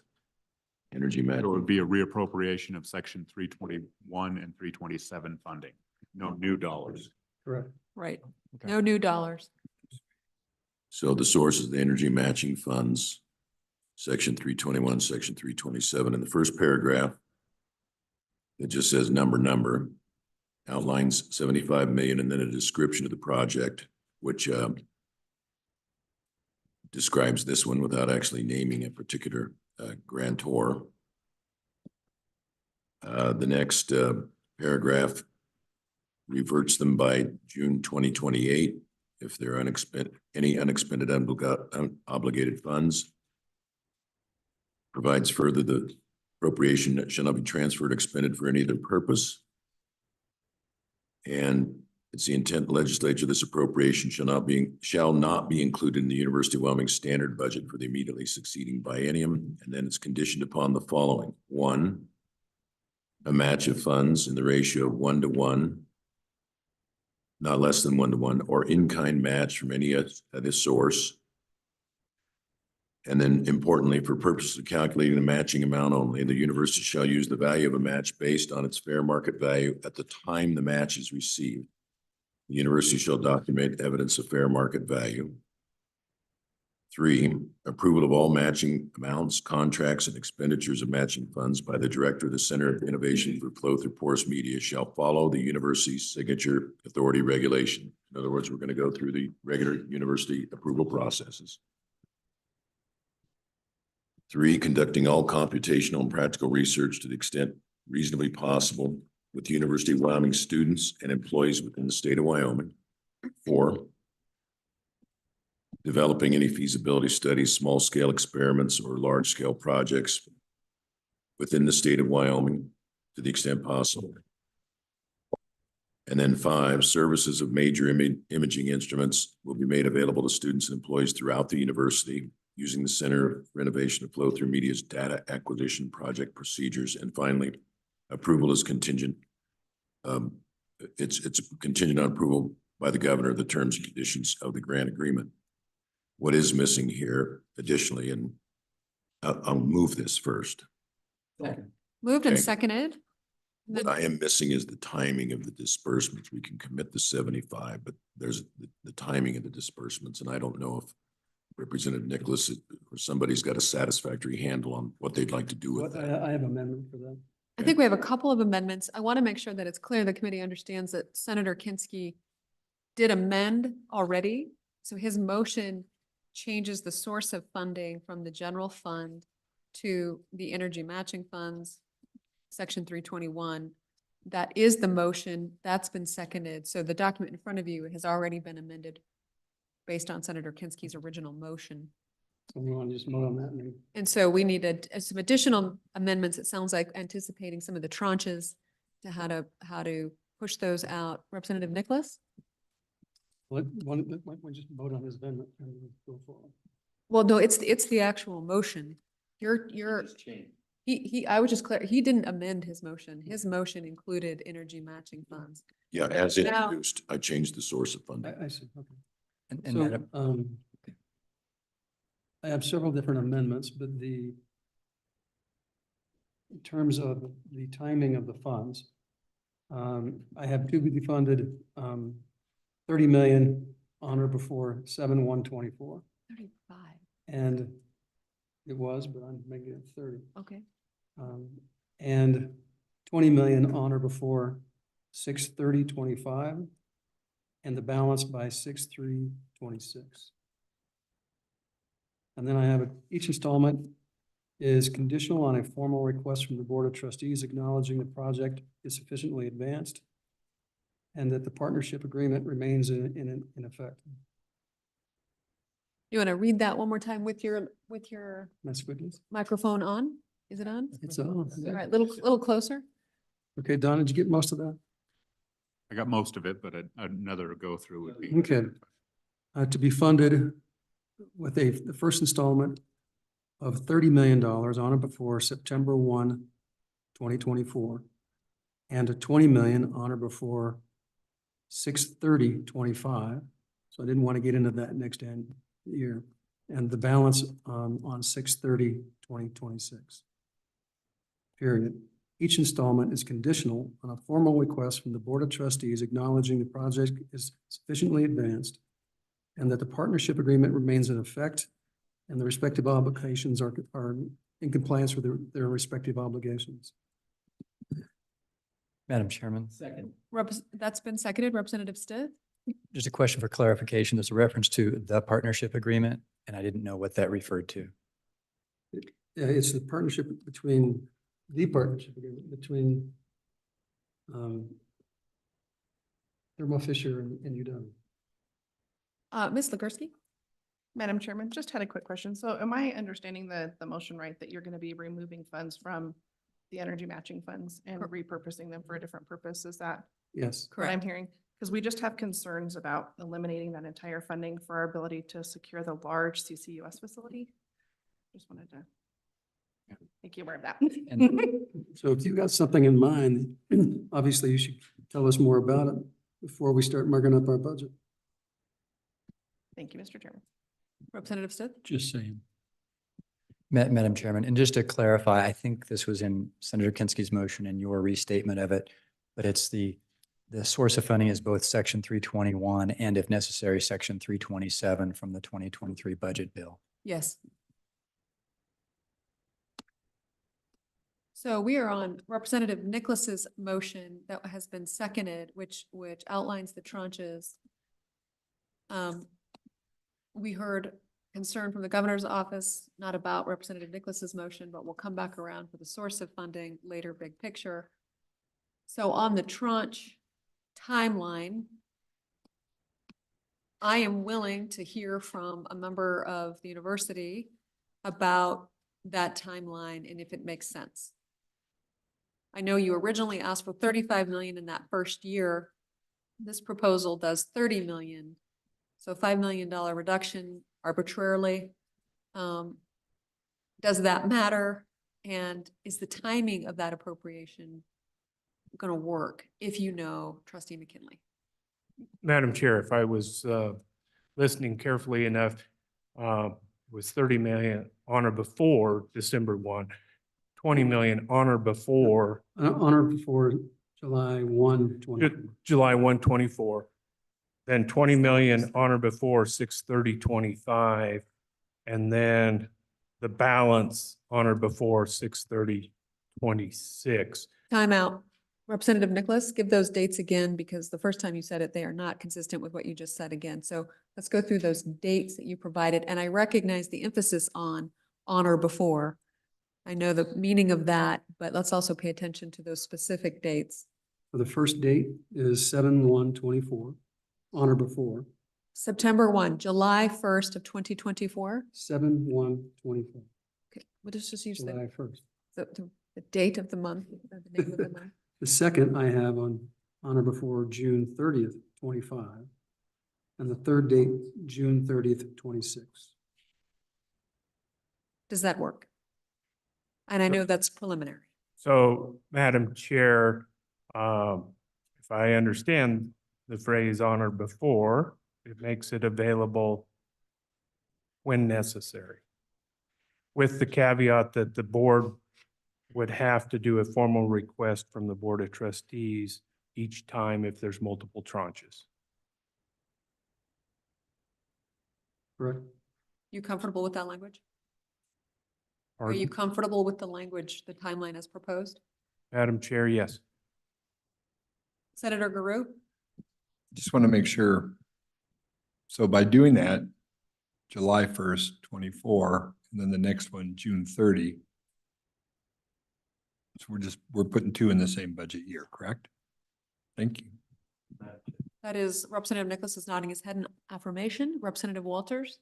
Thank you, Madam Chair. By doing the 7/1 on or before 7/1/24, that in effect, I think makes that effective immediate and would come out of a prior biennium's funding. Is that accurate? Mr. Richards?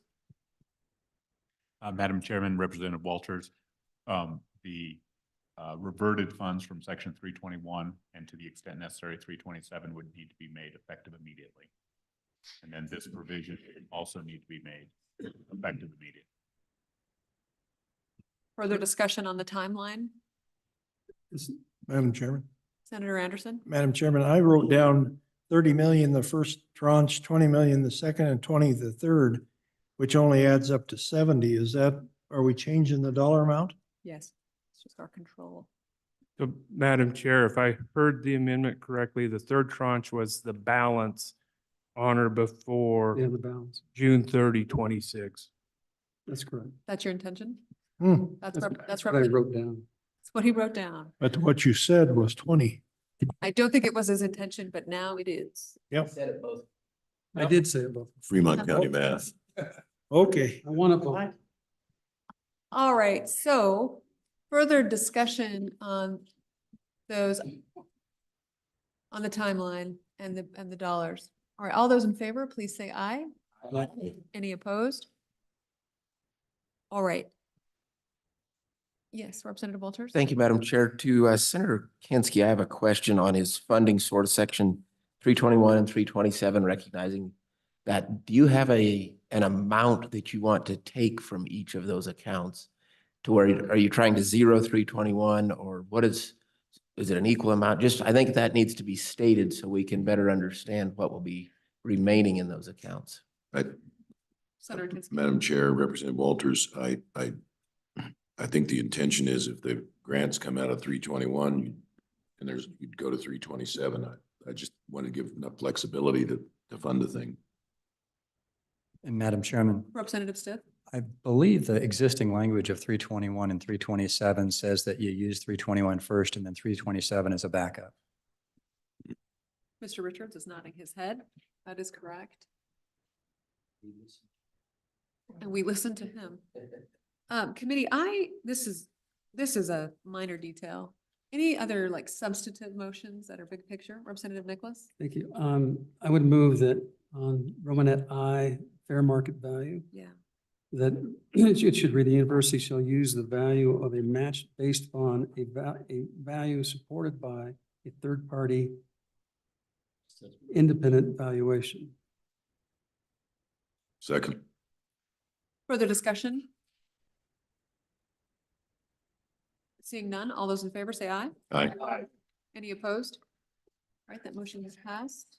Sure. Representative Walters? A simple one would be in the very first line, prior to the 75 million, I would move to have insert the language up to. So it's up to 75 million. If I get a second, I'll explain. Second. Thank you, Madam Chairman. I do that because in our expenditure side, as we have passed, we're going to do 30 million, 20 million, and a remaining amount. We have not specified that we're willing to spend a full 75. So this just allows that if the value, and we're valuing some of this in kind. So if the in-kind value comes in at less than 75, might be 72, 71, 68, who knows what that number is, we're not obligated to expend a full 75 from the state side.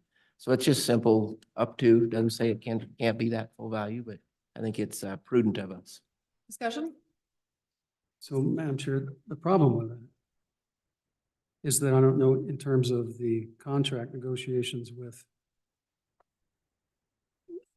the donor. If I was the lawyer on that side, I'm going, what does this mean? And so I don't,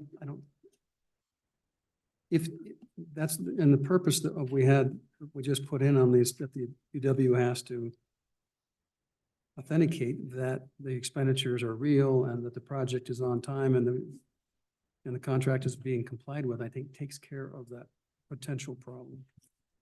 Representative Stiff? Madam Chairman, I believe the problem that Representative Walters is trying to address is the situation that maybe all the equipment is exactly what's needed. It's perfect equipment. It's great. But our independent third-party valuation expert says, it's worth $58.5 million, right? As presently drafted, we would still be obligated to dump in 75. So I think that's the problem that the motion is addressed to. I don't know if the motion creates an additional problem, that I don't know. Thank you, Madam, if I may, Madam Chair. Representative Walters? Thank you, Madam Chair. Representative Stith represents it very well, and I would further to the comments by the good co-chairman, from a contracting standpoint, to say that it's not there. We're already saying that the full 75 may not be there when we don't allocate in year number 3 a full value of 25 million. We've already said remaining amount. We have not said 25 million in that year 3. So I think this really matches that language, that up to, and not the full value of 75 million. I think it's just simple cleanup, should have no effect on any of this. I would encourage an aye. Thank you, member. Madam Co-Chair, Senator Kinsky? on and against, for the same reason that Representative Nicholas articulated, I wonder if Romanet I doesn't take care of that. It does specify it has to be 1-to-1. So they're not gonna get any more than 58.5 since it says 1-to-1. Madam Co-Chair. I don't think it's that dispositive of any outcome myself, but Representative Walters? Madam Co-Chair, that there is some truth in that, but if we are taking 75 million from section 321 and 327, we have taken the full value, whereas with my proposed amendment, we will only take from those sections an amount equal to the 1-to-1 match. The in-kind value, that will still leave money in those 2 sections for other projects, should the in-kind match not come in at the full value of 75 million after our third-party vendor. I think this simply cleans it up, allows greater opportunity without putting any additional restrictions on what's available. Please vote aye. I respectfully disagree. All right, question having been called. Let me ask if I may, Senator Kinsky? if Representative Nicholas doesn't see some language that we might put in Romanet 1 that would achieve the same effect if the aggregate value of the in-kind is less than the 75, then only that value can be, I want to do something so that the university can put this deal together. I don't want to cause problems in the deal. Did you see anything that? Alternative language. Senator Kinsky, my opinion, I'm using that with emphasis, is that the language is neither that particularly helpful nor harmful. I think it probably helps more than it's harmful. Continuing to try to address it might signal something more than what it is. I think Representative Walters just wants to make sure that there's a flexibility with the appropriation without jeopardizing its specific intent of appropriating 75 million. That's my opinion. Curious as to any thoughts from LSO about that language. Recognizing there's not lawyers, but interpretive, our budget footnotes all the time. Question. I'm asking Mr. Richards a question. What's your legal opinion? Madam Chairman, I think both of them, I can appreciate the concerns that are presented. Both of these, as currently written, will revert on June 30th, so that even if there is 70 million used rather than 75, the 5 million would revert unless you change the reversion dates on those other provisions. You potentially could address this in Romanet 1. Saying that the funds are available but shall only secure a match up to a ratio of 1-to-1. Again, I'm on the fly here, so all I'm suggesting is maybe we can heighten up the language of Romanet number 1 and come back to you with another option, or you can adopt the amendment provided for by Representative Walters. It really beyond my area. All right, all those in favor, please, Senator Anderson has a comment. Yes. Okay. All those in favor, please say aye. Aye. All those opposed say no. No. That motion has passed. Mr. Richards did bring up an important point of the reversions for the second and third tranches. Does anyone want to address that concern? I think we should. Madam Chair. If you're concerned about adding up to, would avoid the contract. Madam Chair. Senator Walters? I would ask LSO a question, if I may, Madam Chairman. And that is, do we want to address those reversion dates right now, or do we want to address those reversion dates in the section 300s when we get to that portion of the budget bill? What is simpler and cleaner, I guess? Madam Chairman, Representative Walters, if I implied that the reversion dates impacted the proposal here, that was not my intent. The reversion dates would impact other grants in the energy matching funds to the extent funds are left over there. There's $55 million. Let's say 60 million is already out the door. This takes another 75. There's still 20-some million dollars available. And or any excess from this. So let's say this is only 70 rather than 75. You will have hours to match those remaining $5 on June 30th once this provision applies. So you may want to extend the date elsewhere when you extend the date on section 321 and 327, which I presume you're going to do, to go 4 years or 3 years or 2.5 years, something other than 2 years. Representative Walters? Madam Chairman, so that would take place in a different section, is what you're implying. Thank you for the clarification. All right, Senator Anderson? Madam Chairman, I'm not opposed to this project, but I think we're way out ahead of the project. I think this came up 2 or 3 months ago, whatever the numbers were, and all of a sudden we have it on our table. I think the trustees are going to meet next week, the 24th or 26th, whatever they're meeting. It'll be the first time they hear about it. And if we stuff it down their throat that we've got 75 million and we're putting it up, that leaves them no choice. And we want them to have the choice. I want to hear from them that they're supporting this in full and are going to continue to support it. They've got to train up people to use this equipment. They've got a lot of work to do. They've got to modify that building. I suspect that's in the millions, that modification. So they've got a lot to do to prepare for this. I think this would be appropriate for a year from now, but not appropriate now. So I'm opposed to this change. Question on the bill? Any additional amendments? All right, seeing none. All those in favor of Senator Kinski's motion, please say aye. Aye. Any opposed? No. Show of hands. All those in favor of Senator Kinski's motion, please raise your hand.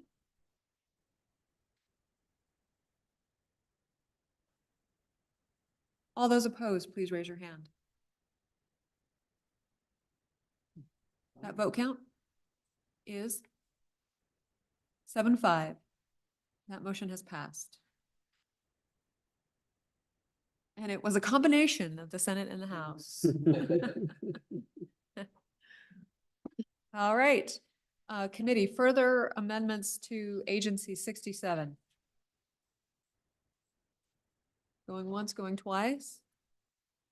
All right, all those in favor of Agency 67 as amended, please say aye. Aye. Any opposed? Aye. All right. Agency 67 is complete. 6 o'clock. It's 6 o'clock. Committee, do you want to work a couple more? I mean, we either do it now or we do it later, meet in the morning.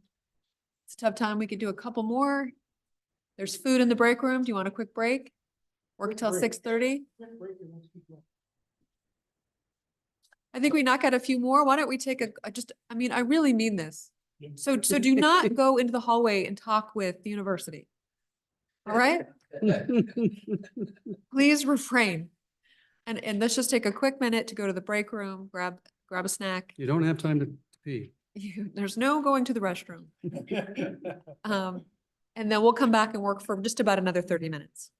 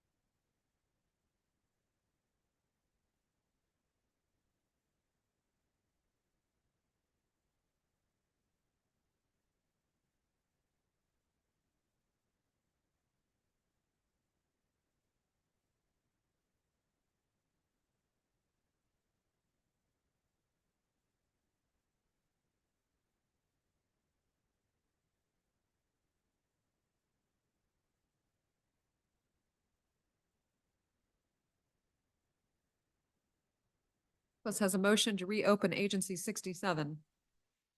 Representative Nicholas? Is there a second? Senator Kinsky, seconds. Representative Nicholas?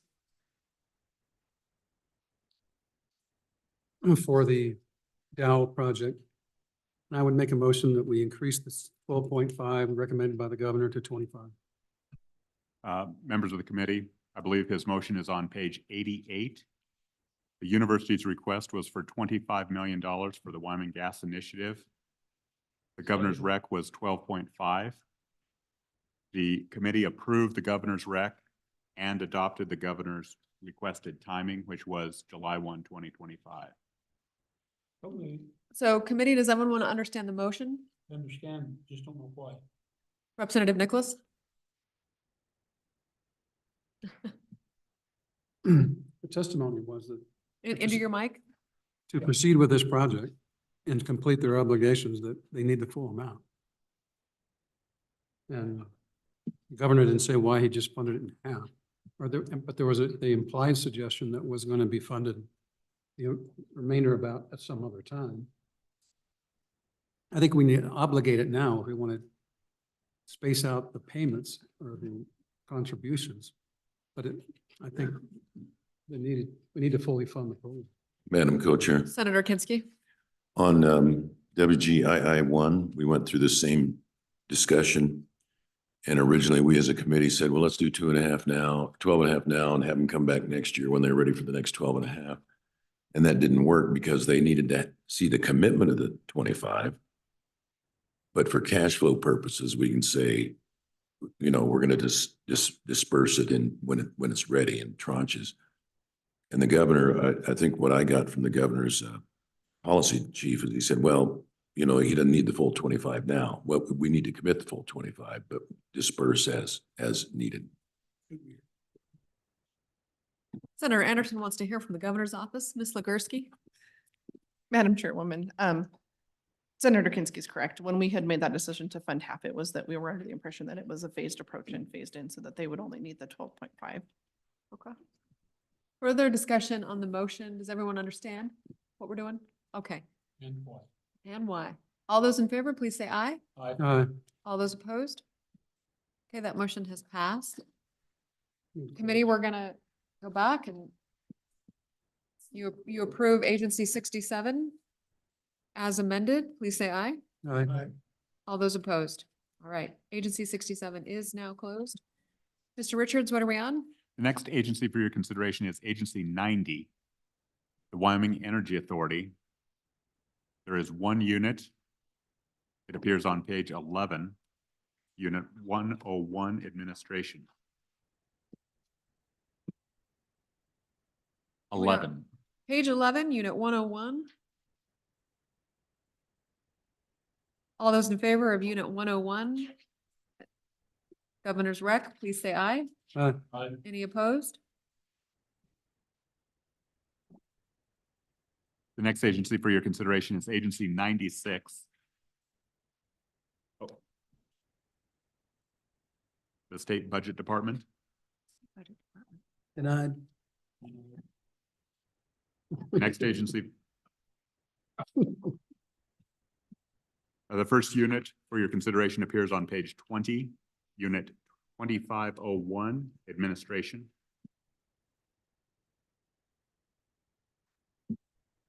And in the text of their budget request, just to refresh your memory, they are requesting a footnote to have 100, 900 series flexibility or partial superflex for the request of $500,000 in Unit 2501 Grants Management Office.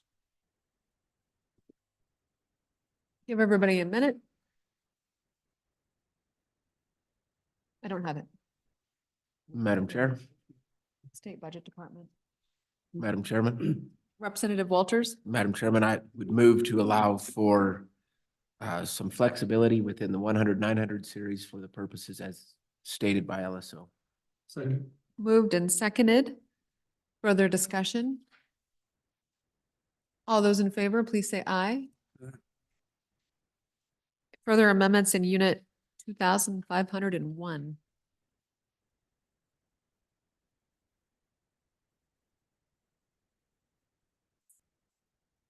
All those in favor of Unit 2501 with Governor's Rec as amended, please say aye. The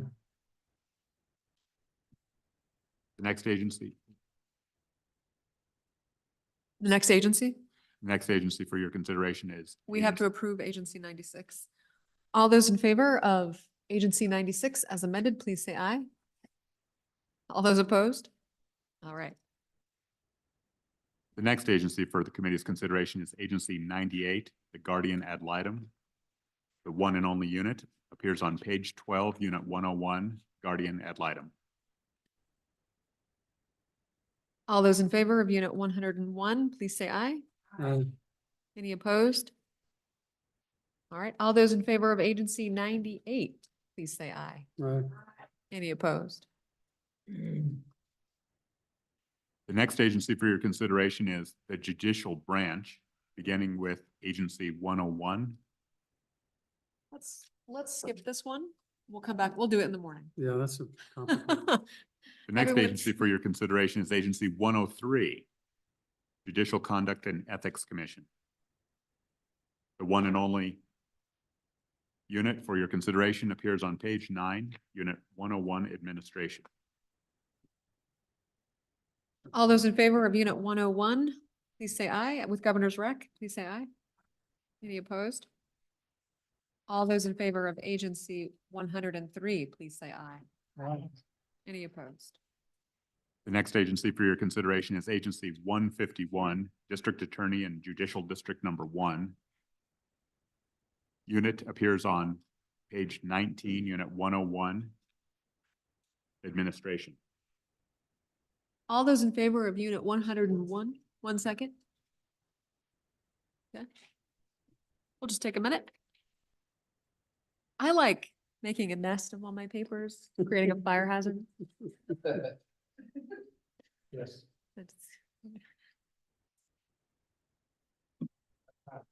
All right, Representative. All right, we're on Unit 101 of Agency 151. All those in favor of Unit 101, please say aye. Aye. All those opposed? All right, all those in favor of Agency 151, please say aye. Aye. Any opposed? The next agency for your consideration is Agency 157, the District Attorney and Judicial District Number 7. The unit appears on page 21, Administration, Unit 101.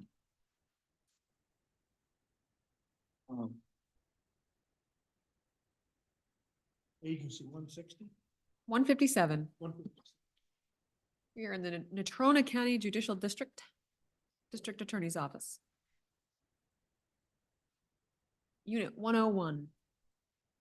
All those in favor of Unit 101? Madam Chairman? Yes. A Representative question for Walters. staff, if I may, Madam Chairman, on page 19 in the governor's recommendation is the amount of 4,856 ongoing. Is that the correct amount?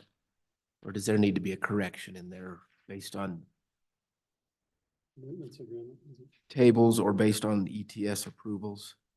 Mr. Richards? Madam Chairman, Representative Walters, we had no issue with that $4,856. Thank you for the clarification. Thank you, Madam Chairman. Thank you, Representative. All right, all those in favor? of unit- Madam Yes. Chairman, we're on Unit 101 and Agency 157, is that correct? Yes. Madam Chairman, I have just a question on page 13. There's a request to increase salaries by $86,000, which was going to be spread over a number of different people, I think. I don't think it's for one person. And just the question is, do we need that if they've already given, this agency got 157, got a pretty substantial bump, like it was a lot. Not as much as Cheyenne, but a lot.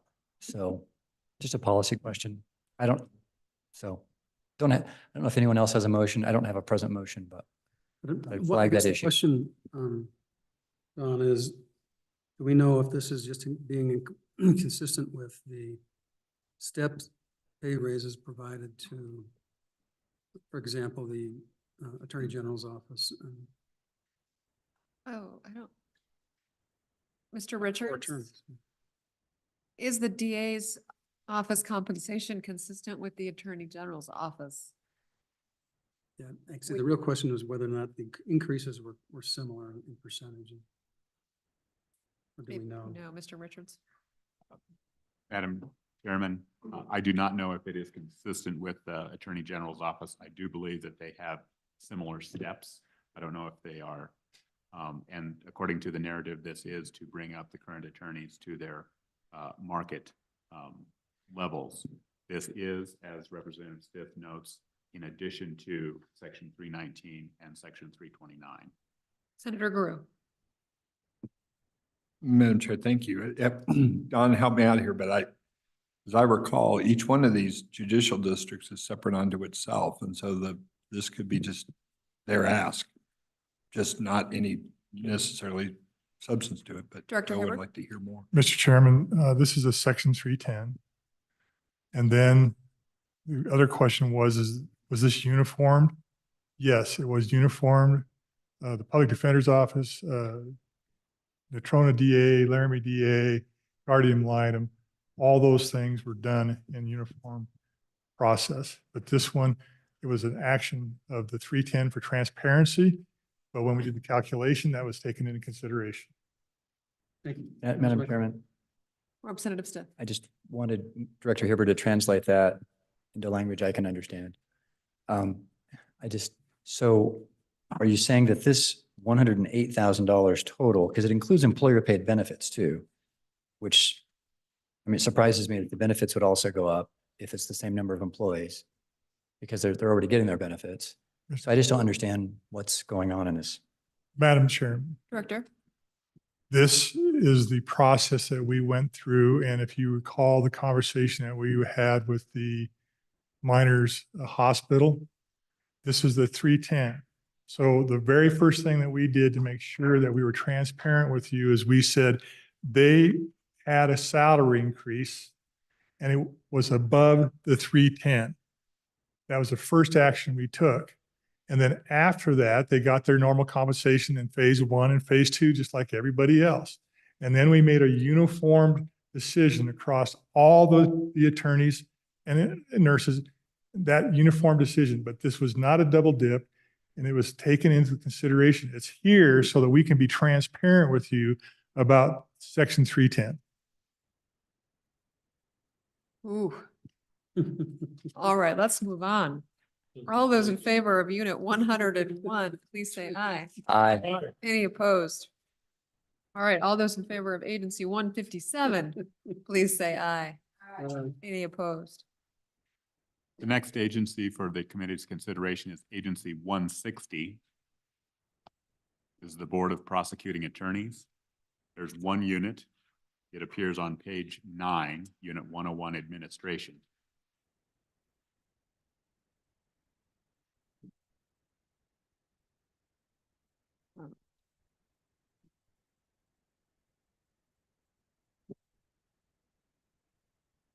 All right, all those in favor of unit 101, please say, with governor's recommendation, please say aye. Any opposed? And all those in favor of agency 160, please say aye. Any opposed? Sensing a desire of the committee to skip agencies, you may wish to go to 211. Let's go to 211.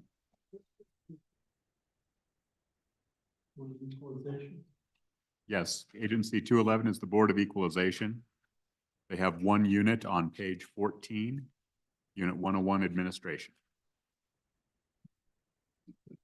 We are on agency 211, the Board of Equalization. I say this for myself as well. Page 14, unit 101. All those in favor of unit 101, please say, with governor's recommendation, please say aye. Any opposed? All those in favor of agency 211, please say aye. Any opposed? The next unit for your, or agency for your consideration is Agency 220, the EQC, or Environmental Quality Council. The unit appears on page 16, Unit 101, Administration.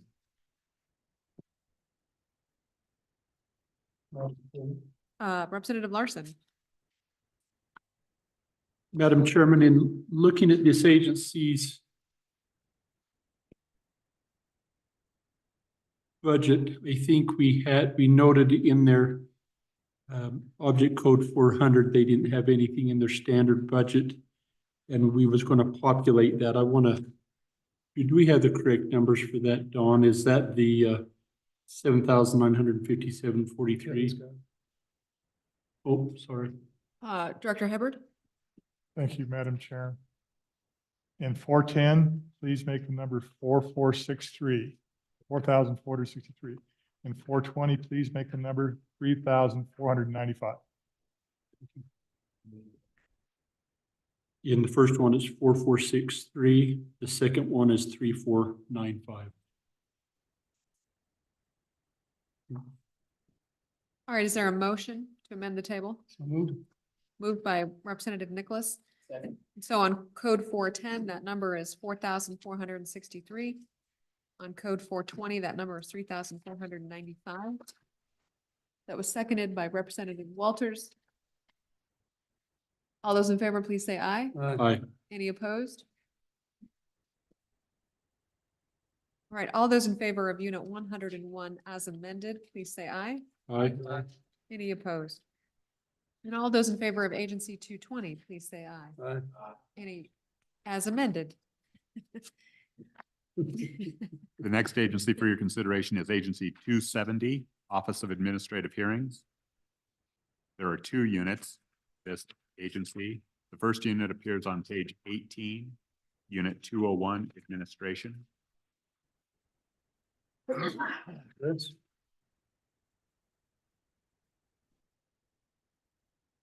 All right, we are on agency 270, page 18, unit 201.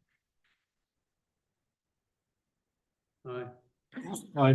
All those in favor of unit 201, please say aye. Any opposed? The next unit for your consideration appears on page 21, Unit 202, All Other. All those in favor of all other, unit 202 with Governor's Rec, Aye. please say aye. Aye. Any opposed? And all those in favor of agency 270, please say aye. Aye. Any opposed? Madam Chairman, you have four budgets left. Agency 101, the courts, or the entire judicial branch. Agency 205, School Foundation Program, that's the K-12. Agency 206, Department of Education, and Capital Construction 227. So committee, we will do those in the morning when we are fresh and ready to go. Anything further for us tonight, Mr. Richards? A few just general announcements.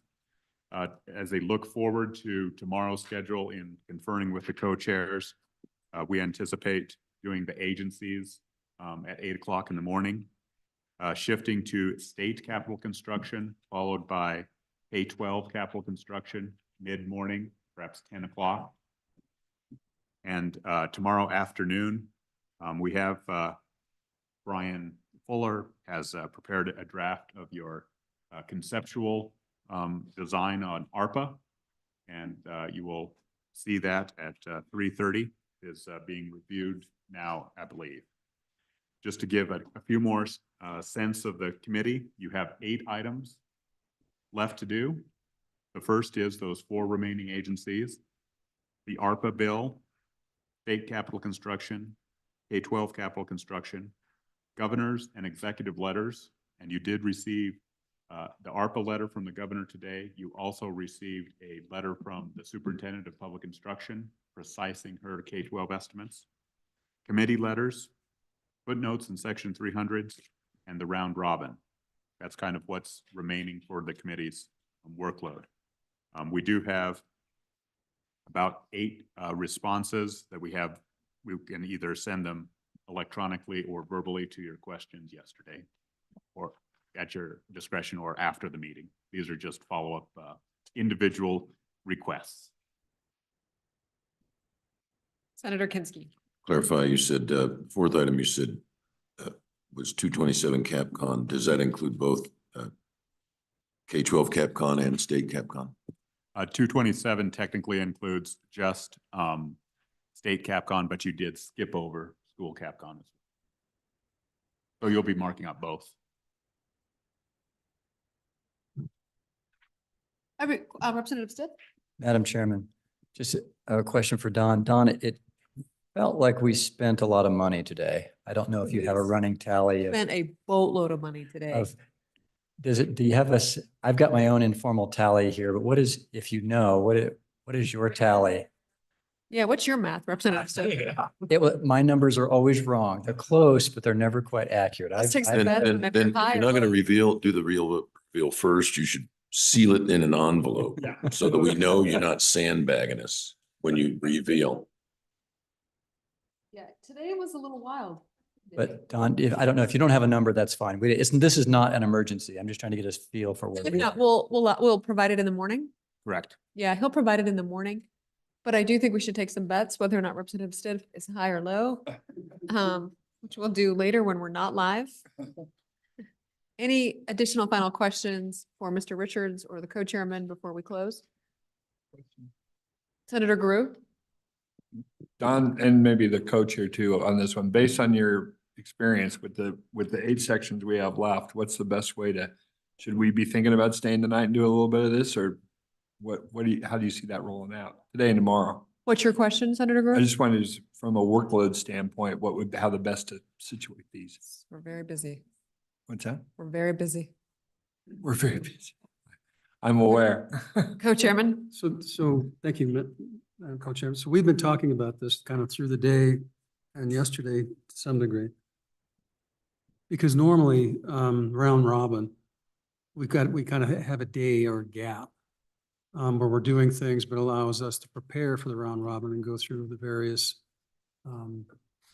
agencies that we, and it takes usually at least half a day to go through the round robin. We're not going to we probably won't have that much time to do a full round robin on Friday if we want to get out of here before midnight. So what we've discussed is right now we have a half day set aside, I think, for February 5th or 6th. So our recommendation or suggestion was that we make that a full day so that we can do a comprehensive round robin when we do that day, which was typically, but when we say comprehensive, it just means we can do our homework and do it quickly and efficiently. There's also a component of that because they put the budget together so that major amendments are just don't fit within the, where we rewrite CapCon or things like that. But it's more of an item by item, something that they can accomplish and fix within 5 or 6 days. And given the crunch of time that we have, I don't know how we can be fair to ourselves without having that opportunity to go and read everything that we just did in today, yesterday, and tomorrow and Friday, and then put all together and come back after lunch and say, okay, now I know where all the mistakes are and what changes that we want to make. So that's generally the conversation that we've had so far. And that can be via Zoom for those of you planning on going somewhere. Question. Senator Gru? Just from staff standpoint, is that going to give you enough time? I mean, I understand what the co-chair just said, but is that going to blow our timeline to have the budget on everyone's desk on the 12th? Yeah, I think there needs to be some clear direction about what February 6th would look like and limitations and what really can't be accepted because of the challenge to staff in getting a budget prepared and in fairness to the rest of the legislature. So, Mr. Richards, if you could give us some parameters about that and refrain from anything overly substantive. Senator Kinski? Well, I have one. I heard Senator Representative Nicholas talk about mistakes, things that need to be fixed. If that's what we're doing on round robin, it's probably pretty cool if we're going to load it up. Well, yeah, so mistakes and corrections certainly is what LSO will be doing anyway. Let's hear from Mr. Richards about some of the things that are prohibited. I wanted to be fair to the staff. Sure, yes. We have an incredible staff. They're not going to say they can't do it. And I just think, I think we need to be fair on that.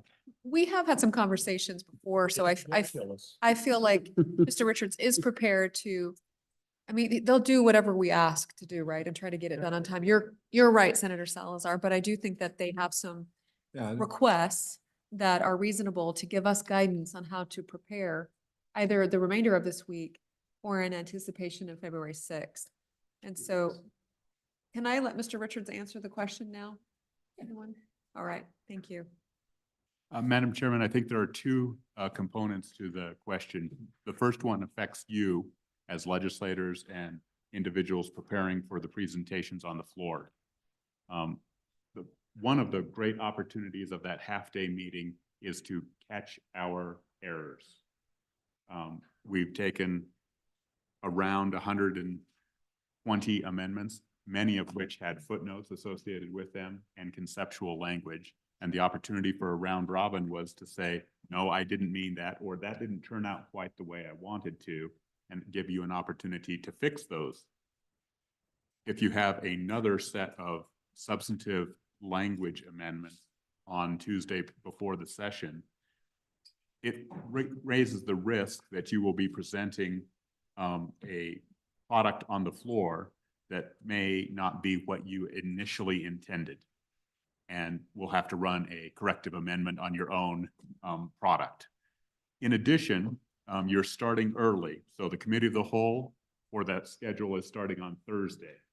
So not only do we have the bill, we have that roughly 60 to 70 page summary sheet.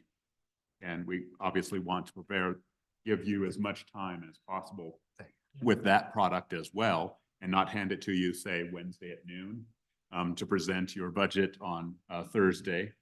So these are the pressures in terms of timing that affect you from your side. On our end, our process is not as efficient as you might imagine it, but it's by design. It's by design that we have fiscal people review stuff. It's by design. We don't want to make a number error, that we have attorneys reviewing the language, and that takes some time. So when we meet on Tuesday, what that means in our mind is it basically gives us Wednesday to write it, because the rest of the process is reviews, going to printing, that sort of thing, in order to maintain Management Council's expectation, which has been very clear to us that we will have a bill on Monday morning. So is everyone kind of clear and understand that direction and the why? So if you're thinking about a substantive amendment, don't, or let's talk about it now, right? In these next couple of days. And I do think that this committee and the makeup of this committee is appropriate for that type of result. And so if you want to do something substantive, let's talk about it now and refrain from waiting to do that next month. Madam Co-Chair. Senator Kinski? So what I hear is fix the language that's in there. No new language. And I presume this excludes coming in and saying, by the way, I'd like to earmark $5 million for Sheridan for such and such a project. I don't think that's being prohibited. And that is not the answer. I know there's some people who don't like round robin and that particular option that comes out, but that's not being prohibited there. Yes, Senator Kinski, I'm aware of that and aware of where you're driving at in the line of questioning. But that's not prohibited. I think we all are aware of what would be a profound amendment or a profound change that would cause hardship to LSO and require a recalculation of a number of figures and time, both by attorney review and fiscal staff. So with that, if you have questions about that, feel free to ask the co-chairman, either of us, I'm the co-chairman, about that, and we're happy to discuss, but really trying to be mindful of doing a good product in respect of LSO. All right, with that, meeting is adjourned until 8 a.m.